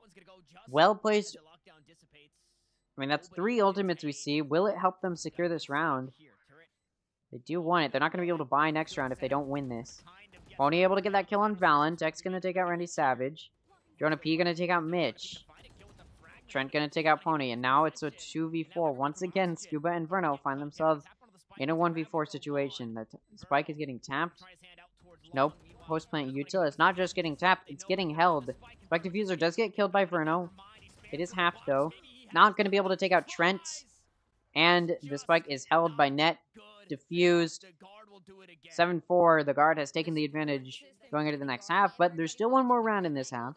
And Oxygen is looking to deny as much of an advantage as possible, but they're going to be a low econ, because like I said, if they didn't win that round, they're going to be on bad econ this round, and they didn't win. So now they're econ in a really bad spot. This is sort of what I'm talking about. Like, typically Oxygen does better on offensive sides, but for some reason, I don't know if they just wanted to catch the guard off guard or what. Oni picks Yoru. I like, what was the IGL call there? I don't know. It was a bad choice. Like objectively, not a good choice in any pro play situation. And I don't know why they thought it would pull through here against the guard, but it really didn't. Tex with the op gonna push up aggressively and using that jet dash that we usually see. He was able to get out of those situations quickly. It pays off there. Gonna find one. Uses the knife to find another. That Viper's Pit comes out A. It's gonna allow them to push up onto site. Alan gonna try and contest it. Oh, I think they see his gun peek through the Viper smoke barely. Only gonna be able to take Valen out, and now it's a 4v4. Mitch gonna be able to take out Net, and now it's a 3v4. Not gonna send that arrow in. It's immediately destroyed. He tries to fire through the smoke and get some vision. Not gonna find it. He sends that drone through. Able to find Mitch. Now he's gonna try and fire through the wall, and he's able to. Well, it wasn't him, but it was Jonah able to find that pick, and now it's a 3v3. Tex gonna try and style on them with the knives. Gonna completely whiff all of them, and Verno, of course, just gonna fire through and take him out. Now it's a 2v3. Player advantage once again in the hands of Oxygen. Gonna find Jonah. Trent gonna find Scuba and Pony, and now it's a 1v1. Verno gonna win it. Almost clutch there from Trent, but not gonna quite clutch that out. Oxygen kind of closes that gap. They're hoping to win this pistol round to really close that gap, but we'll see if they're able to. Now they're on the defense of a somewhat offense-sided map, and the guard has the advantage. If Oxygen is able to pull this through, I'd be very surprised. And, I mean, you know, after Moist Moguls having such a good performance against M80, it sort of put this thought of, ooh, maybe Oxygen would be able to do it. But honestly, Moist Moguls is a very strong team. Not that Oxygen isn't, but the guard is much stronger than M80. And so that's why Moist Moguls had so much of a chance against M80. But when we're looking at Oxygen against the guard, it's just, it's not even in the same conversation as Moist Moguls against M80. Oxygen gonna aggressively push up B main. I almost called it C main. Aggressively push up B main. Not gonna find anybody. Nobody's there. Luckily, though, the TP, and this is where the Yoru util actually does come into play, gonna be able to get Pony all the way over to A very quickly. Now that they've seen some contact mid, they know it's probably an A push. Not a full commitment just yet. A minute and 15 left on the clock. The A leaned a bit heavier out towards A. 2, along with the spike, in A main, but the rest challenging mid, and one gonna challenge connector, gonna find Mitch. Mitch pushes out, looking for an aggressive pick, not gonna find it. Tech's gonna shut him down. Still a 4v4. Valen low in health though, and Tech's a little bit low in health. This does definitely bode well for Oxygen. They're in a good spot here to win this pistol round. Smokes come out, the drone comes out as well, and doesn't quite spot Pony. Pony gonna be able to take Jonah out. Now, it's a 3v4 and low on health. Pony gonna be able to take out Trent. Tech's gonna trade that off though, so now it's a 2v3. Still up a player. Randy Savage gonna take out Tex, and now it's a 1v3. Not gonna win that. Randy Savage gonna shut them down. Again, very low on health regard.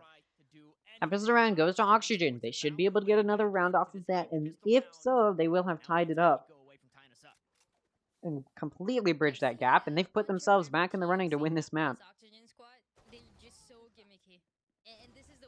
I did say best case scenario Oxygen wins a map, and it's looking like that best case scenario may come into play, but it also may not. They're keeping it close at the very least, but this is the map Oxygen picked. When we move over to Haven, it's going to be a different story. Almost certainly, because the guard picked it. Although Oxygen does do well on Haven against the guard, when the guard is picking it, you know the guard feels confident on it. Again, that Marshall's now on Jonah P instead of Tex, actually. Instead of the duelist taking it.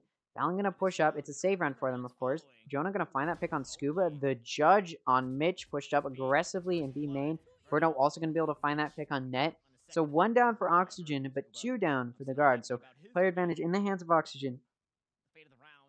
And the guard is actually pushing B. I think Oxygen may be wary to that fact, and that Knife definitely confirms it, and then the turret getting destroyed by the Marshal as well. The spike now getting planted absolutely confirms it. Ooh, and they see just barely Randy Savage there, but not going to be able to pick him off. Randy Savage does have that Guardian, and he's able to take out Tex, and now it's a 2v4 for the guard. Winnable for them, absolutely. Randy Savage mostly focused on Trent, able to find it. The Sova Dart does ping where Randy Savage is, but it doesn't matter. Jonah not going to be able to shoot him through the smoke. The long-range judge going to be the deciding factor. Takes Jonah out. 4 players left alive for Oxygen on a 5 round. That's pretty good. Or on a force round. That's pretty good. For Scuba dying is not exactly what they wanted, but it's not bad for them. And they've tied it back up. Now, the guard's going to have better guns this round and absolutely should win this round, and I don't expect them not to win this round. But Oxygen definitely going to be in a good spot as well, and in a good place to contest it, or at least do some good econ damage to the guard. So they're not doing bad here. I keep ending sentences when it sounds like I'm going to continue them, and I'm sorry about that. And just because, like, I am going to continue them, and then I'm like, I don't have anything else to add. Anyways, looks like the guard going to be pushing A. Mitch's job here, too, if this is going to be an A hit, is to stall as much as possible. Oh, no. Sovadart comes out and does a little bit of scanning. I don't know if it wasn't lined up correctly or if it just wasn't meant to go across the map, but it didn't. Tech's gonna find Mitch, and now A is actually not completely clear. There's a little bit of Killjoy util, but for the most part, A is clear if they want to push it, but they decide to rotate over to B, and it's a good choice because Oxygen has rotated almost entirely over to A, and then we see that Viper Molly come out to deny a plant on A as well. The guard is rotating over to B, and I think Oxygen realizes that now that nobody's pushed onto A. And it's just going to be down to Pony and the Killjoy util to lock down A. And Pony has that TP, which is all the way over on B, and it's actually going to be useful. And it turns out Vera is more useful in defense than offense, at least in the way that Oxygen is using them. And we'll see if it's going to continue to remain that way. And then we get the contact and the confirmation that it's going B, and that TP comes through. We'll see if it, again, we'll see if it's utilized or if Pony's useful here. Looks like he's holding a flash. He's ready to use it to get through this smoke. Tech's going to take out Verno. Now it's a 3v5. The clone comes out. It does go off. Tech's going to take out Randy Savage. Scuba takes out Jonah P. And Trent shuts down Pony. Now shuts down to Scuba in 1v5. Is he going to win this? Probably not. The stall was pretty long, but 10 seconds left. The spike goes down. And this flank is coming in from Valen very quickly. Scuba needs to be doing something here. Reveals his position, and Valen actually backs up. Never mind, now he's coming through. This is going to be flank. If I were him, I'd go for the knife. But it wouldn't matter. Net takes Scuba out.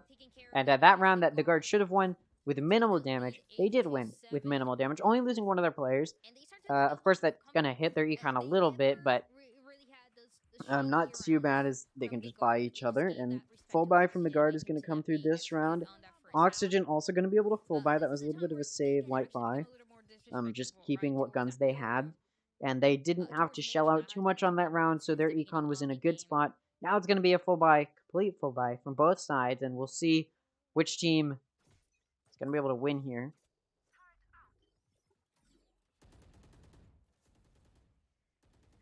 The guard is coming through mid, and it looks like they're gonna be thinking about B. I mean, Tex is holding it. I think he's more so hoping they'll push him through that Viper one way, but I doubt they will.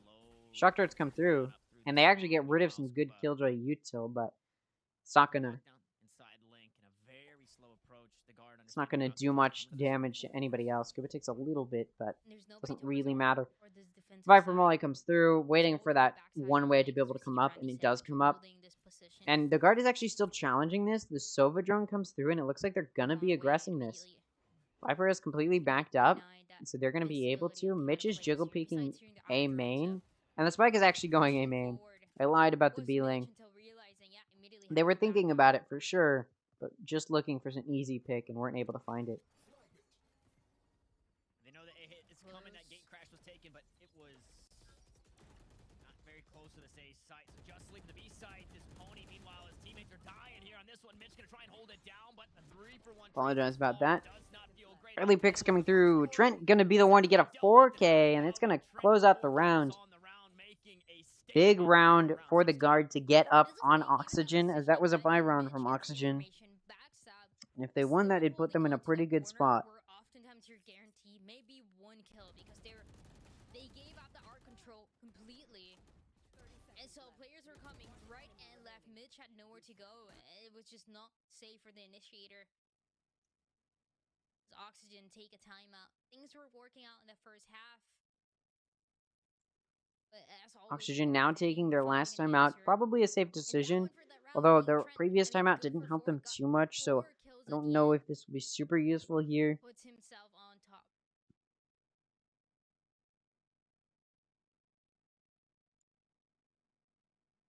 Net's just happened to be here. Valen received a few more deaths. Meanwhile, Net sitting at 7 and 8, 16 rounds in. Says, hey guys, I'm here. Net kind of has been the catch-all. He caught Alright. Scuba.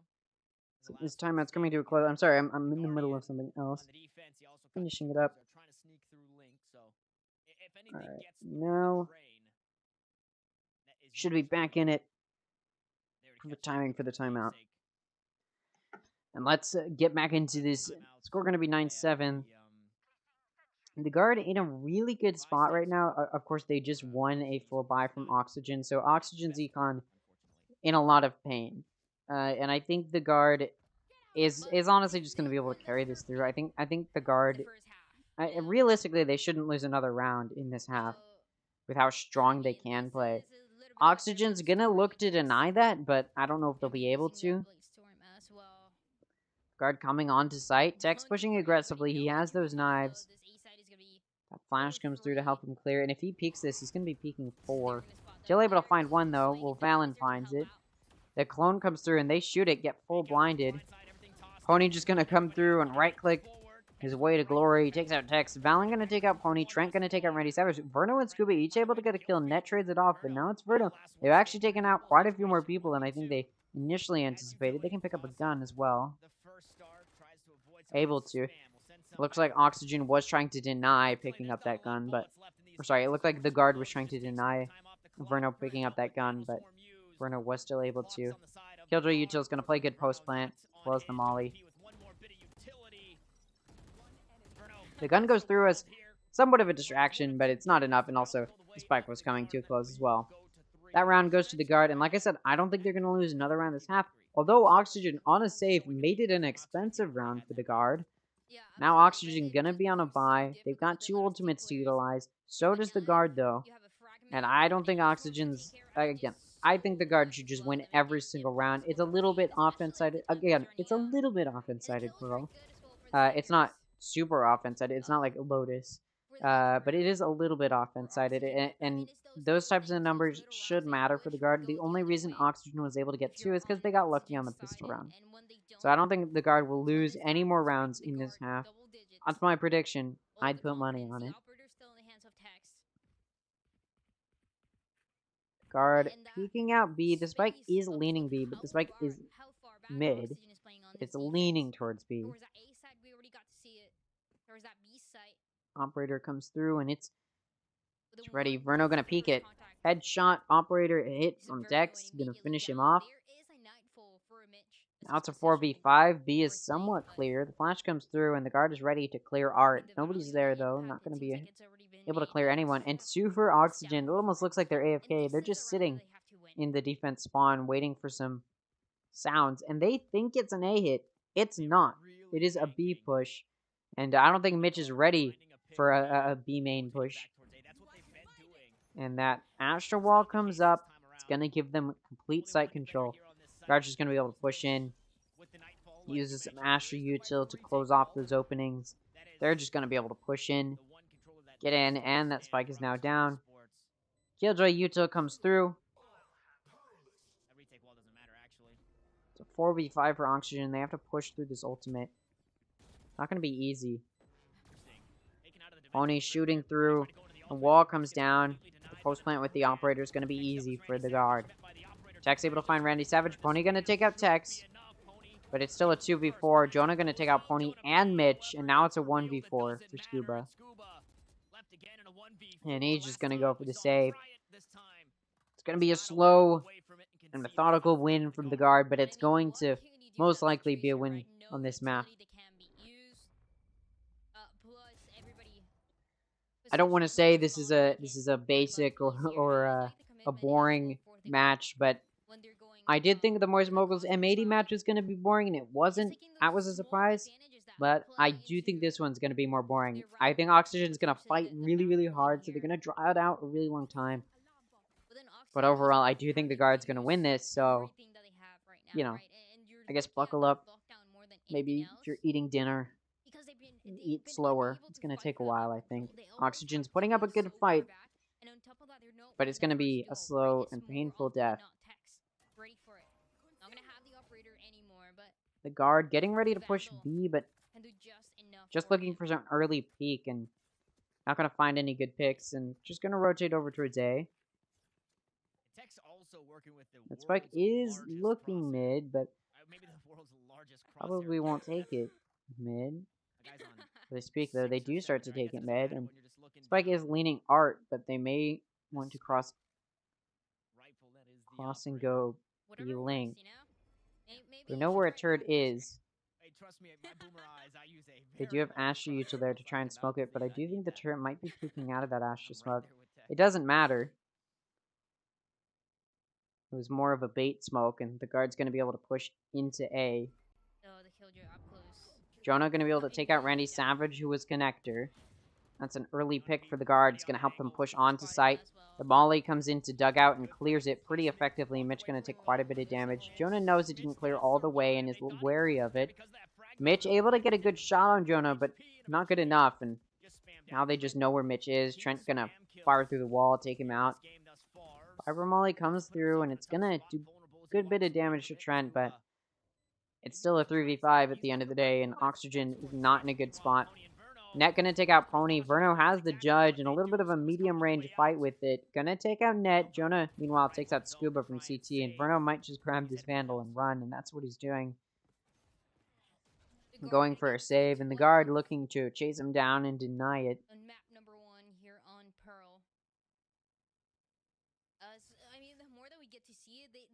He's been able to get away. He's all the way in CT. We'll see if he's gonna get chased down. Spike's coming out, and I don't think they're going to find him in time. No. Verno survives with his life, but the guard has secured that 12th round, so even if Oxygen is able to make a comeback, they're going to have to push through overtime as well.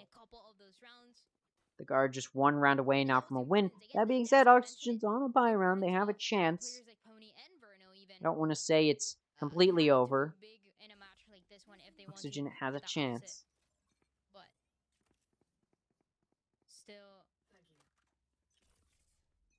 Be a difficult task for this one. 4 ultimates available. Viper Spit, the first one, is gonna get used towards the B side, and Scuba's gonna stay in it, hoping. Not gonna go for that Viper Spit comes out to deny a B push, and it was a good read. That is where the guard was thinking, but I also know the guard has the power to aggress that. And remember when I said that Pony would not be using an op? Probably wouldn't be seeing an operator on Pony because he's on Yoru. Well, he decided to go for it. Was it a good choice? Probably not. I don't know if he's going to find a pick with it now. And the guard is not contesting this B, but they're sort of weirdly split pushing, and they may just go mid. There's Killjoy U2 pretty far up in B link, but a good arrow or Molly could clear it instantly. No arrow though, and they're going to get detected, and they know it's a B link push. Nanoswarm's going to block off connector, and then a one-way comes out. The guard's just going to back up off of that. Now they're going to contest this connector, which Mitch is there to contest, but not going to find any pick, and Valen's just going to pick him off, and the first pick goes to the guard. I keep saying pick, but first pick goes to the guard, and now it's 12-7.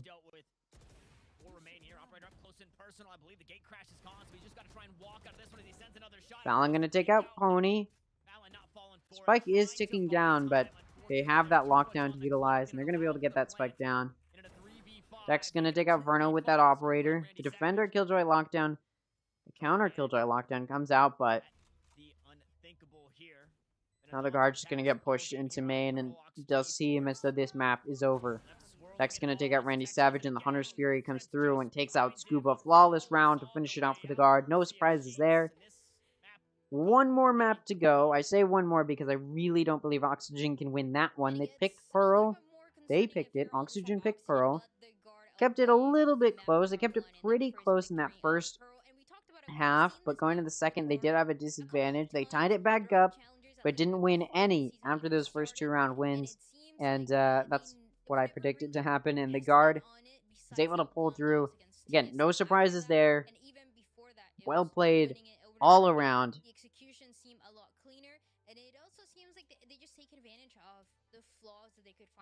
In this composition that was so unique. I mean, we haven't even seen it in Challengers. We haven't seen it internationally with the Yoru, the Fade, everything else that was playing out. I honestly don't really have anything to really talk about other than Pony picked Yoru there. Really weird pick, and I didn't think it was going to pay off, and it didn't. And I don't think we're going to see Yoru, honestly, probably anymore in Tier 2, unless they really think Yoru is a confident pick. Then we might see it again in Split 1. But based on how strong Moist Mogul's performance was today, I think Oxygen's run in the lower bracket is not going to go well. They haven't lost yet. I shouldn't be just, confidently saying they're going to lose. But personally, I don't think they have a chance. And Oxygen's going to be going up against Disguised or TSM. Now, although Disguised has looked pretty poor since their change off with Exalt, and even before Exalt, they weren't looking great.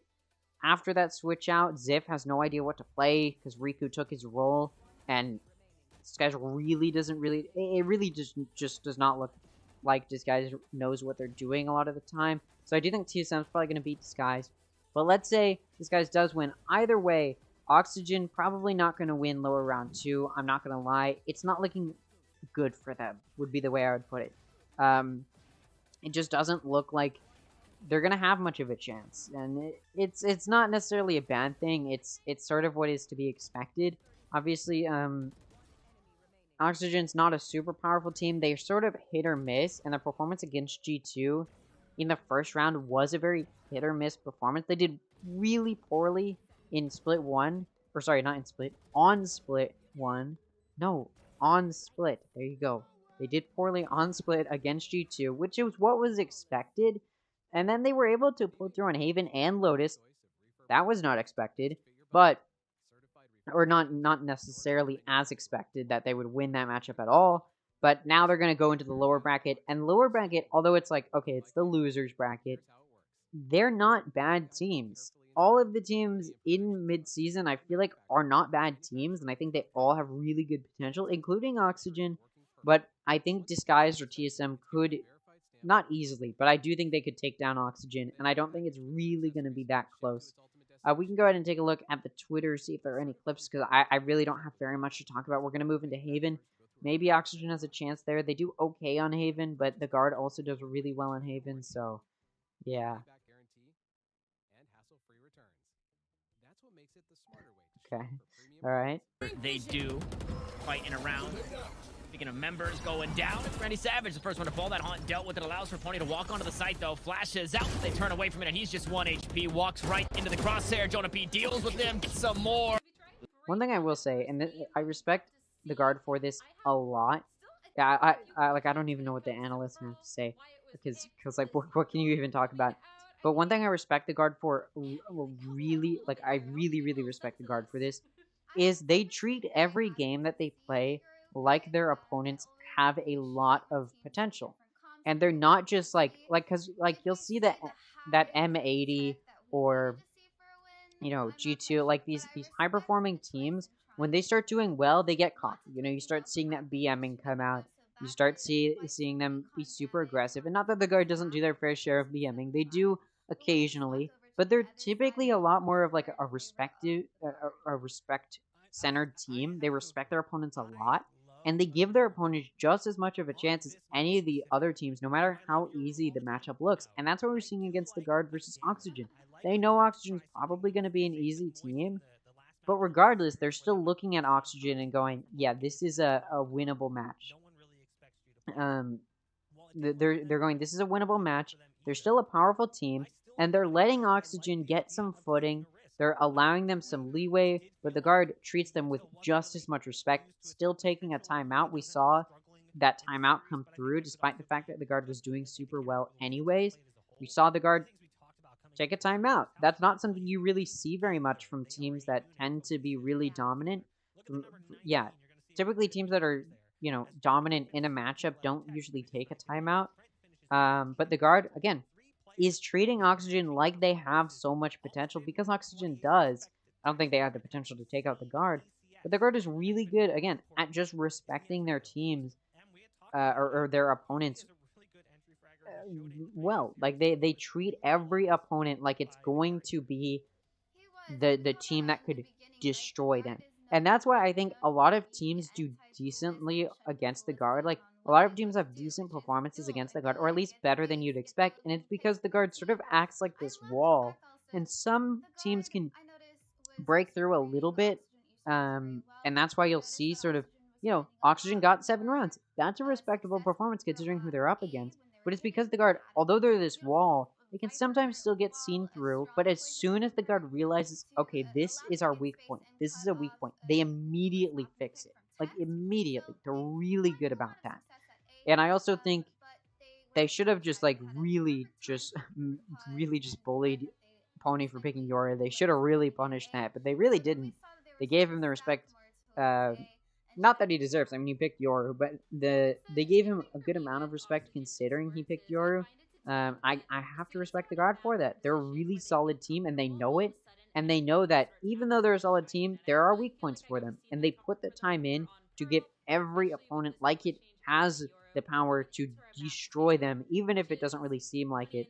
And that's why a lot of teams are able to do decently against the guard. Now, the next pick is going to be Haven. Now, again, Oxygen, we had never seen Oxygen on Pearl in North American Challengers, and now we're seeing Oxygen we've seen them on Haven, and they do okay. We've also seen the guard on Haven, and they do pretty well. So I do expect the guard to take Haven here, although I think Oxygen may actually be able to keep it closer on Haven than they did on Pearl. I could be wrong about that. I think the guard also has potential to 13-0 a team. That is the guard. That is definitely in their wheelhouse. Will it happen in mid-season? Probably not. But could it happen? Yeah, absolutely. And we'll see if it does. As we move forward here, I imagine it'll be a quick intermission before we get into this next match. So let's go ahead and take a listen. I do wonder what there is even to talk about, but I do wonder how these commentators are approaching it. And an opportunity for them to take things to a third map in the series. I could even have seen this if they took map 1. I could see this have going 2-0 for Oxygen, just because of the fact that this map should... Yeah, and I think that's what I said before the match started. Like, if Oxygen was going to win, it would have to be a 2-0 victory. Like, that is literally the only way I see them win, and it was possible. We, off the bat, aren't going to see that, and so I don't think it's going to be a 2-1. I just don't think it's possible. I think even if it goes to the decider, I think the guard takes that. They lost to TSM on Lotus, and since then, they definitely have been practicing Lotus heavily in order to avoid a situation like that again, and they are definitely going to be putting their best up against Oxygen. The guard not going to just get taken down by a team like Oxygen. I think, honestly, a 13-0 is not out of the picture. That's how good I expect the guard to do now. Especially now that they've warmed up to how Oxygen plays, they're definitely going to start playing really, really well. I don't expect it to change on Haven, even though Oxygen does okay on Haven. I may sound a little bit annoyed, and it's because I'm getting a little bit hungry, and I'm kind of getting a little bit bored as well, because this next matchup is not going to be... I don't think it's going to be super interesting. This next map probably not going to be interesting. What does that mean? I don't know, because again, we haven't really seen a whole lot from them on this specific map. We haven't seen them play it once throughout the Challenger stage, throughout groups, or from their earlier bracket match. So there's a possibility that they've been cooking something up in the lab. I still got to give it to them for an advantage just because of how good the team is on paper. They are statistically one of the stronger teams. I think they were the heavy favorites coming into this first split. I think it was them and M80 were number 1 and number 2 on almost everyone's power rankings, which ended up being mostly true. The Guard, I feel like they had that one down week and then everyone doubted them a little bit, but I still think this team is a fantastic team. This is a difficult task for Oxygen, but I want to find that silver lining, and it's in the fact that this is Haven, their map typically throughout the regular season through the group stage. Yeah, and I don't want to take anything away from Oxygen Esports, because if there's a team that can take maps away and potentially win versus the Guard, it is them. But, you know, we did hear Jonah P and Net talking before the match started, the previous map, and they sounded full-on confident. They were ready for this match. I mean, if there is ever a map that I think Oxygen Esports could take off at anybody here, it is Haven. So it's time to see if they can be taking us to a map 3 now, or if the Guard has. That's what I said. I was a little bit strategy confused by cooking these map that they're picks about to show because it us seems like the all. Guard It's is time for like. agent select, and to throw it over to Dan and Tanner. There was ever a map, this would be it. Did she say Dan Haven, and Tanner? pick of Oxygen. They forced the hand of the Guard. And we get to see. Obviously, I think a lot of people maybe a little unimpressed by the Yoru on Pearl, but what we did see yesterday was Pony diffing on the Jet. Now that we move out to Haven, we should get that same Pony diff. Yeah, Maybe, and if you're on the maybe. side of Oxygen, that A is big a little maybe. bit more If this of goes the to a third map, performance I'm that you're honestly just gonna be expecting, and mad you're because I'm hoping hungry. to see for that map number 2 I may to just take eat us all the way anyways, to like that eat third while one, we're watching. because Pony on the Jet If it was goes to a third map, 'cause I'm insane really yesterday. hungry. They took down G2 on it, and it was a little bit of back and forth, but it was honestly a Jet diff all the way until the end against Oxy as well, one of the best players that we have on this role. So we need to see that. All right, let's get into it. A little bit of an introduction there. And let's get into the agent select. Again, like I said, a little bit of a confusing pick. The Guard chose Haven, a map Oxygen does pretty well on, but maybe that's why the Guard is confident, because they know how Oxygen plays. We'll see. No more Yoru. Mitch takes Breach, Jonah takes Breach, Randy Savage takes Killjoy, Trent takes Sova, Verno takes Sova, Valen takes Omen, Scuba also takes Omen, Tex takes Jet, Pony also takes Jet, and Net takes Killjoy. Identical picks here. It's really just going to be who knows how to play better on Haven. And you know, it is what it is. We see this exact team comp a lot. Maybe, you know, sometimes the Sova will be switched out for a Sky, but Breach is really, really strong on Haven. So is Killjoy. So is Sova. So is especially Jet. And, you know, so is Omen. Although Omen and Astra are two that can also be switched out. But both teams have really strong team composition. Haven's almost like a solved map. Like, people really know how to play around Haven. So we'll see how these teams shape up and how it changes going into this. And Oxygen is already aggressively pushing through mid, and it looks like they're going to be going for a B. The Guard has somewhat read this. Tech's going to find a pick on Pony, and the concussion and paranoia comes through from the Guard, and it's going to be good and well placed. Randy Savage being the only one to get a pick so far. Going to get pushed by the rest of the remaining team. Going to get taken out by Trent. Pistol round goes to the Guard. Well played there from the Guard, and a good read. Oxygen read like a book. The Guard knew exactly how to play that pistol round, and now they should be able to secure another round off of that. And I did say we could be looking at a 13-0, and I'm not lying about that. I do think we could be looking at a 13-0, and it looks like the Guard has once again read where Oxygen is going to go. They've put 3 on A, and that's exactly where Oxygen is headed. The Guard read once again onto Oxygen, as now they're gonna make any investments. We see a couple of them here and there. Oxygen coming through. Trent looking for an easy pick.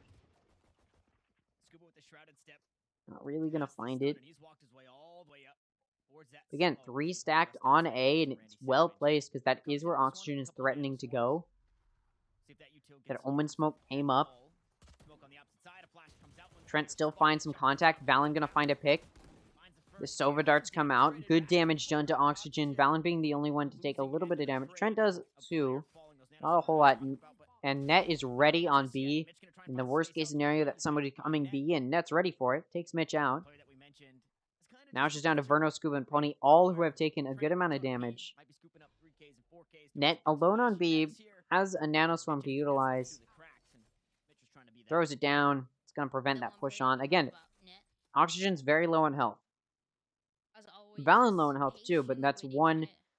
And of course, the gun diff is in the hands of the guard. Should be easy for them.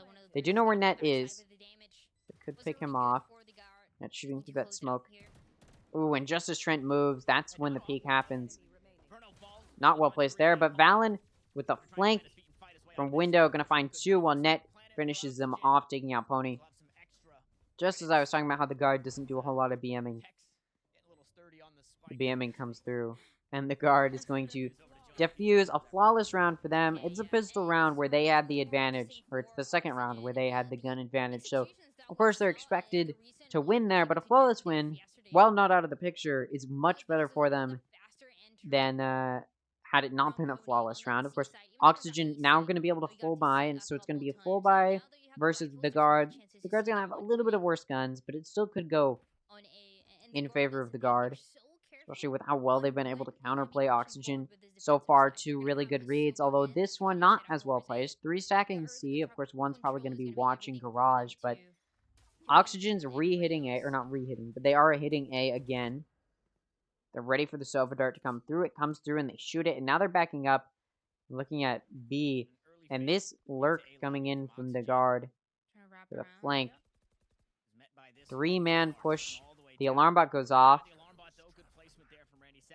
Randy Savage ready to challenge it. That Omen smoke comes off, and they're just going to grab the orb and get away. Jonah takes a little bit of damage, but he's able to get off. Pony has taken site control of B. They're going to get on and start planning. Recon bolt from the Owl comes through. Good vision done, and then the concussion as well is going to be good. Valen, though, going to take out Pony. An early pick there is going to help with this retake. Mitch going to take out Valen, but it's traded off by Jonah, and now it's a 3v4. Not looking good for the guard. They're trying to make it quick. This retake.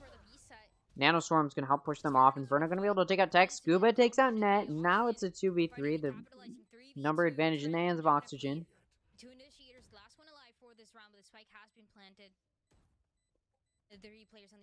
Just going to tap the spike. No more smokes there. Jonah coming in through Garage. Not going to find one. Trent in a one-way. Going to get taken out by Scuba. Not a flawless run for the guard like I thought it might be. Thought we could be looking at a 13-0, but still a good performance from the guard. Able to take out most of Oxygen's players. And again, Oxygen forced there, or was in a position to full buy. So the guard with worse guns wasn't expected to win. They were just taking econ bonus. So now they can full buy this round. Oxygen also going to be able to full buy. It's going to be a full buy versus a full buy, and there's an operator on Tex. We'll see if that operator finds a pick. It's going to be peeking out B. Will it find a pick? We'll have to wait and see. We'll go rhyming there. And Oxygen is mostly headed C. That's where the spike is. It's where 3 out of the 5 players are going. 2 are actually peeking A and going through A lobby. Also a Killjoy turret. Mid-window. Valen going to find an easy pick on Scuba. Scuba who is pushing through his own smoke. Valen also going to be able to jump up and wallbang Randy Savage through the boxes. They got the 2 that were there, and the guard knows there's only 2 there, and they back up. An Omen ultimate comes through from Valen. He almost commits to it, but decides to back up at the last moment as Oxygen does spot him. Pony able to get a pick, and now it's a 4v3, so player advantage still in the hands of guard, but a little bit more in there. A little bit easier for Oxygen to handle. There you go. Now Net is in Garage, waiting for a pick, and he's a looking window.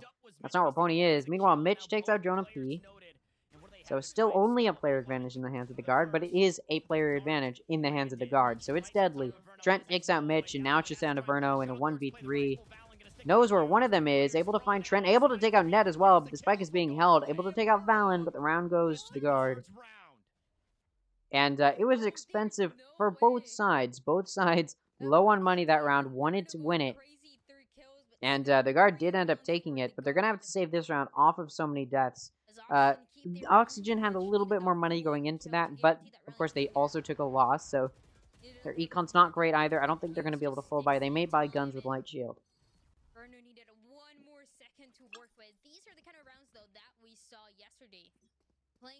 It's exactly what we're seeing, excluding Randy Savage, who probably bought somebody else's gun, going for the Sheriff. Now, very aggressively, Pony pushes out. Now, it's a save round for the guard, so they're not expected to win. They just want to get a few good kills. Now, Trent's going to be able to find one, not going to find another. Going to get just wallbang. So, minimizes the damage, but it is still I wasn't even paying attention or something. There was a kill that happened mid, which means it's a 2v4 for the guard. So it's a 2-player advantage for Oxygen. They should be able to use their numbers effectively. The guard are going to just stick together, and they're pushing down long. They're going to go for a 2-man flank. Definitely not what would be expected. It's a little bit of Killjoy util along the way, but it's just in garage. So if the guard ends up going long C, they may have a good push, but they end up going garage. 2-man push from garage will be interesting. Definitely not expected. I mean, I wouldn't expect it, but I'm also low rank. But I doubt Oxygen would expect it either, although they are watching garage pretty heavily, so they may be ready for it. Now Tex is backing up, and they're actually going for a save. And they're just going to watch the exits. That's fair. You're in a 2v4. The gun advantage is not in your hands. It makes sense to just save here. Watching the exits. I believe they know the Omen is garage, so they're not going to peek that. They know that the guard is watching those exits, and they also know that the guard has firing potential. The guard is going to get ready to die to the spike. Round goes to Oxygen, but it was a save round from the guard, so they weren't expecting to win, and they got a kill off on Oxygen, so it's a little bit of an expensive round, but money gonna start to look good for Oxygen, and the guard now gonna be on a buy round. Oxygen has been able to handle this map better than I was anticipating. Again, I thought it might be just a 13-0 from the guard. I do still expect the guard to have this, but they did pick Haven, a map Oxygen does pretty well on, so it's entirely possible that Oxygen does well here. Just something to keep an eye on as the guard. They want to go aggressive again towards A. Last time they were able to bait Trent to hold him on this position. Sovadart comes down A main, or into A lobby, not going to find anybody. It's a 4-stack A. They were really expecting an A push, and they left Killjoy alone to lock down C and B. Which means the guard is going to have to figure out how they want to rotate over to help their Killjoy out. Now, they have that lockdown to help prevent a good take of C site. The spike's going to get down. All the players are going to be able to escape. It would be a lie. 2 get detained. Scuba, though, holding mid. Pony's... Oh, my God. Pony's been detained on site, but they just assume he's not there, so they don't clear it. He's going to be able to get a pick off of that. The guard also going to be able to find 2, but then Verno going to find 1 as well. So the player advantage off of that pick in mid is going to be in the hands of the guard. Trent, though, going to find Scuba, and now it's a 2v2. The Hunter's Fury comes out from Oxygen, and they're looking at tying it up.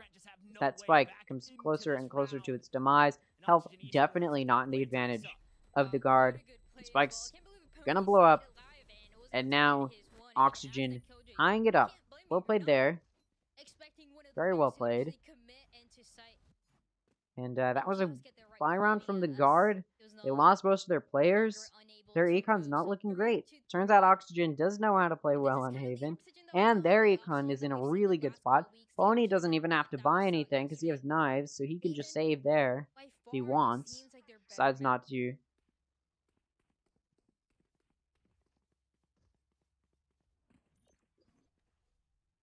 Could have bought Scuba, maybe. I don't know. Oxygen getting ready for an A hit. Good util, and the guard's not going for any hard reads this time, although they do place 3 on A.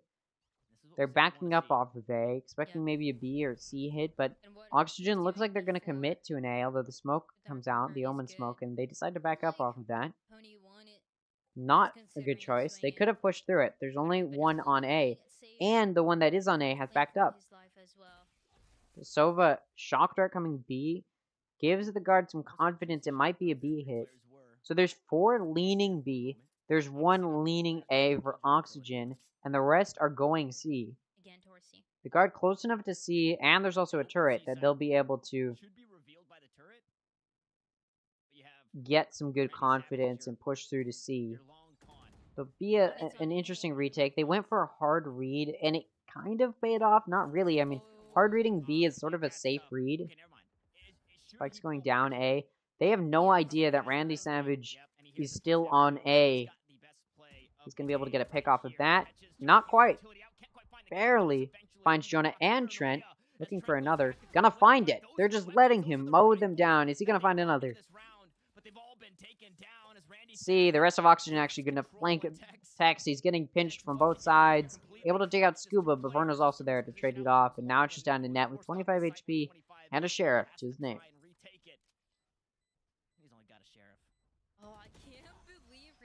Oxygen, you know, Verno takes out Net. Again, when I was going into this, these picks from these map picks, I got really confused because Oxygen plays well on Haven. They picked Pearl, which they've never played on, so I was confused why they didn't pick it.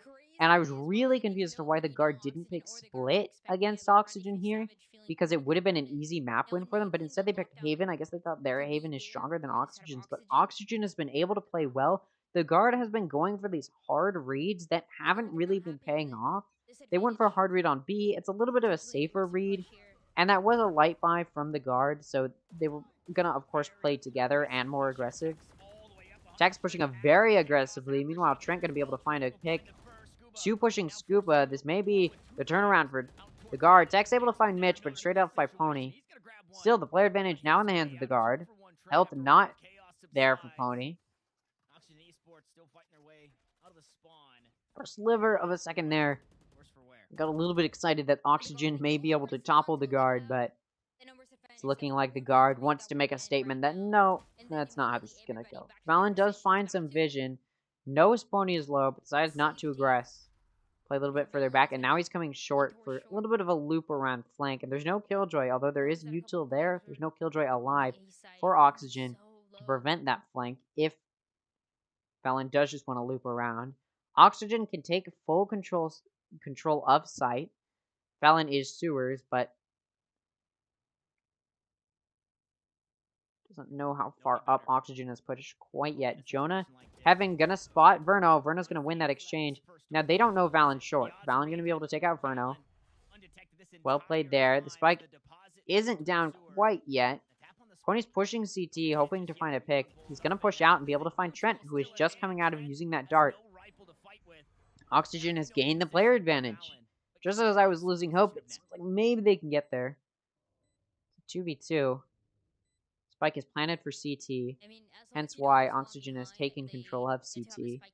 Now, Heaven has been double smoked, but that's where Scuba is, so in a little bit of a tough spot. Net gonna be able to find Pony. Now, Pony was low on health anyway. Scuba just gonna drop down into the smoke. It pays off, able to take him out, but Valen gonna win that exchange. You know Scuba feels bad about that one. You know he definitely wanted to win that. Doesn't really matter economy-wise if we're looking at it. The guard, once again, in a bad spot econ-wise. Oxygen in a really good spot econ-wise. They've had some good round momentum, which has converted to some good econ.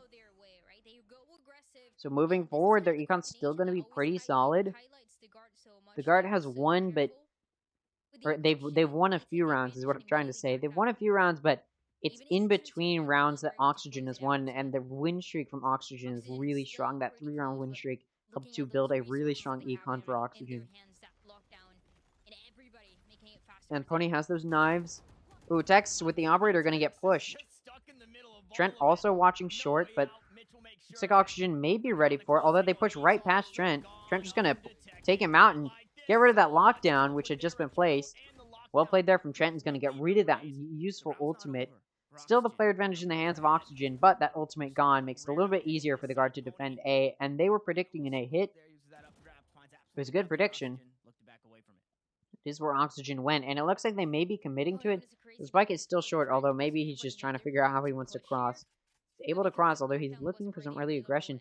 The guard has completely rotated off of A, and there's no util there to watch it. They aren't even possibly considering that maybe they haven't left A. But Oxygen's been holding really slowly on A. The guard's still not expecting an A hit. They can push in. Oxygen can push in. They are free to push into A. Nobody is there to defend it, and it's going to be a long rotate. Spike can be down for quite a while. The paranoia comes through on A. The smokes come through on A. They're just going to be able to take sight, and that Spike's going down. Like I said, it's a long rotate for the guard. Now, one's coming in from flank, and there's no Killjoy alarm bot to deter it, so that's why two are leaning towards watching that flank. It's really just going to be Verno. Going to win this 1v1 with net, which means no flank for the guard, and it's a 2v4 for them. And it looks like they're going to be going for a save. Maybe. It looks like only Valen's going to be saving. Jonah has a Bulldog, so there's really no point in saving for him. Going to be looking from Heaven. He's trying to find a pick.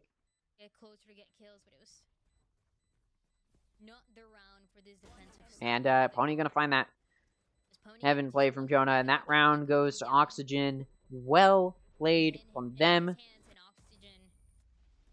The guard has been sort of doing these hard reads, and if you can do it well, which it did sort of work out for the guard at first, in those first few rounds, but if you can do those hard reads where you place a lot on one site, it can work out effectively for you.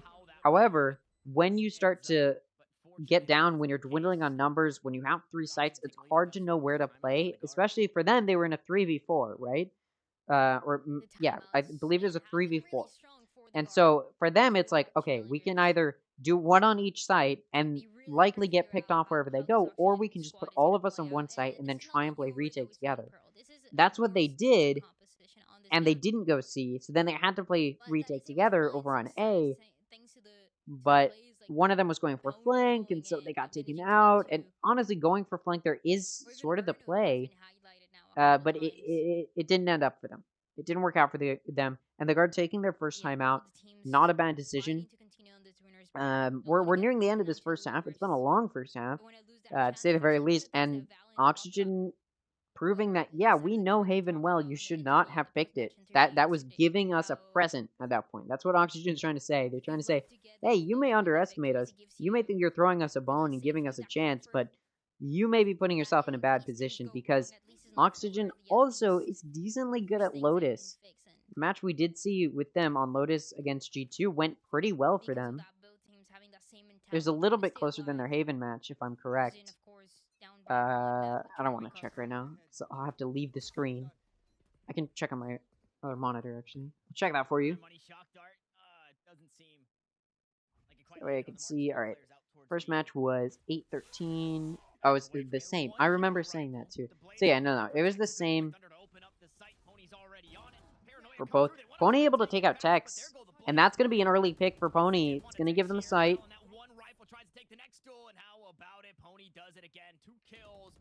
Finds another, and now the site is definitely taken. Randy Savage going to take out Trent, and Verno going to find Jonah.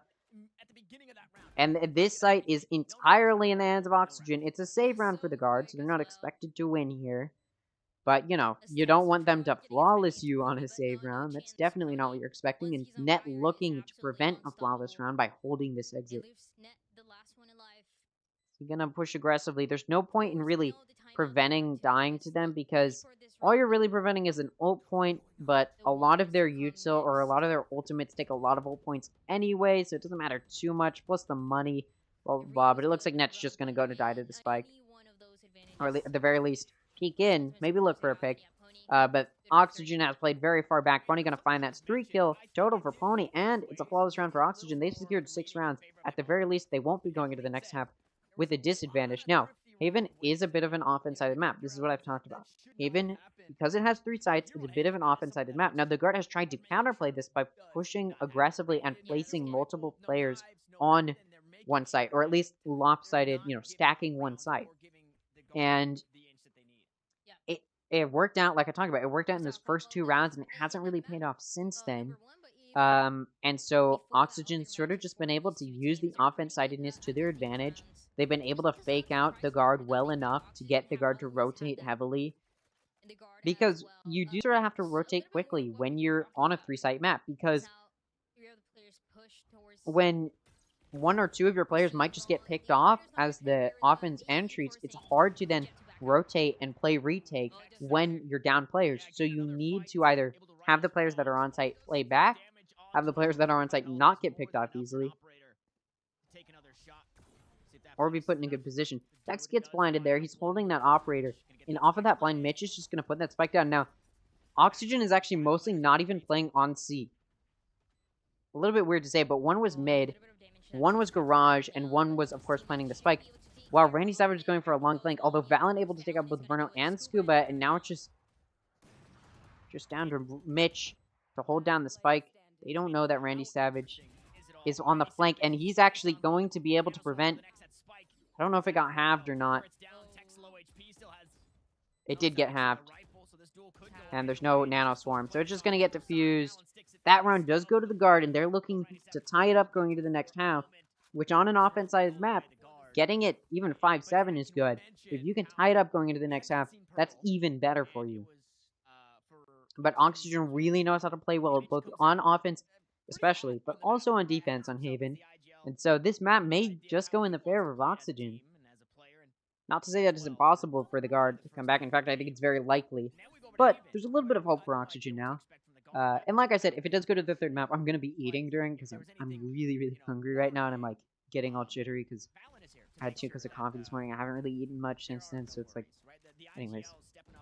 Oxygen gonna actually take a little bit of damage early on. Pony takes a little bit of damage as they start pushing out A, and the guard doing a little bit of early aggression A as well. There's 3 stacked on A for the guard, so pushing A would not be smart for them. Now, the spike is in attack-sided spawn right now. Leaning towards A, but it could also just be picked up and taken mid.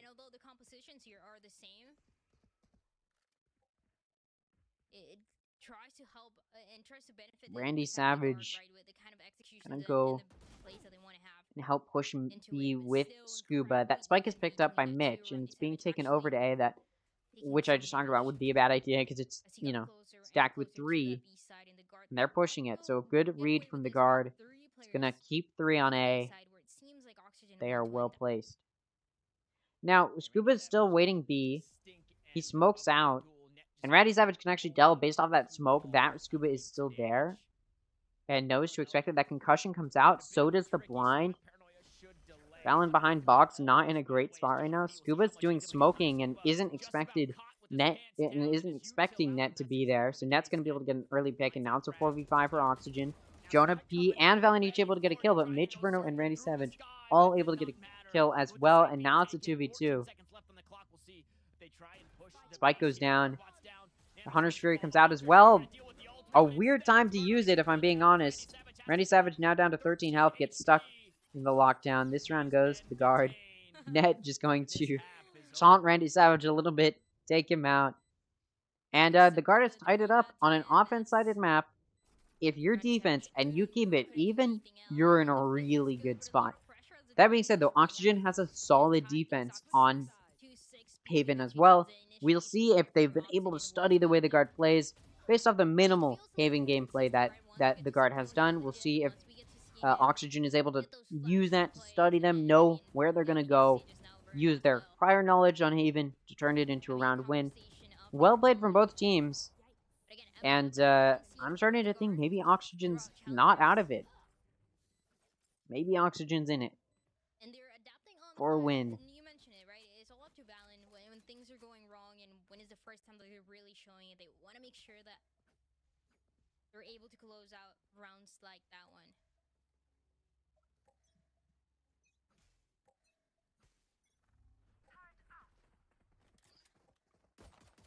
The guard is getting ready to push into C, and they're doing it aggressively.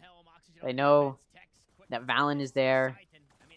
Not Valen, Scuba. They know that Scuba's there, but Scuba and Verno are going to lock it down together and prevent that early aggression from Tex and Jonah P, and that spike's not going to be able to get on site or get down. Still holding on Trent. Sorry, the colors haven't switched, and that always messes me up. A lot of damage done to Oxygen, though, so it's still very winnable for the guard. Valen's taking a little bit of damage of his own. Everybody incredibly low on the side of... And Valen's going to be pushing B, or like lurking through B to A to catch some rotators. Or try to catch some rotators. The 3 alive here. They go for the spike plant. They go for that positioning. Randy Savage going to be able to ward off that plant. Able to do a little bit of damage too. That spike does go down. This retake is starting. Trent going to be able to find Pony and take him out. Now, health very low for Oxygen. Randy Savage going to take Net out, and now it's a 2v4. Mitch takes Trent out, and now it's a 1v4. They're not expecting the lurk necessarily, but Verno's ready to see him and Valen's not able to find those picks. Verno just going to run back and forth, counter strafing, going to find that pick. That round goes to Oxygen, and this is what I'm talking about. Oxygen has a solid defense on Haven, even though it's a little bit offense-sided, because it has 3 sites. Oxygen knows how to play Haven well, and I honestly don't know exactly why the guard picked Haven. Maybe they were like, okay, Oxygen has a lot of games on Haven, so we can study the way they play on Haven. We know how to read them. The guard was thinking maybe our Haven gameplay, we've practiced it enough to be good at it. The guard was thinking, you know, there's a lot of factors as to what the guard was thinking or why they did it. Maybe it was an ego thing. They're like, hey, we're so good, even though the Oxygen, that Haven is one of Oxygen's best maps, we could still beat them here. Like, maybe that's what was happening, but I doubt it. I think it was just that the guard expected a much better playthrough from, or sorry, to play better themselves than Oxygen. Verno gonna find 2. Pony also finding 1. Verno gonna find another for 3. Trent finally shutting him down, but he's alone now. 59 HP. Half health. He doesn't have the spike. He had to back up off of it. And now he's gonna try and push through short. Able to pick up with Sheriff. May be able to help him, but he also just doesn't. He also just does not want to feed Oxygen here. Gonna take care of most of the kills needed over there, leaving Trent alone. 59 HP. Trent now going to go for that spike. It looks like he's not going to be worried about feeding.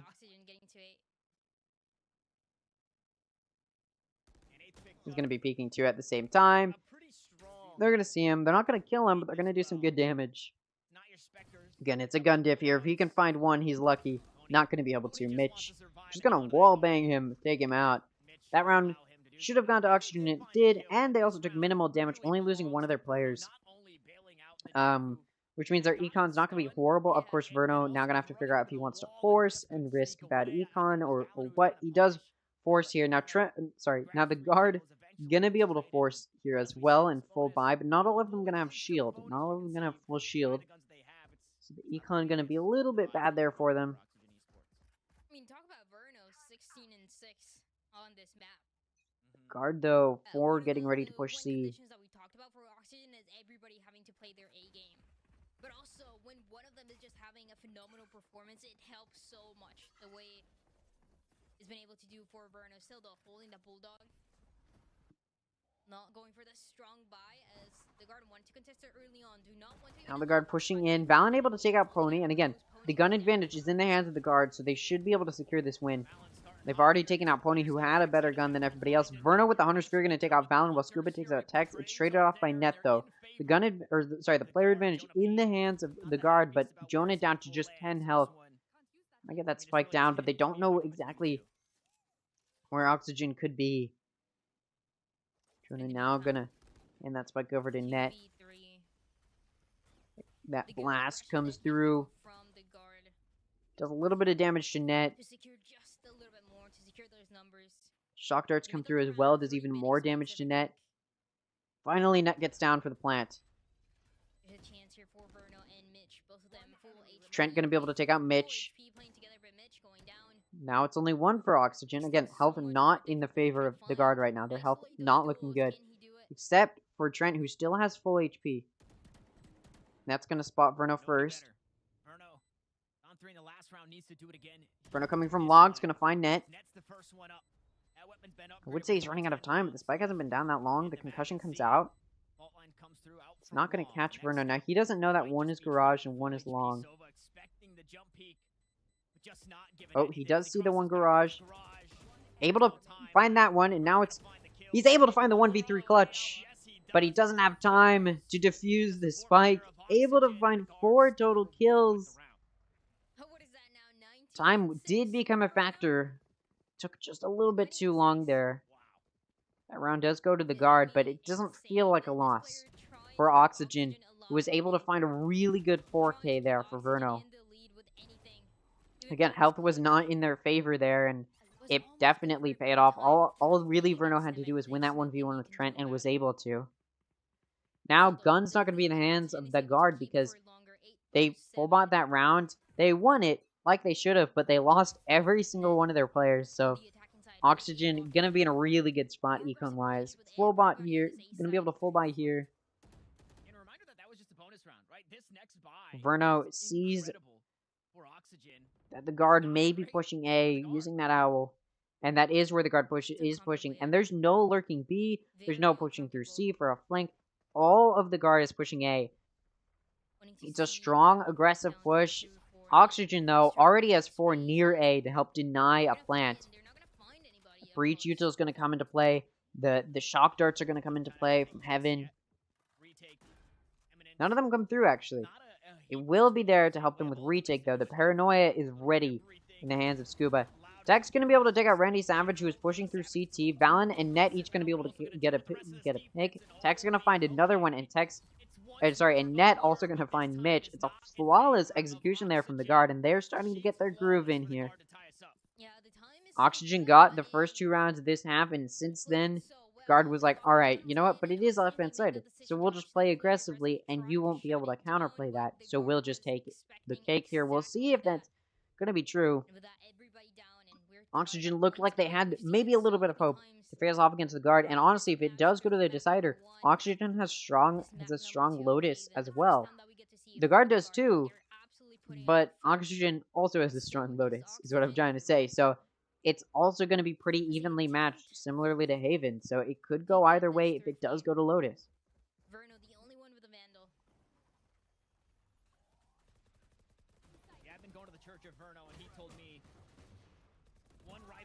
Tex manages to take out Randy Savage, and that's going to help with the entry, but a little bit of a C push is expected by Oxygen, and it's their save. Mitch and Scuba each going to get 2, and now it's just down to Net.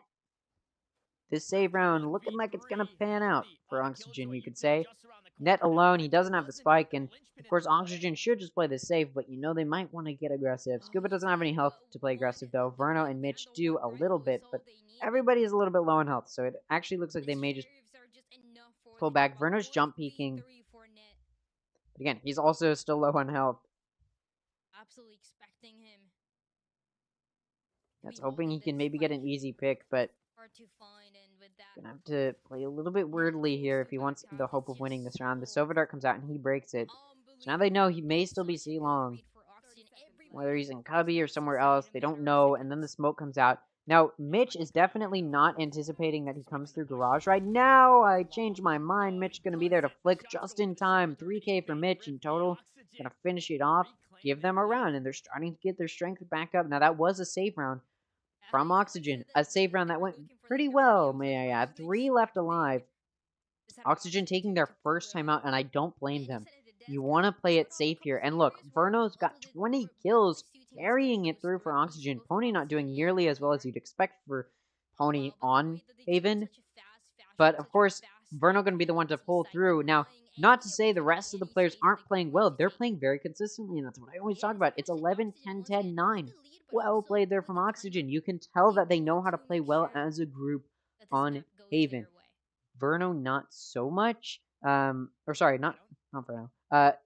The guard, not so much. They're able to play a little bit well consistently. I mean, 15, 12, 11, that's decently consistent. And then it goes down to 7 for Tex and then 5 for Jonah. So you can see there's some of that lacking teamwork and strategical play pulling through for the guard.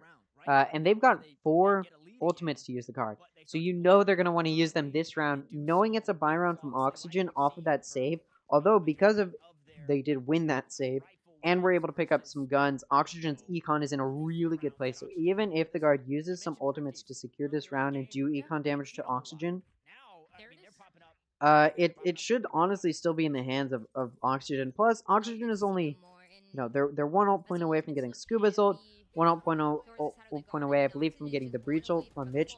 I could be wrong about who that was. It disappeared at the wrong time.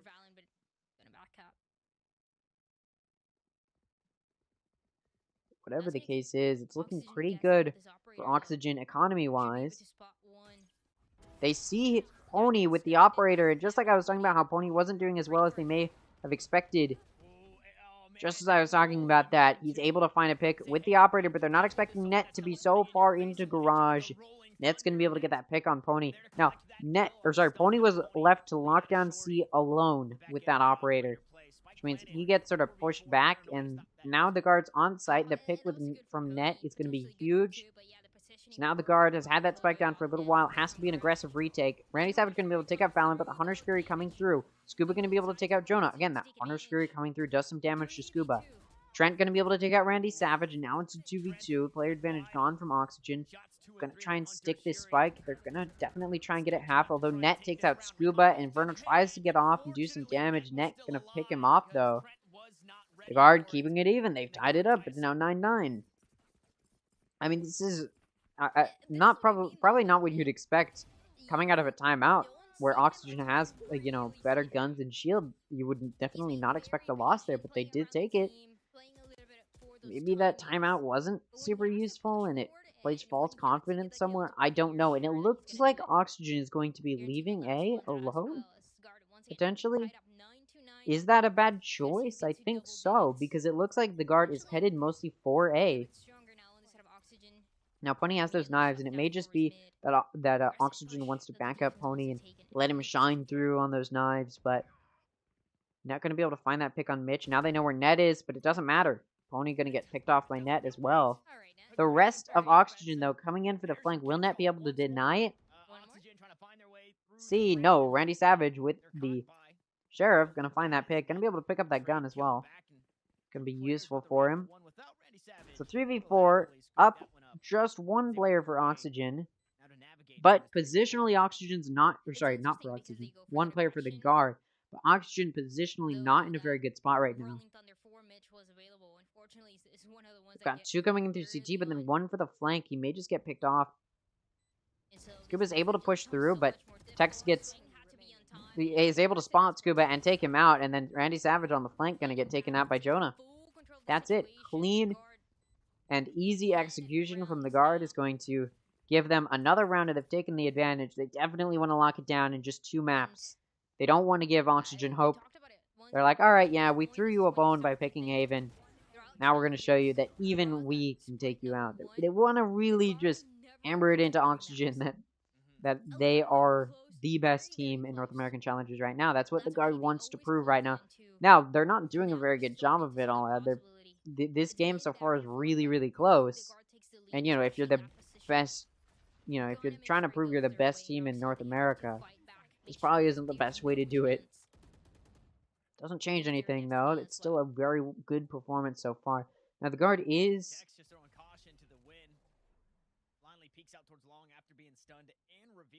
coming in, and they did threaten A, but now they're moving more towards B, which would not be good. It looks like they may even be thinking about pushing Garage, which would really not be good.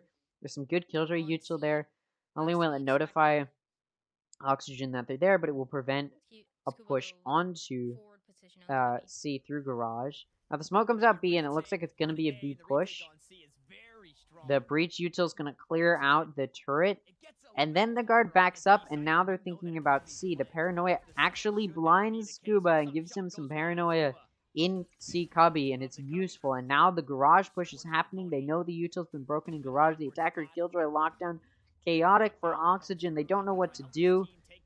Tech's able to find another pick. And now it's a 3v5. The guard going to be able to find Randy Savage, who was trying to get away from that lockdown. Randy Savage going to be left with 2 HP. And I think Oxygen's going to go for a save here. And you can't blame him. You want to make sure you have some good econ momentum, especially when we're nearing these last few rounds.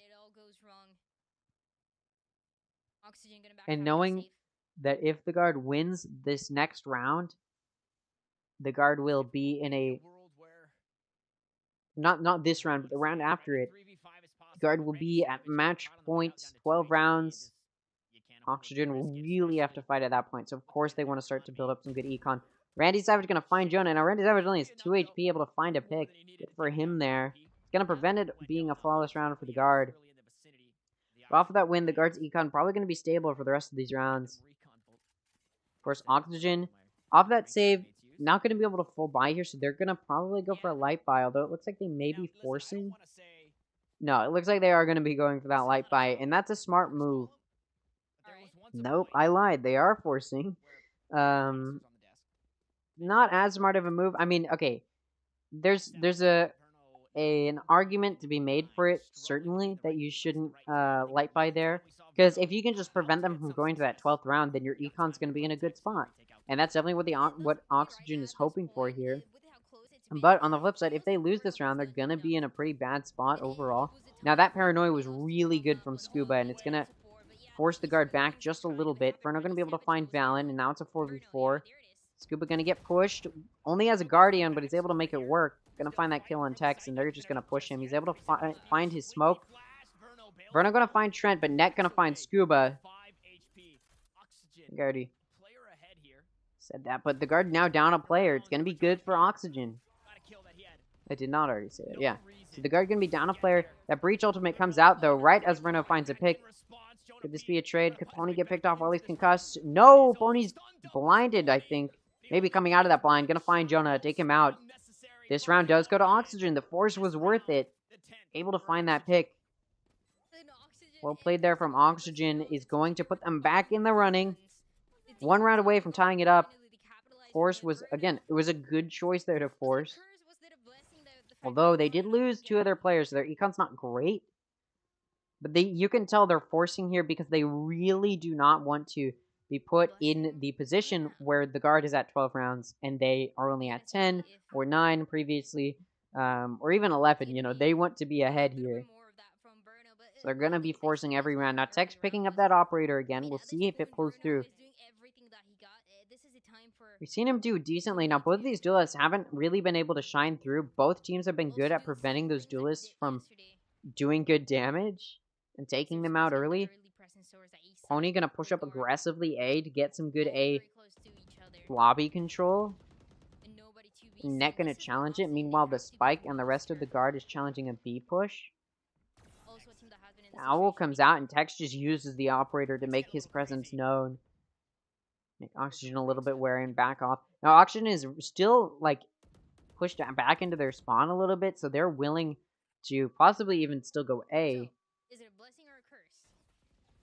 For some reason, I don't know, I cut out or something. I looked fine. Operator's still B. Now that drone is coming out.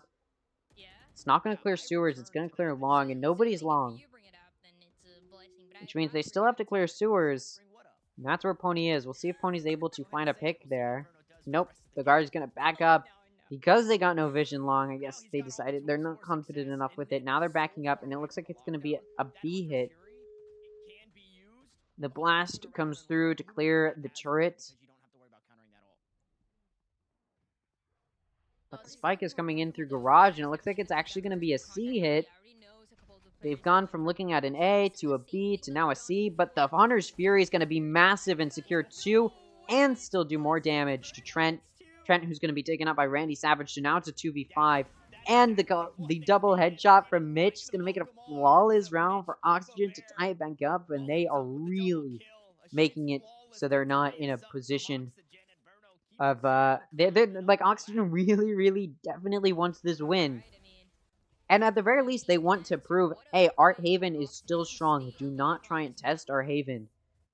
It's very much so what Oxygen is trying to test. Now, off of that, 2-round win streak from Oxygen, where the guard had the advantage, and I believe it was a 2-round advantage. Now it's been tied up. The guard decides to take their last timeout, and it's not a bad choice. And I imagine if the guard takes a round here, Oxygen just in return takes their own timeout to secure a 12th round, and we could be looking at an overtime here. Definitely not what either team was hoping for, but in Oxygen's position, when they're up against probably the #1 team in North American Challengers, in overtime on Haven, not a bad place to be. You're definitely showing how powerful of a team you are. We already know how powerful Oxygen can be, but they've been a little bit hit or miss. But if they're going to be facing up against the guard, they're really making a show for it. And we've seen that, turns out, these Group A teams, which looking at the Group A teams, were sort of like, these guys aren't really that good. Turns out they're actually pretty good. We saw Moist Moguls do really well against their face-off against M80, and Oxygen's doing pretty well in their face-off against the guard. And it's going pretty well so far. And Oxygen able to take it pretty far. And even if they don't win, they're doing pretty well, at least on Haven. I think their Pearl match was a little bit more disappointing for them, especially considering they picked Pearl, expecting to do well, certainly. But the guard picking Haven, thinking they were going to be able to take that, definitely just goes to show. Now, the guard is definitely wary that there might be a push from Oxygen, and they're ready for it. Ooh, Pony going to clear net. Are they expecting Jonah P to also be holding this, though? Probably not. That spike is now going down C. And Oxygen now just going to try and rush over. Now, Randy Savage might be pushed here by Tex. He does. He does get pushed by Tex. Now it's a 3v5. Oxygen may just be able to secure this round, but that flank from Jonah comes through. It's a collateral kill through Varno on Mitch, and then Valen's going to take out Pony, and suddenly the guard has the player advantage.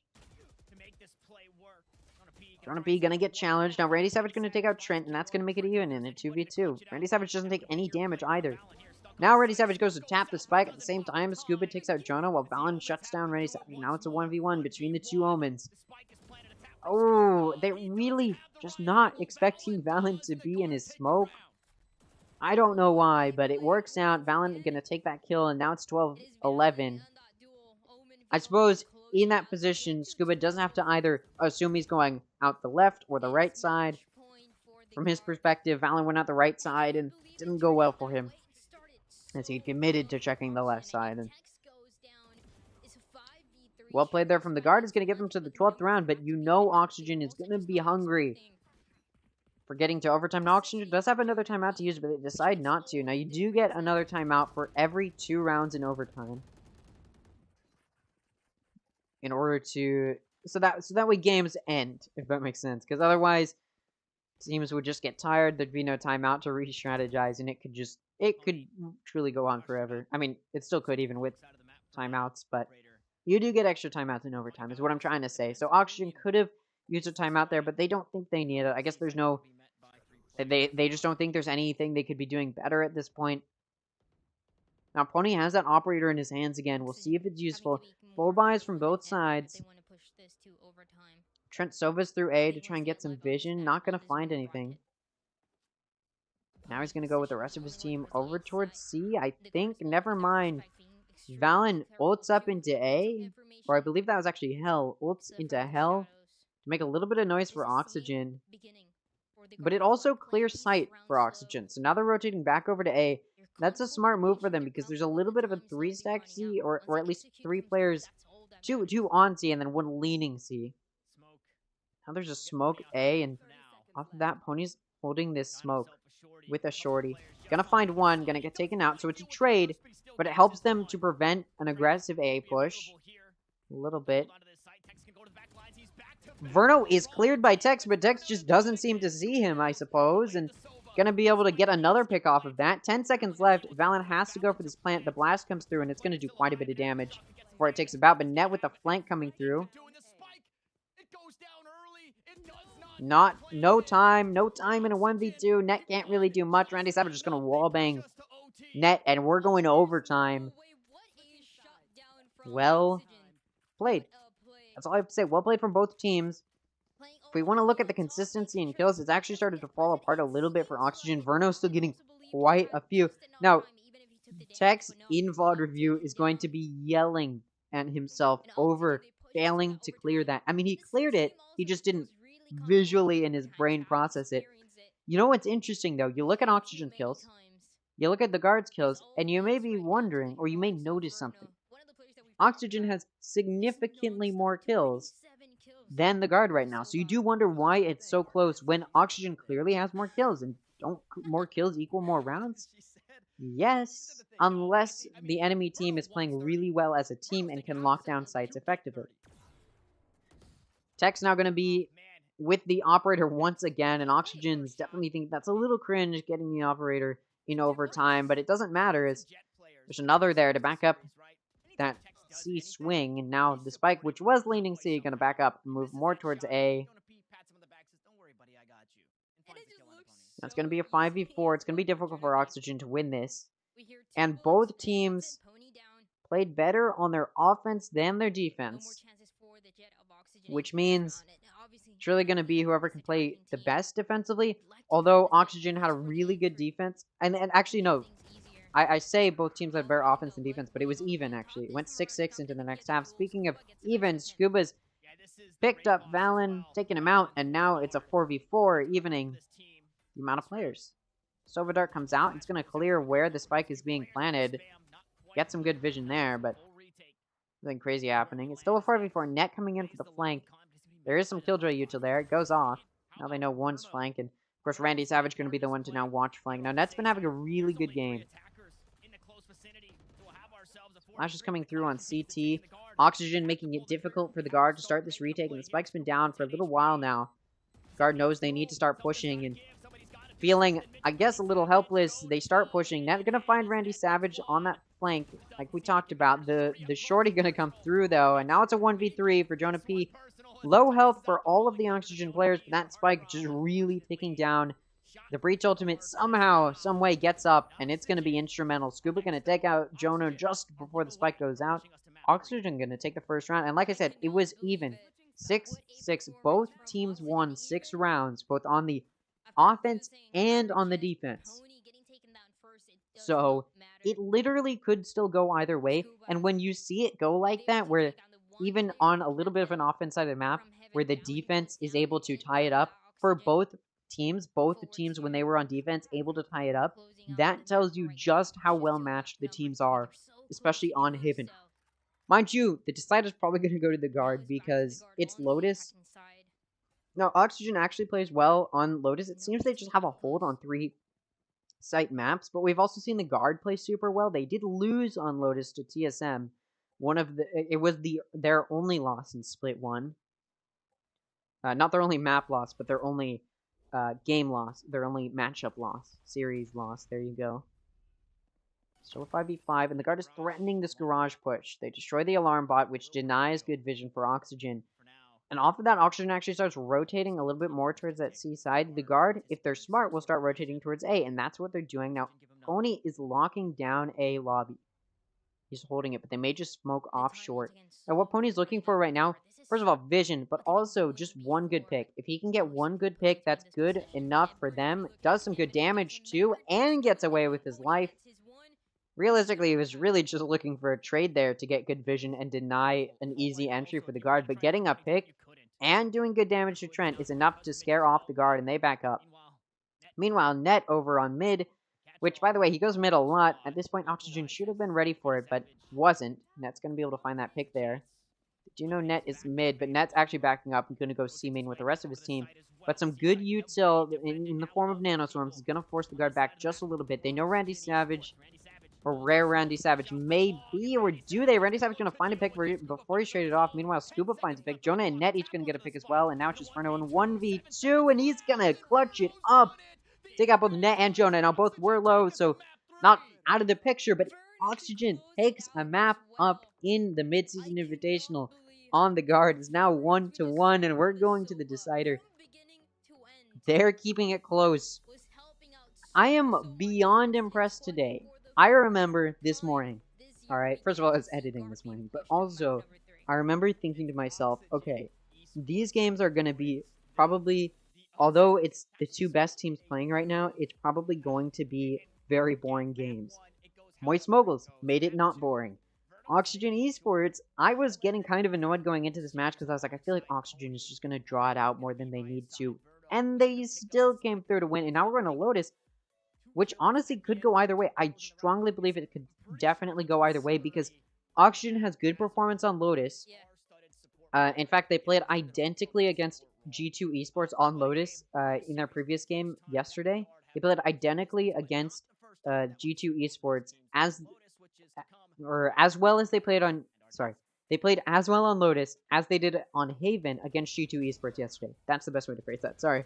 So it really could go either way. Now, I'm going to go grab some food because I said I was going to get some food if it goes to a decider map, and it went to the decider map. So I'm going to go grab some food. I'm going to be eating it. I'll try and eat it before the game starts, or eat as much of it as possible. And honestly, knowing me, I'll probably stop eating it. Probably won't eat it as much during the game, and if I do, I'll mute my microphone and stuff. But, yeah, this is getting very, very interesting. I'm going to turn this up so you guys can listen to it. I might just go to ads, so I apologize for that. But I'll be back. I'm going to go grab some food, and I'll be right back. when we get to the start of this next matchup. Or this next game. I'll be right back.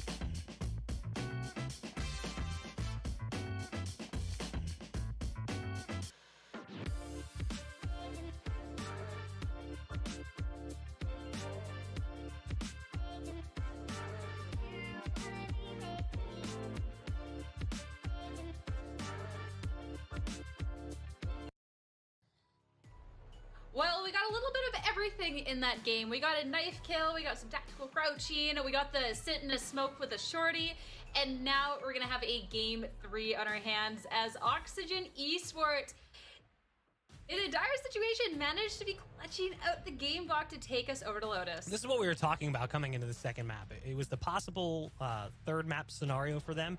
They're having to play a map they feel comfortable on. It's not that bad of a situation to be in. They took a risk with Pearl. They took a risk even more so by changing up the agent comp and bringing in something that's maybe a little bit non-standard, we'll say. I've seen it work really well. All right, I'm back. But it didn't work for them there. So then they end up Are they bringing things muted to a or very close end, 14-12 on Haven. It was a 6-6 half, ends 12-12 in regulation. It's not really a surprise there. There were a lot of situations that probably could have gone different directions. You look back at just like individual scenarios where I forget what round it was, but I think you have Tex dash on site and he doesn't full clear behind boxes on a site. Yes. And that allows a That was clutch like to the take place 11th from round that too. position, multiple Or, kills or end up like when happening. they there were were at a lot of 11. rounds like that, like just small scenarios that The guard just did not play their bet. It's weird. It feels like everybody, they lost to TSM, but everybody's like, okay, that's a fluke. They were coming out of that 2-week break. They were going through some stuff behind the scenes. It's probably, they're just going to return to their normal play. This game right here showed that the guard is not an impenetrable fortress. Now, to be fair, in mid-season, it's a unique position because normally in the regular season, in the group stage, you get a week in between each game. So you got a week to prepare for your next match. You can do a lot of studying. You don't really get that opportunity here because you don't necessarily know if you're going to the next stage, right? So that's why they give a minimum of a day in between each match, so that way you have time to prepare, right? But here it's like, it's really, it's just a tough spot because the guard, obviously they probably knew they were going to beat FaZe Clan, but you don't know that for sure, so you don't know how to prepare against Oxygen. So you beat FaZe here. Now you're going against whoever wins that. You finally, at the end of Wednesday, find out that you're, or the end of yesterday, so the end of Thursday, find out you're going up against Oxygen. You have literally the end of yesterday, so after like 6 p.m., the start of today, so from like whenever you wake up until the game starts at 4, to prepare. That's not very much time at all, so you don't get to do a whole lot of VOD reviewing because you don't know if you're going up against them. Now, obviously, you're prepared to play every opponent you might face in mid-season. That's how you prepare for it, but that doesn't change the fact that there's not a whole lot of time to study your teammates, figure out what their weaknesses are. It gives you just a minimal amount of time to study the way they play. And it looks like Oxygen spent a lot of time preparing for the potential of a guard face-up, knowing that they've never played against the guard yet in North American Challengers 2023. They know that they don't know how to play against the guard. They probably knew we might be able to beat G2, and they were able to, so they were ready to prepare for the potential that they were facing off against the guard, or, their Group A teammates again, but especially going into mid-season, you study to play against the teams you haven't played for yet. But the guard really seems to take each game by game, and they didn't have time to study well and prepare, especially going into Haven, which I think they knew they shouldn't have picked, or that it was a really good strong map for Oxygen, and I think that's in their heads why they picked it. They're like, okay, Oxygen's really strong in this, let's give them the bone, whatever. Or like prove, even on their best map, we're still a really strong team. It didn't go like that. Granted, the map that the guard won wasn't very close compared to the map that Oxygen won. It was very close. However, Pearl was a wild card. We didn't know how really either team was going to play on Pearl until the actual match, and I guess when you have nothing to go off of for either team, it's hard to say, all right, this is how they're going to play, this is where we should expect them. You sort of have to do that stuff on the fly, which the guard is probably much better at than Oxygen. So going into that, it was a little bit of a wild card, but the guard picked Haven, and we sort of knew Oxygen's really strong on Haven. So then we went into Haven with the thought in mind of like, okay, the guard's strong on Haven, but Oxygen is really strong on Haven. This is their best map. So I still do not understand what the thought process there was for the guard picking Haven. But they did. So we're going to be going into this matchup between the guard and Oxygen in a third decider round, in a third map, and it's going to be Lotus. Now, both teams play well on Lotus, but I would go ahead and say Oxygen has shown to play a little bit better on Lotus. The wins that Oxygen has on Lotus are way less close, or way close, or yeah, are way. The round differential is way bigger in the favor of Oxygen on the rounds that they win, or when they do win Lotus, versus the guard when they win Lotus. It's been really close. I mean, I don't think they've played Lotus since that matchup with TSM, and I could be wrong about that. I doubt they played. I actually didn't catch yesterday's game, so I don't know. Oh no, they did play against Mad Lions. They did pretty well, but also Mad Lions did pretty well then. But of course, it was a wild card at that time, a wild card map, and they did play yesterday, and it was really close. So versus like if you look at Oxygen's record on Lotus in particular, so we'll pull up the games that were on Lotus, or could have been on Lotus. Not that one. Not that one. Yeah, so this one on Lotus. Now, it was really, really close between Oxygen and Turtle Troops on Lotus, but it was the pick that Turtle Troop had. And it was the first time Oxygen was playing on Lotus. And then we saw it come out from them again, that Lotus, and I guess that loss was sort of inspiring for Oxygen, because then when it went to that decider, Oxygen was ready, and they performed just as well against G2 on Haven as they did on Lotus. So I think Oxygen's proven that their Lotus game may even be stronger than sorry, I'm blanking on their name, on the guard. Their Lotus game may just be a little bit stronger than the guard, just like their Haven game was just a little bit stronger than the guard, but it's also a wildcard map that we don't have a whole lot of data for. So it's also a big question mark and really could go either way. Not as much of a question mark as Pearl was, but still a pretty big question mark, to say the very least. I do want to take a listen to what they have to say while I eat a little bit. Based on where guard came in at one point during VCT, I love the clash we're seeing between the two of them. I do wonder if Oxygen can keep it up and do what they did to G2 on Lotus the other day. Yeah, if they get this win versus the guard, it's going to be huge for Oxygen Esports. Like we were saying, they're here to prove themselves, that they're a force to be reckoned with. I didn't really see Pony pop off as much as we saw Pony do versus G2 the other day. I believe it was yesterday when he was playing, so we'll see if he's got what it takes in Lotus. Well, the guard called Oxygen the mini phase, but I kind of feel like they're a mini guard going into this. The underdogs. Time to see if they can upset and take map 3 on Lotus, as Agent Select is ready, and so are our casters. Dryad upsets are on the horizon. I can see it as the sun comes up or as the sun sets, depending on, I guess for us it's actually setting for most places. Anyways, upsets are on the horizon. If Oxygen can do it here, Dryad, Oxygen are winning champions. Hey, if Oxygen can do it here, Oxygen are winning They need like champions. several steps to get there. What are you talking about? I'm talking about Oxygen beating the guard as we set our eyes now on Lotus. It's the first time that the guard have ever seen a map 3 here in Challengers. It's a familiar map. I'm still chewing. Give me a sec. It is a familiar map, and a familiar map to us as well, as we got to see the guard going against FaZe on Lotus yesterday, and it was very close, and that's very interesting to me because of what the desk was saying, but also what the players were saying about Oxygen. So the guard players were saying, all right, both of these games today were with two of the best teams supposedly in North American Challengers, and these underdog teams of Moist Moguls and Oxygen Esports came in today with one goal in mind, and that was to disprove the myth in their minds that these teams were the #1 in North American Challengers. Oxygen is coming in. They've managed to win Haven, and now they definitely want to try and prove it on Lotus. I didn't get to the agent select, but I'll sort of talk about it as time goes on. Oxygen going for a very classic agent select, and I think it's the exact same agent select, or the exact same agent picks that they used on Haven. Again, Oxygen seems to lock down these 3 site picks, excluding, of course, the Rays instead of Jet. The Guard went for a very different pick. They went for a double controller. They've got a duelist. They've got that Sentinel in the form of Killjoy. They've got the duelist in the form of Jet, and then it's, again, double controller, Harbor, and Viper, versus the Omen being the controller for Oxygen, and then Jonah with the Sky going to be the difference in Sky versus... So some very different picks, but there's also no real good meta for Lotus yet.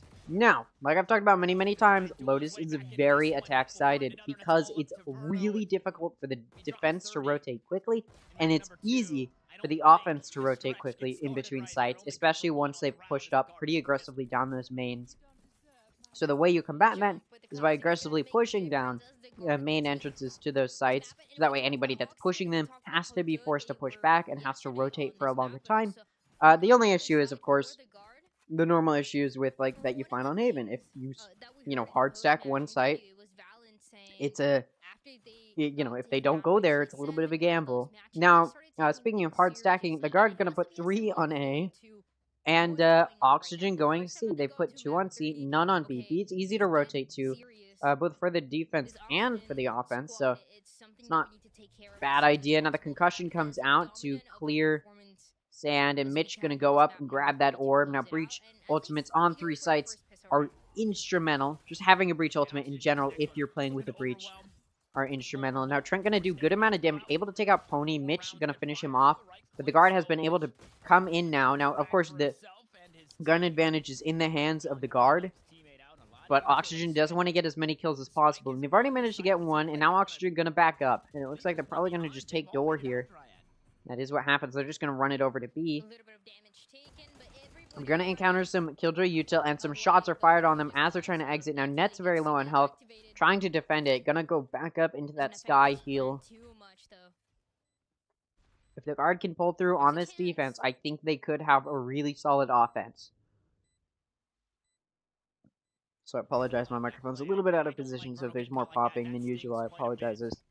Trying not to hit my mic with my food while I was eating. Instead of forcing that plant onto the C site, they take their leave because of that. Jonah B getting an early pick, Mitch and Randy Savage. I say early, but this round's been going on for quite a while. Valen gonna get that pick on Scuba. Now the spike's been down for a minute. Finally getting defused, though. And like I said, Oxygen was not looking to win that round. You lost the pistol round. You're just looking to do some good econ damage. They were able to kill Trent, but it's not going to be nearly enough econ damage to prevent a good 3rd round play from the Guard. Now, of course, Oxygen gonna be in a good spot as well off of that save, and getting a kill is gonna help both their ult points and also a little bit of money. So they're gonna be able to full buy. You see them full buying with full shield. They're really full sending it on this round. And they should be expecting to get a win, and that's definitely what they're pushing for. But you look at the Guard, and already that consistency that I love to see. All of them have 2 kills. Obviously, that's not going to be the norm, and it's going to switch up. But it is still pretty cool to see.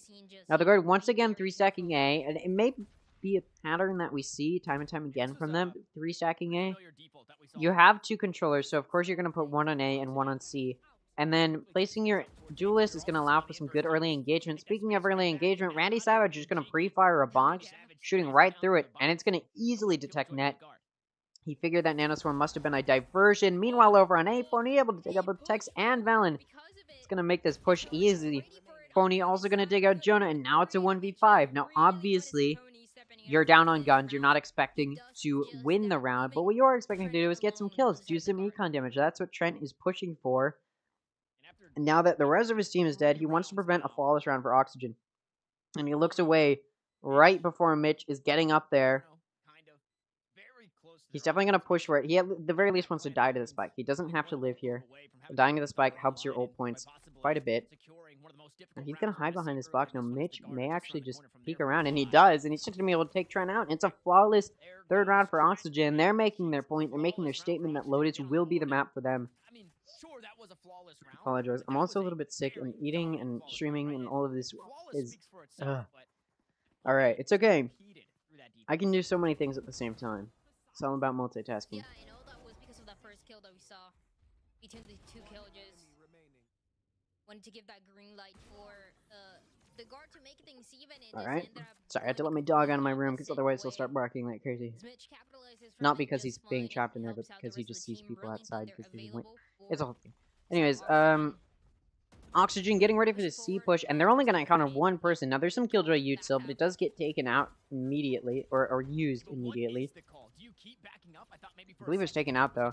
And now Oxygen just going to push onto site. The Nanostorm is going to prevent any push from Waterfall, and this spike may go down, and it's planted for main.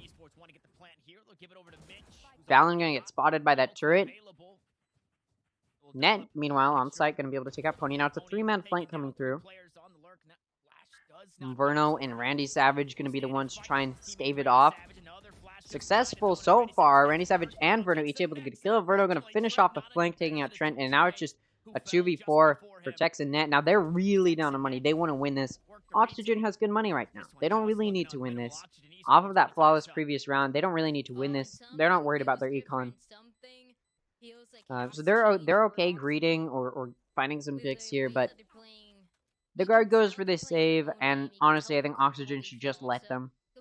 It's only 2 of them. Their econ's not going to be great next round, and you don't want to risk losing more econ than you have to of your own. Round win goes to Oxygen, and again, starting to make their statement. Sorry, my I'm like stuffed up. Alright, 4 players for Oxygen, now gonna have guns. It looks like Pony may not be going for a gun. He's probably just figuring out who's gonna buy him. But yeah, really good econ in the hands of Oxygen, and they've got some good momentum happening now. Whereas the guard, gonna have to fight a little bit harder for it. And it looks like Oxygen's gonna play really far back. Play passively and wait for the guard to push them, which Net does, but he's gonna find a pick first. That's good for the guard. Finding as many picks as possible is good on defense because it makes it so if Oxygen or you know the offense decides to go for a really strong attack and really strong rush, when they have less players, it's just more difficult to do. It makes it easier to lock down sites. 2 going to be placed on B for the guard. Not only did they see them still in the attack side of spawn, so it's not the worst idea, but it's easy to rotate to either site. And having 2 there can help with that, but seeing that it's probably not going to be a B push, rotates back over to A. It's a quick rotate from B to C, so not going to be horrible. No, not a whole lot of damage done. Of course, Oxygen's taken a little bit of a hit. And gonna take a little bit more as they shoot through as the guard shoots through the smoke and tries to wallbang the spike planter. Not gonna do a significant damage though. Breno watching Waterfall and gonna encounter Tex, able to take him out. There goes that duelist. Ooh, Pony gonna find 2. Trent and Valen each finding 1, and it leaves just Scuba and Randy Savage to take down Valen. And they're able to. Round goes to Oxygen. I believe that was a forced buy from the guard, and it turned into a win for Oxygen, so the guard not looking great. Oxygen gonna be in a pretty good spot econ-wise. Now, they lost, I believe, 3 out of the 5, but they've been able to build up an extremely stable econ. And it puts them in a really good spot overall, so they can afford to lose this round, probably one more, and maybe even another one if they manage their econ well. Which, of course, is always a fun spot to be in. Having really good econ allows you to play a little bit riskier because you're not super worried about, you know, losing your own econ. Now, shooting through the smoke, Pony's going to get... It was probably a wallbang head tap, but Tex does take almost the entirety of his health. Going to get healed by the sky, but now his shield is gone. It looks like they're going to be pushing through B-Link, and this is what I'm talking about. Oxygen was able to push up very aggressively down A main. 2 were lurking on B, and now the rest of the team can just aggressively push through A main and go through B link. The lockdown comes down, though, and it's going to prevent that push. Now, in the favor of Oxygen, they're able to just take it out with a well-placed Nano Swarm, which gives them sight. They also have a Breach Ultimate and a Hunter's Fury to use. Hunter's Fury mostly for post-plant. They also got that Showstopper, which comes out now. It does a little bit of damage, not going to kill anybody. The Paranoia helps as well as the Concussion, and it's going to force them off of that spot. The Hunter's Fury going to be good for, well, 3 if you count Randy Savage, but it's a 2 for 1. It's probably worth it. Pony also getting 1. Well-placed Hunter's Fury, although they had to sacrifice one of their players for it, it may have been worth it. Now it's a 2v4 for Trent and Net, and they're just going to save their guns. Again, a Sentinel and a controller, especially a controller like Viper, not really going to be able to do a whole lot with your smokes, or of course you don't really have any additional util, which is going to be good. Now, again, Oxygen has such good econ that they're in a position to greed for the kill, and that's what they're trying to do here. Pony able to find Net, going to take him out, and it looks like Pony's going to continue to try and find a kill, but they're not going to find Net on C. You can see Mitch suspects that they're on C. Well, they do know that they're on C. But yeah, that one shot from the Hunter's Fury was really, really good from Pony. Or not Pony, Verno. Sorry, my brain is getting confuzzled. Three map games back to back where both of those, where all 3 of those, where all 6, I guess now, of those maps are close. This is probably one of the longer live streams I've ever done. Let alone North American Challenges, the longest I've done yet. And we're not even close to being over with this map. So it's probably going to be a long one, and I honestly would not be surprised if we went to overtime. Now, of course, as always, Lotus is an offense-sided map. So Oxygen is in a really good spot right now because they're winning rounds, but the Guard getting 2 is a good amount, and it's a good backboard to help them push for more. The Guard taking a timeout here. They're playing really well consistently. 4-3-3-2-2. A little bit better than Oxygen. 7-7-3-2-0. Scuba still has 0 kills. A little bit surprising there. But consistent playing when you're on such an offense-sided map is difficult to play around. I do think Lotus is probably going to need a little bit of a rework moving forward to help, close that gap of being so offense-sided. But what the Guard would be looking for right now is getting, 1 or 2 good picks. 1 or 2 additional rounds here. Or, 5-7 is good. Tying it up, 6-6 is even better. Will they be able to find it? We'll see. A 3-man push down B. Not going to find anybody. Sky going to back off, and now it's just going to be Trent and Tex left alone for that A flank. We'll see how long it takes them to come through with that. Now, site has been taken. They do not have they have not cleared drop, and as I speak, Pony clears drop, takes out Net. Now, it's a light buy save from the Guard.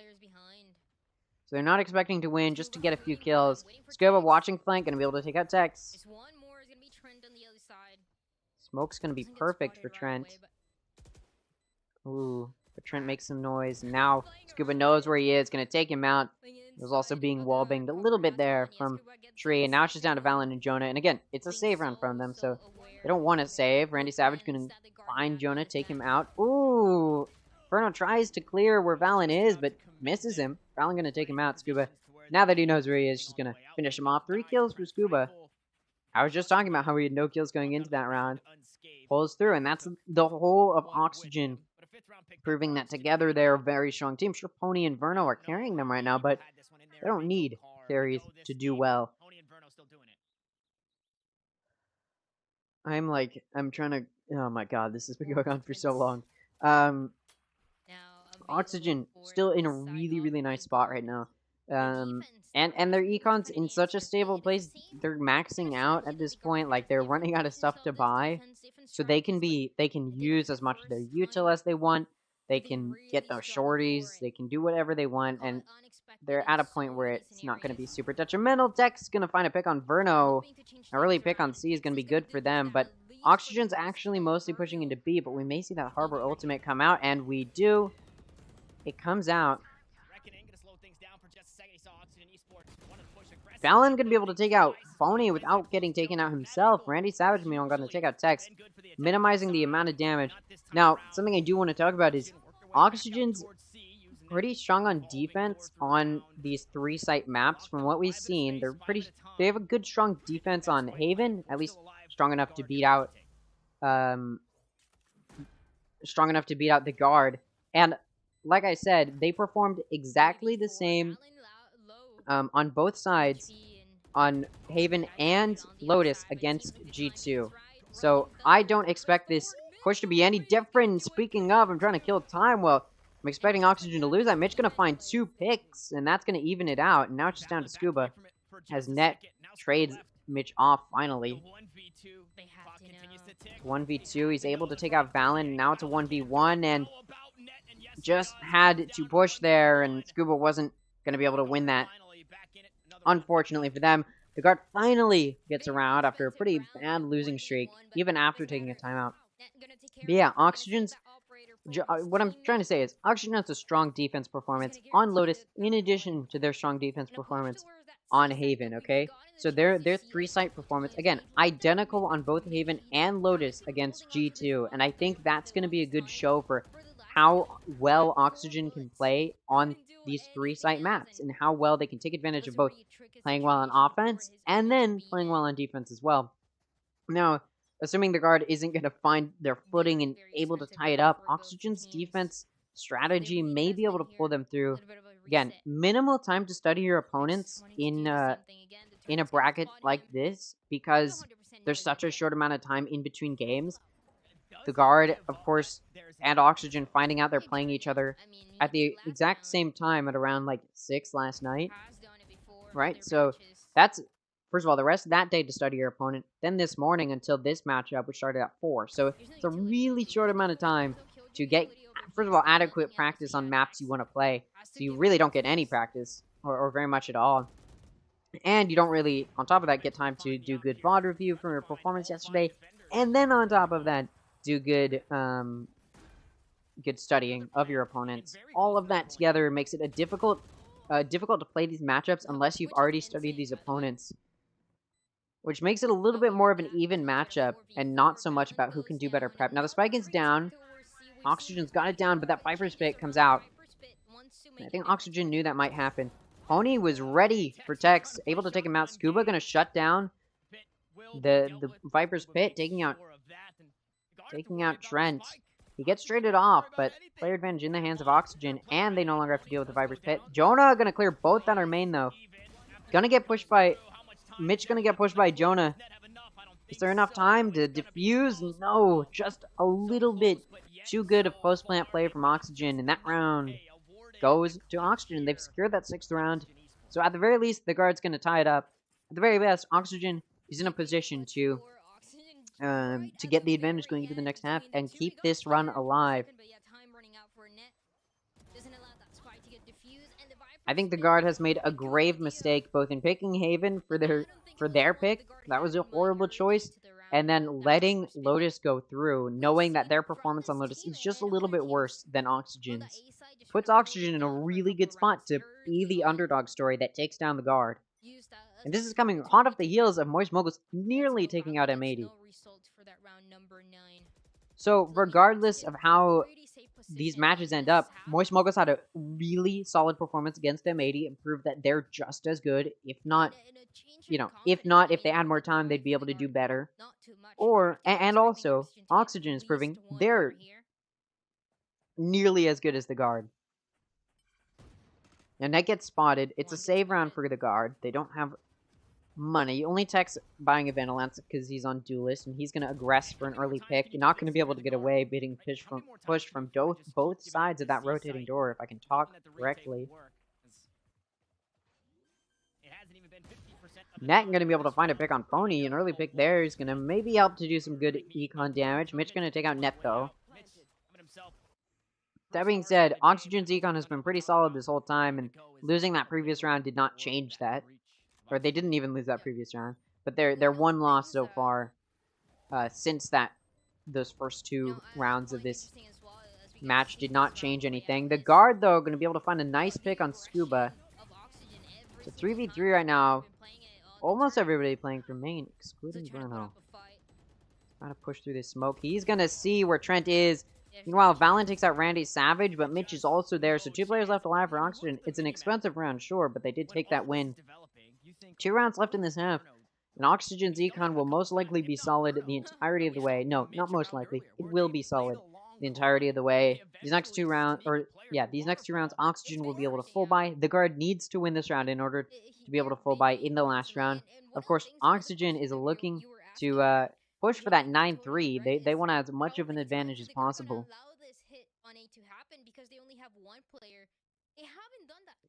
Now, I will say, usually 9-3s occur, and I'm not like, especially in pro play, I'm not like, alright, it's 9-3. But Oxygen in the open qualifiers ended up in the lower bracket because of a 9-3 curse that defeated them twice. So they're no stranger to having poor performance due to the 9-3 curse, although it's probably not due to the 9-3 curse, but the 9-3 curse not ending up good for them. So, you know, they're you know, if there's a team that has a little bit of a history with it, it's Oxygen. They may just want to let the guard win run round to prevent that. Trent going to be able to take out Randy Savage. Mitch going to take out Trent for a trade. Valen going to be able to take out Mitch. Now the player advantage in the hands of the guard. Valen going to take out Pony as well, and it's a 2v4. Valen also going to take out Verno. Scuba going to be able to take out Tex, turn, and clutch on Valen, and now it's a 1v2, but he's getting pushed from both sides, doesn't know where to look. Net's going to be the one to finish him off. Good round there for the guard. Like I talked about, maybe they're just letting the guard win that round. Money's still not really going to be there for the guard, not going to be great for them. They're going to have to force some of them this round. Bulldog and Guardian, you can't blame them for that. And then Oxygen, of course, going to be able to full buy, like I said. Solid econ this pretty much this entire half. And did not change going into the finale of this half. And Oxygen Esports kills are starting to become more solid across the board. Pony and Mitch not being the top carries. Obviously, they are still on top, but their other teammates are catching up to them in kills, which could either be seen as Pony and Mitch are not performing as well as they want to, and I just realized the robot's been on the screen for this whole time. Sorry about that. Because I was eating. And now I lost my train of thought. Oxygen pushing A, and it's actually a really good push here because A is going to be free for the taking. A little bit of Killjoy util to try and ward them off, but an aggressive push. Net's going to actually be able to take out Randy Savage. There goes the Killjoy post plant. No ultimates for Oxygen. None for the guard either, but down a player now. Oxygen's going to have a little bit of a tougher time. They've got a solid hold, and it's a choke point. The guard coming in for the flank. Verno's not ready for it. There it goes. Flank comes through and is good for at least one. Pony is getting pushed. It's difficult. Scuba and Mitch now going to be left alone. Try and win this. Scuba not even going to be good for one. That spike's just going to be held. The guard going to be able to make it 5-7 going into the next half. They've denied as much of an advantage as possible. And it's going to switch sides, and again, offense-sided map. So the guard's in a decent position to come back here. Oxygen, of course, though, you know, they wanted to deny the 9-3, so that way it wasn't at that point, and they let it get out of their hands. Now they're going to be on defense. They have a pretty solid defense, both on Haven and Lotus, both 3-site maps. They have really solid defense. We saw it come out against Haven. Obviously, that match was a little closer, and Haven's a little bit less offense-sided. Especially when the meta is in check. Not so much of a meta on Lotus. Which is why it can be so offense-sided. Partly. But also, for the reasons I've already explained. It's easy for offense to rotate between sites, but not as easy as it should be for defense. Which makes it a hard rotate for defense. Speaking of offense-sided, the guard is on offense now. And they're pushing C. It's a 3-stack from Oxygen on B, but it's a little bit of a faster rotate from B to the other sites, so there's a good... If they have reason to believe it's a harsh C push, they're willing to push through there. But we also may see a 3-man push out from B, but it looks like Net is ready for that. Now, Jonah P's dog does get destroyed, and they know there's one CT. That push out from B does come through, and Verno's going to be able to cash in on it, taking out Net. And now the guard is looking like they're pressured to go C. Now there's one on A as well for the guard. Look at this, though. The noise being made up towards C. Yeah, that's not where Tex is headed. Randy Savage is ready for it, though. This is all the call that we saw early on for Trent. Was slowly pushing A. The turret coming out, and the spike now over at A. And it's going to go down. And now Oxygen really knows it's an A push. Again, it's a 4v5 for the guard, so it's a difficult play. But they're using the offense side advantage to their advantage by rotating to sites quickly, making it so Oxygen has to rotate in response. Now, Oxygen getting ready to use their util, thinking they're safe up there, going to get taken up by Tex. Randy Savage able to trade it off, and then Trent going to be good for 2. And Valen and Jonah each going to get 1 as well. 3 players left alive for the guard. They turned that disadvantage of players around. They're going to take that first pistol round. Now, they took the pistol round of the previous half, and Oxygen still took the advantage going into the next half. But again, offense-sided map. So the guard's looking in a good position. I don't want to be that guy that's like, oh man, it looks like Oxygen doesn't have a chance. But it's starting to look like the advantage Oxygen may have is starting to falter. They're completely leaving A open. Not a bad idea. Gonna do a 3 push out C. Maybe they want that orb. Maybe they want to deny the orb for the guard. Who knows? Valen gonna go for the orb. Paranoia comes out. They're looking for a pick. Not gonna find it. In fact, Jonah's gonna find a pick. Meanwhile, over on B, Net and Mitch are having an exchange, which Net loses, but just gonna get healed, and he's saving this round.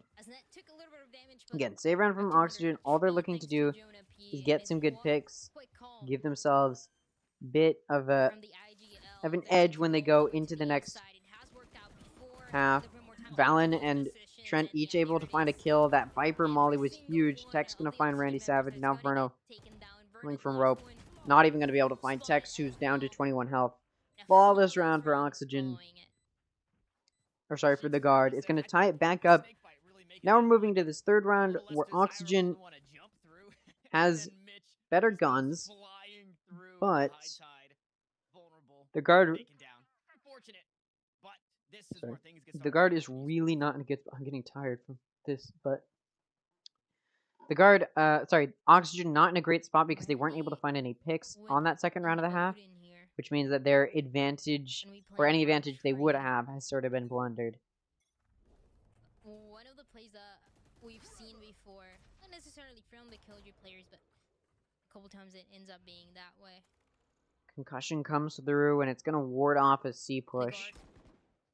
It's so similar to what they were doing. Get some good vision as well, B, and Verno looking to challenge it, but still no damage done from either side.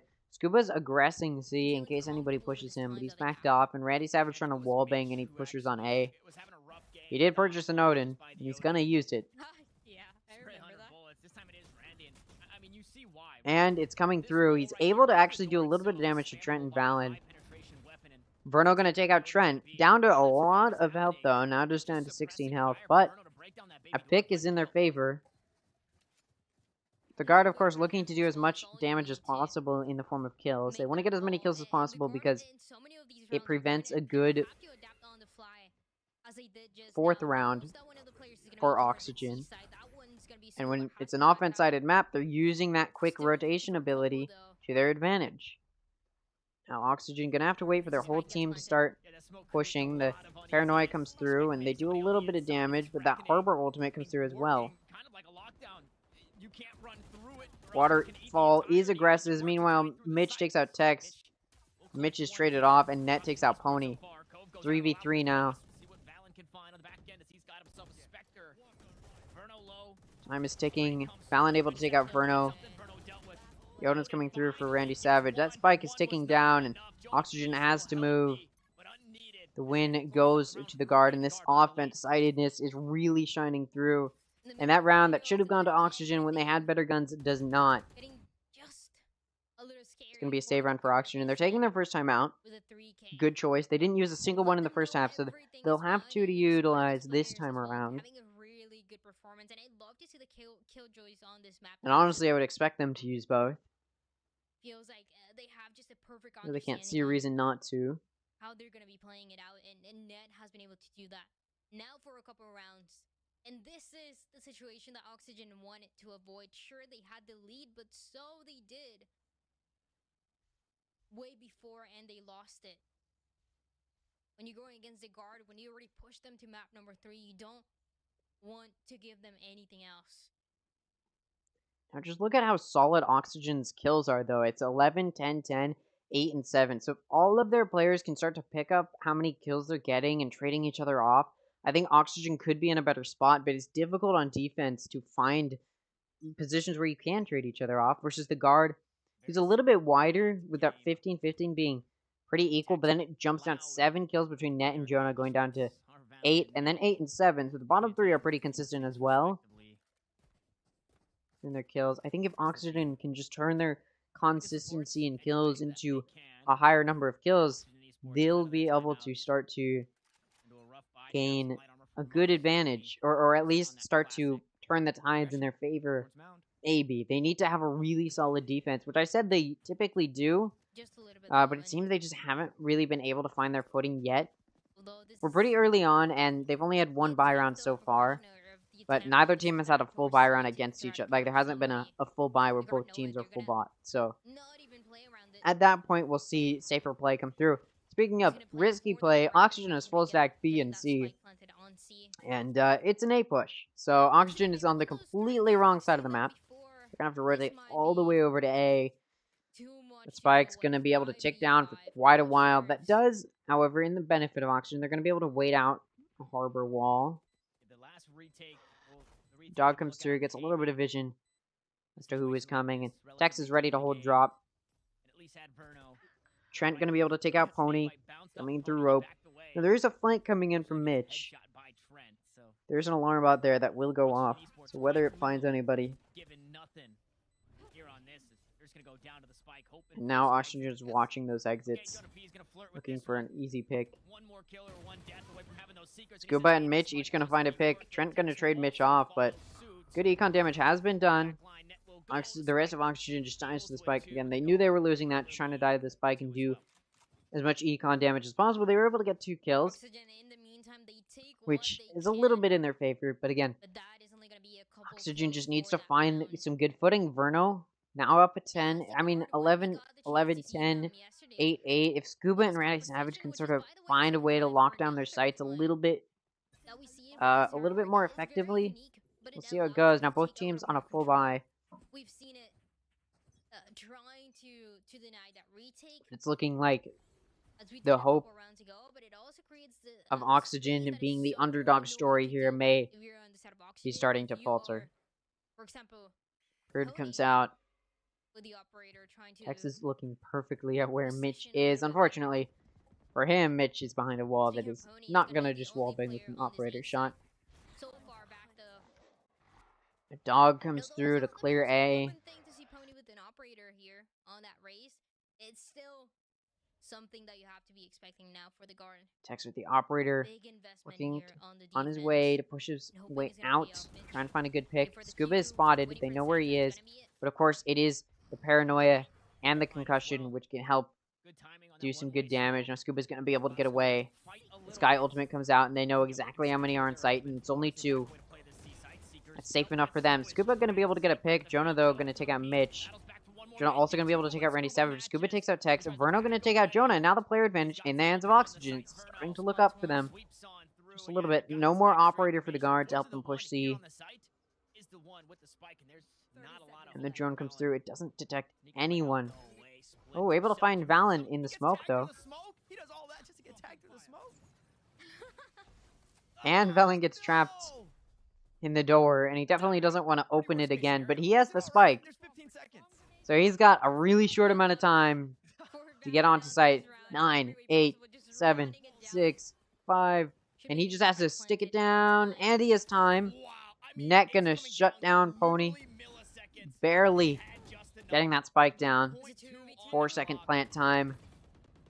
Just barely met the requirement. Scuba gonna be able to take out Net, and now it's a 1v2 for Valen. who had to really quickly aggress to get that spike down.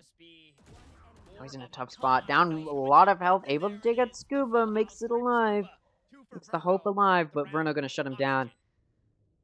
Oxygen looking like they may finally be able to find their footing. On the first full buy from both sides, Oxygen's able to find the win. The only issue is, it was a forced full buy from Oxygen, which means their econ's not good at all off of that win.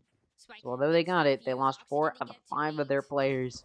It's not gonna help them there. Once again, that 9-9. We haven't seen this B-side contested. It's also a matter of adaptation. Score is 9-8. Oxygen trying to tie it back up, and they're forcing here to try and get there. Randy Savage has a judge, but it's over on C, trying to lock it down by themselves, and they'll be able to because nobody's going to go there. And the guard is getting ready to aggress this A, but Oxygen is expecting it. Pony with the operator going to be able to take out Tex.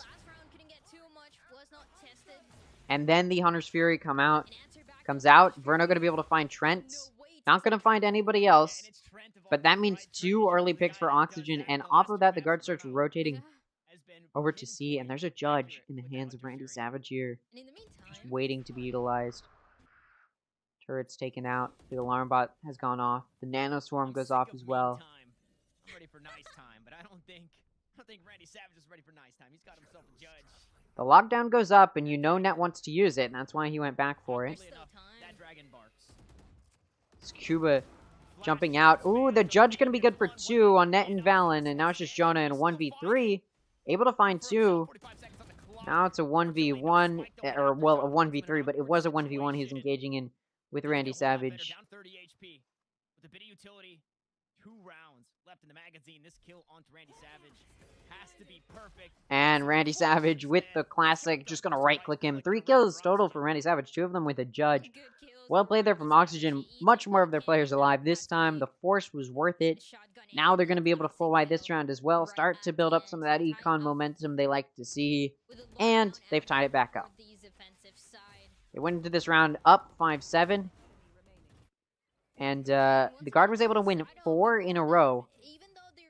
Oxygen found some footing. They took a timeout. Still lost 1 after the timeout, but has since been able to find enough to tie it back up. Now it's 9-9, and it's an offense-sided map, so keeping it as close as possible is what is important when you're on the defense. Now Oxygen is once again very A-sided.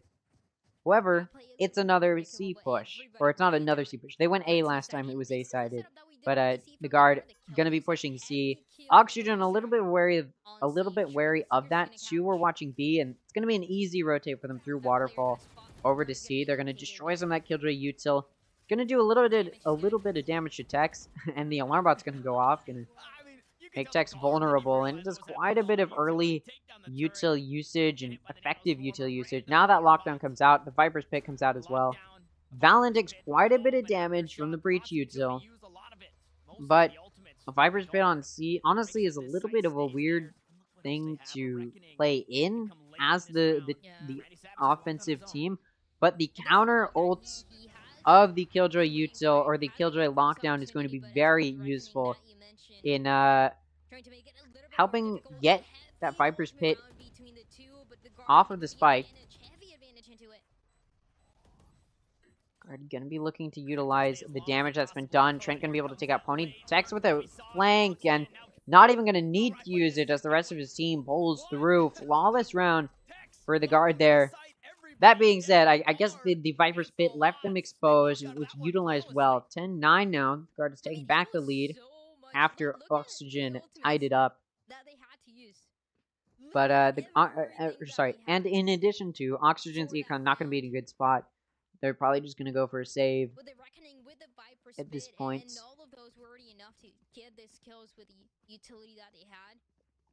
Can't blame them. The UI is a little bit bugged out, acting like they're in a game right now or that the spike is still down. It's not.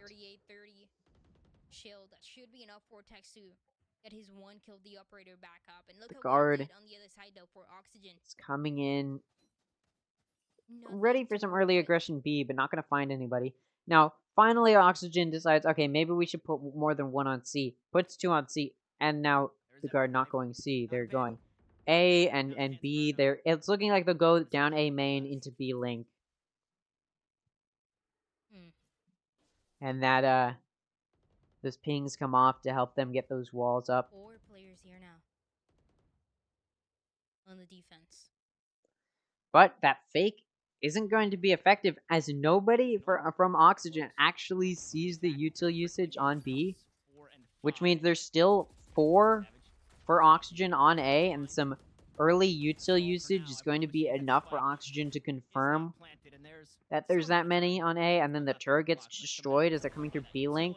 Tech's going to be able to find Verno. They're not expecting him to be pushed up that far, or probably have an operator push up that far. They're also not expecting that many to be pushed up far on B. And it's a save round from Oxygen, but they do want to be doing a little bit better than they are currently. Now just down in a 2v5. Jonah going to take out Pony. And now it's down to Scuba in a 1v5. Yes, Guardian. Is he going to be able to use it? He is. Takes out Trent. Spike is ticking down. No point in saving, but also don't want to die. Bird comes out quite far. Ooh, not going to be able to connect on Jonah quite enough, and Valent's going to just be able to wallbang him. Guardian versus Vandal, and Vandal takes the win, but that was a save round for Oxygen. And they got a few kills there. So Oxygen's in an okay spot, able to get some money and ult points off of that.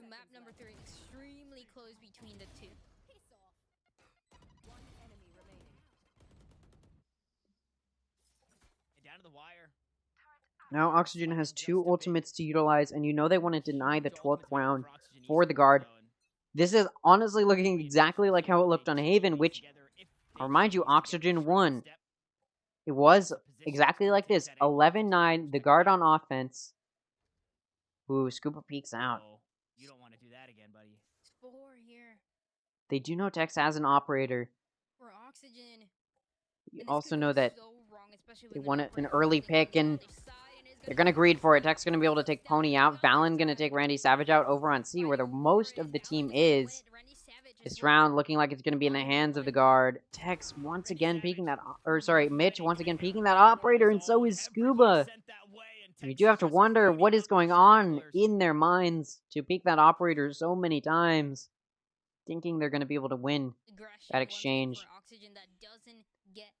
Verno going to have to save. Money was spent pretty heavily by Oxygen. Not going to be in a good spot now, losing 4 out of the 5. If Verno can save, which I imagine he can.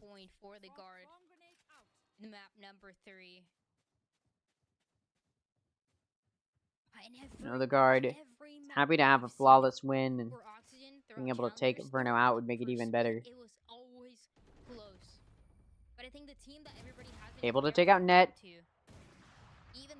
Wallbangs with the operator coming through. Able to take out Valen as well. Alright, making it a little bit pricey for the guard, but it doesn't matter. Their econ's in such a nice spot. Now, Oxygen does have another timeout to use, I believe. Unless you only get 1 per half, but I mean, then why would it say you have 2? The UI would be weird then. I don't know. But it seems like this would be a time to use it for Oxygen. They now have to go on a 3-round win streak to get to overtime. Not completely out of the picture, but they need to play it safe. Which is a little bit safer than they've liked, than they've been. You know, they've been pushing it a little bit. Definitely don't like to play it safe, and you can tell they definitely don't here. Now the Killjoy util is going to alert them that at least 1 is over deep in A, but the entirety of the guard is now going to be A. It'll be a good push for Oxygen. Sorry, for the guard. Taking control of site. Though the util usage in those nano swarms going to do a good amount of damage to Valen. Texas push up very aggressively. They're not ready for it. And just as the showstopper comes out, Tex gets that pick. It's traded off by Verno, though. It's not completely over for Oxygen, although Valen's able to take out Randy Savage from stairs. And now it's really not looking good. Though the Breach ultimate gonna be keeping the run alive. Scuba and Mitch each able to get a kill. They do have to stick the spike. Goes for it. Gonna have to defend their friend. Is there time? Yes, there is. Sorry, I thought the spike was much closer to blowing up than I realized. 2 left alive for Oxygen, though. And Verno has that Hunter's Fury to utilize. They also pick up an Operator. We'll see if it's useful. And they're starting what needs to be a 3-round total win streak. They've gotten 1. They just need 2 more. That's not a whole lot to ask for, and I think it's definitely winnable for Oxygen. Starting to root for the underdog here. It's definitely winnable. I mean, we've seen 2 pretty big underdog shows happening. Moist Mogul is able to keep it really close against M80 and just, you know, fumble it right there at the end. But Oxygen able to keep it much closer against the Guard. Probably the Guard maybe just a little bit better than M80 in most people's eyes. Oxygen definitely would like to win this and give themselves a good spot moving forward. And also, let everybody else know that they're a team to be messed with. And regardless of if they win this, they are in a really good spot right now. And they have proven to everybody that they're a powerful team. Again, regardless of if they win. 12-10 score. Oxygen needs 2 more rounds. It's definitely winnable. Pony's watching C, but he gets flashed out. Not going to be able to find anybody. Fortunately for him, the Harbor util in that wall is going to help him escape. Scuba going to get some good vision and know that there's quite a few C. That was a good Omen ult usage. I've talked about how hard it is to use that ult well. And Scuba was able to do it, but then Scuba gets taken out there. Player advantage now in the hands of the Guard. This isn't looking good for Oxygen. Down a player, and the Guard has rushed over to A. Oxygen isn't aware that it may be an A push, so they're going to have to take quite a bit of time to rotate over to A. The Hunter's Fury does come out to try and deny a plant, which it's able to do. The plant doesn't go down, which means the lockdown is rendered a little bit useless. Spike goes down right at the end of it. I think he was also trying to get rid of the lockdown, but wasn't quite able to find it. The Operator for Tex is good for another. Able to take out Randy Savage. Mitch gonna find Valen. Pony gonna counter op the Tex Operator. Now Jonah coming for a flank. Pony gonna be able to take out Trent. Is Jonah gonna be able to find this pick? We'll see. Net gonna take Verno out. The flash comes out as well. Oh, and both are blind. This goes to the Guard. Well played from the Guard. Gonna make it a 13-10 win. And you know, a lot of those people in the lower bracket can rest easy now. Definitely watching this, worried about the potential that the Guard would end up down there with them. Thankfully for them, though, it's not how it's gonna be, and it's gonna be Oxygen Esports down here now. The Guard and M80 will be playing. Not to start off next week. To start off next week, it's going to be Disguise versus GSM and FaZe Clan versus G2. But Wednesday of next week, the Guard versus Oxygen. Or sorry, M80 versus the Guard. Can't think right now. M80 versus the Guard will start out Wednesday. Good upper final. The winner of that goes to the grand final. The loser has to play in the lower final. We'll see. And it seems like both Oxygen and Moist Moguls have the potential to have a good run in the lower bracket. It'll be interesting to see how they play next week. That's going to be it for me, though. And I'll see you guys all on Tuesday. We're going to be covering it. If you guys did enjoy, make sure to scroll down, see if you subscribed. If you are, thank you so much. If you aren't, I'd hope you consider it. Thank you all for watching, and I'll see you all next week. Goodbye.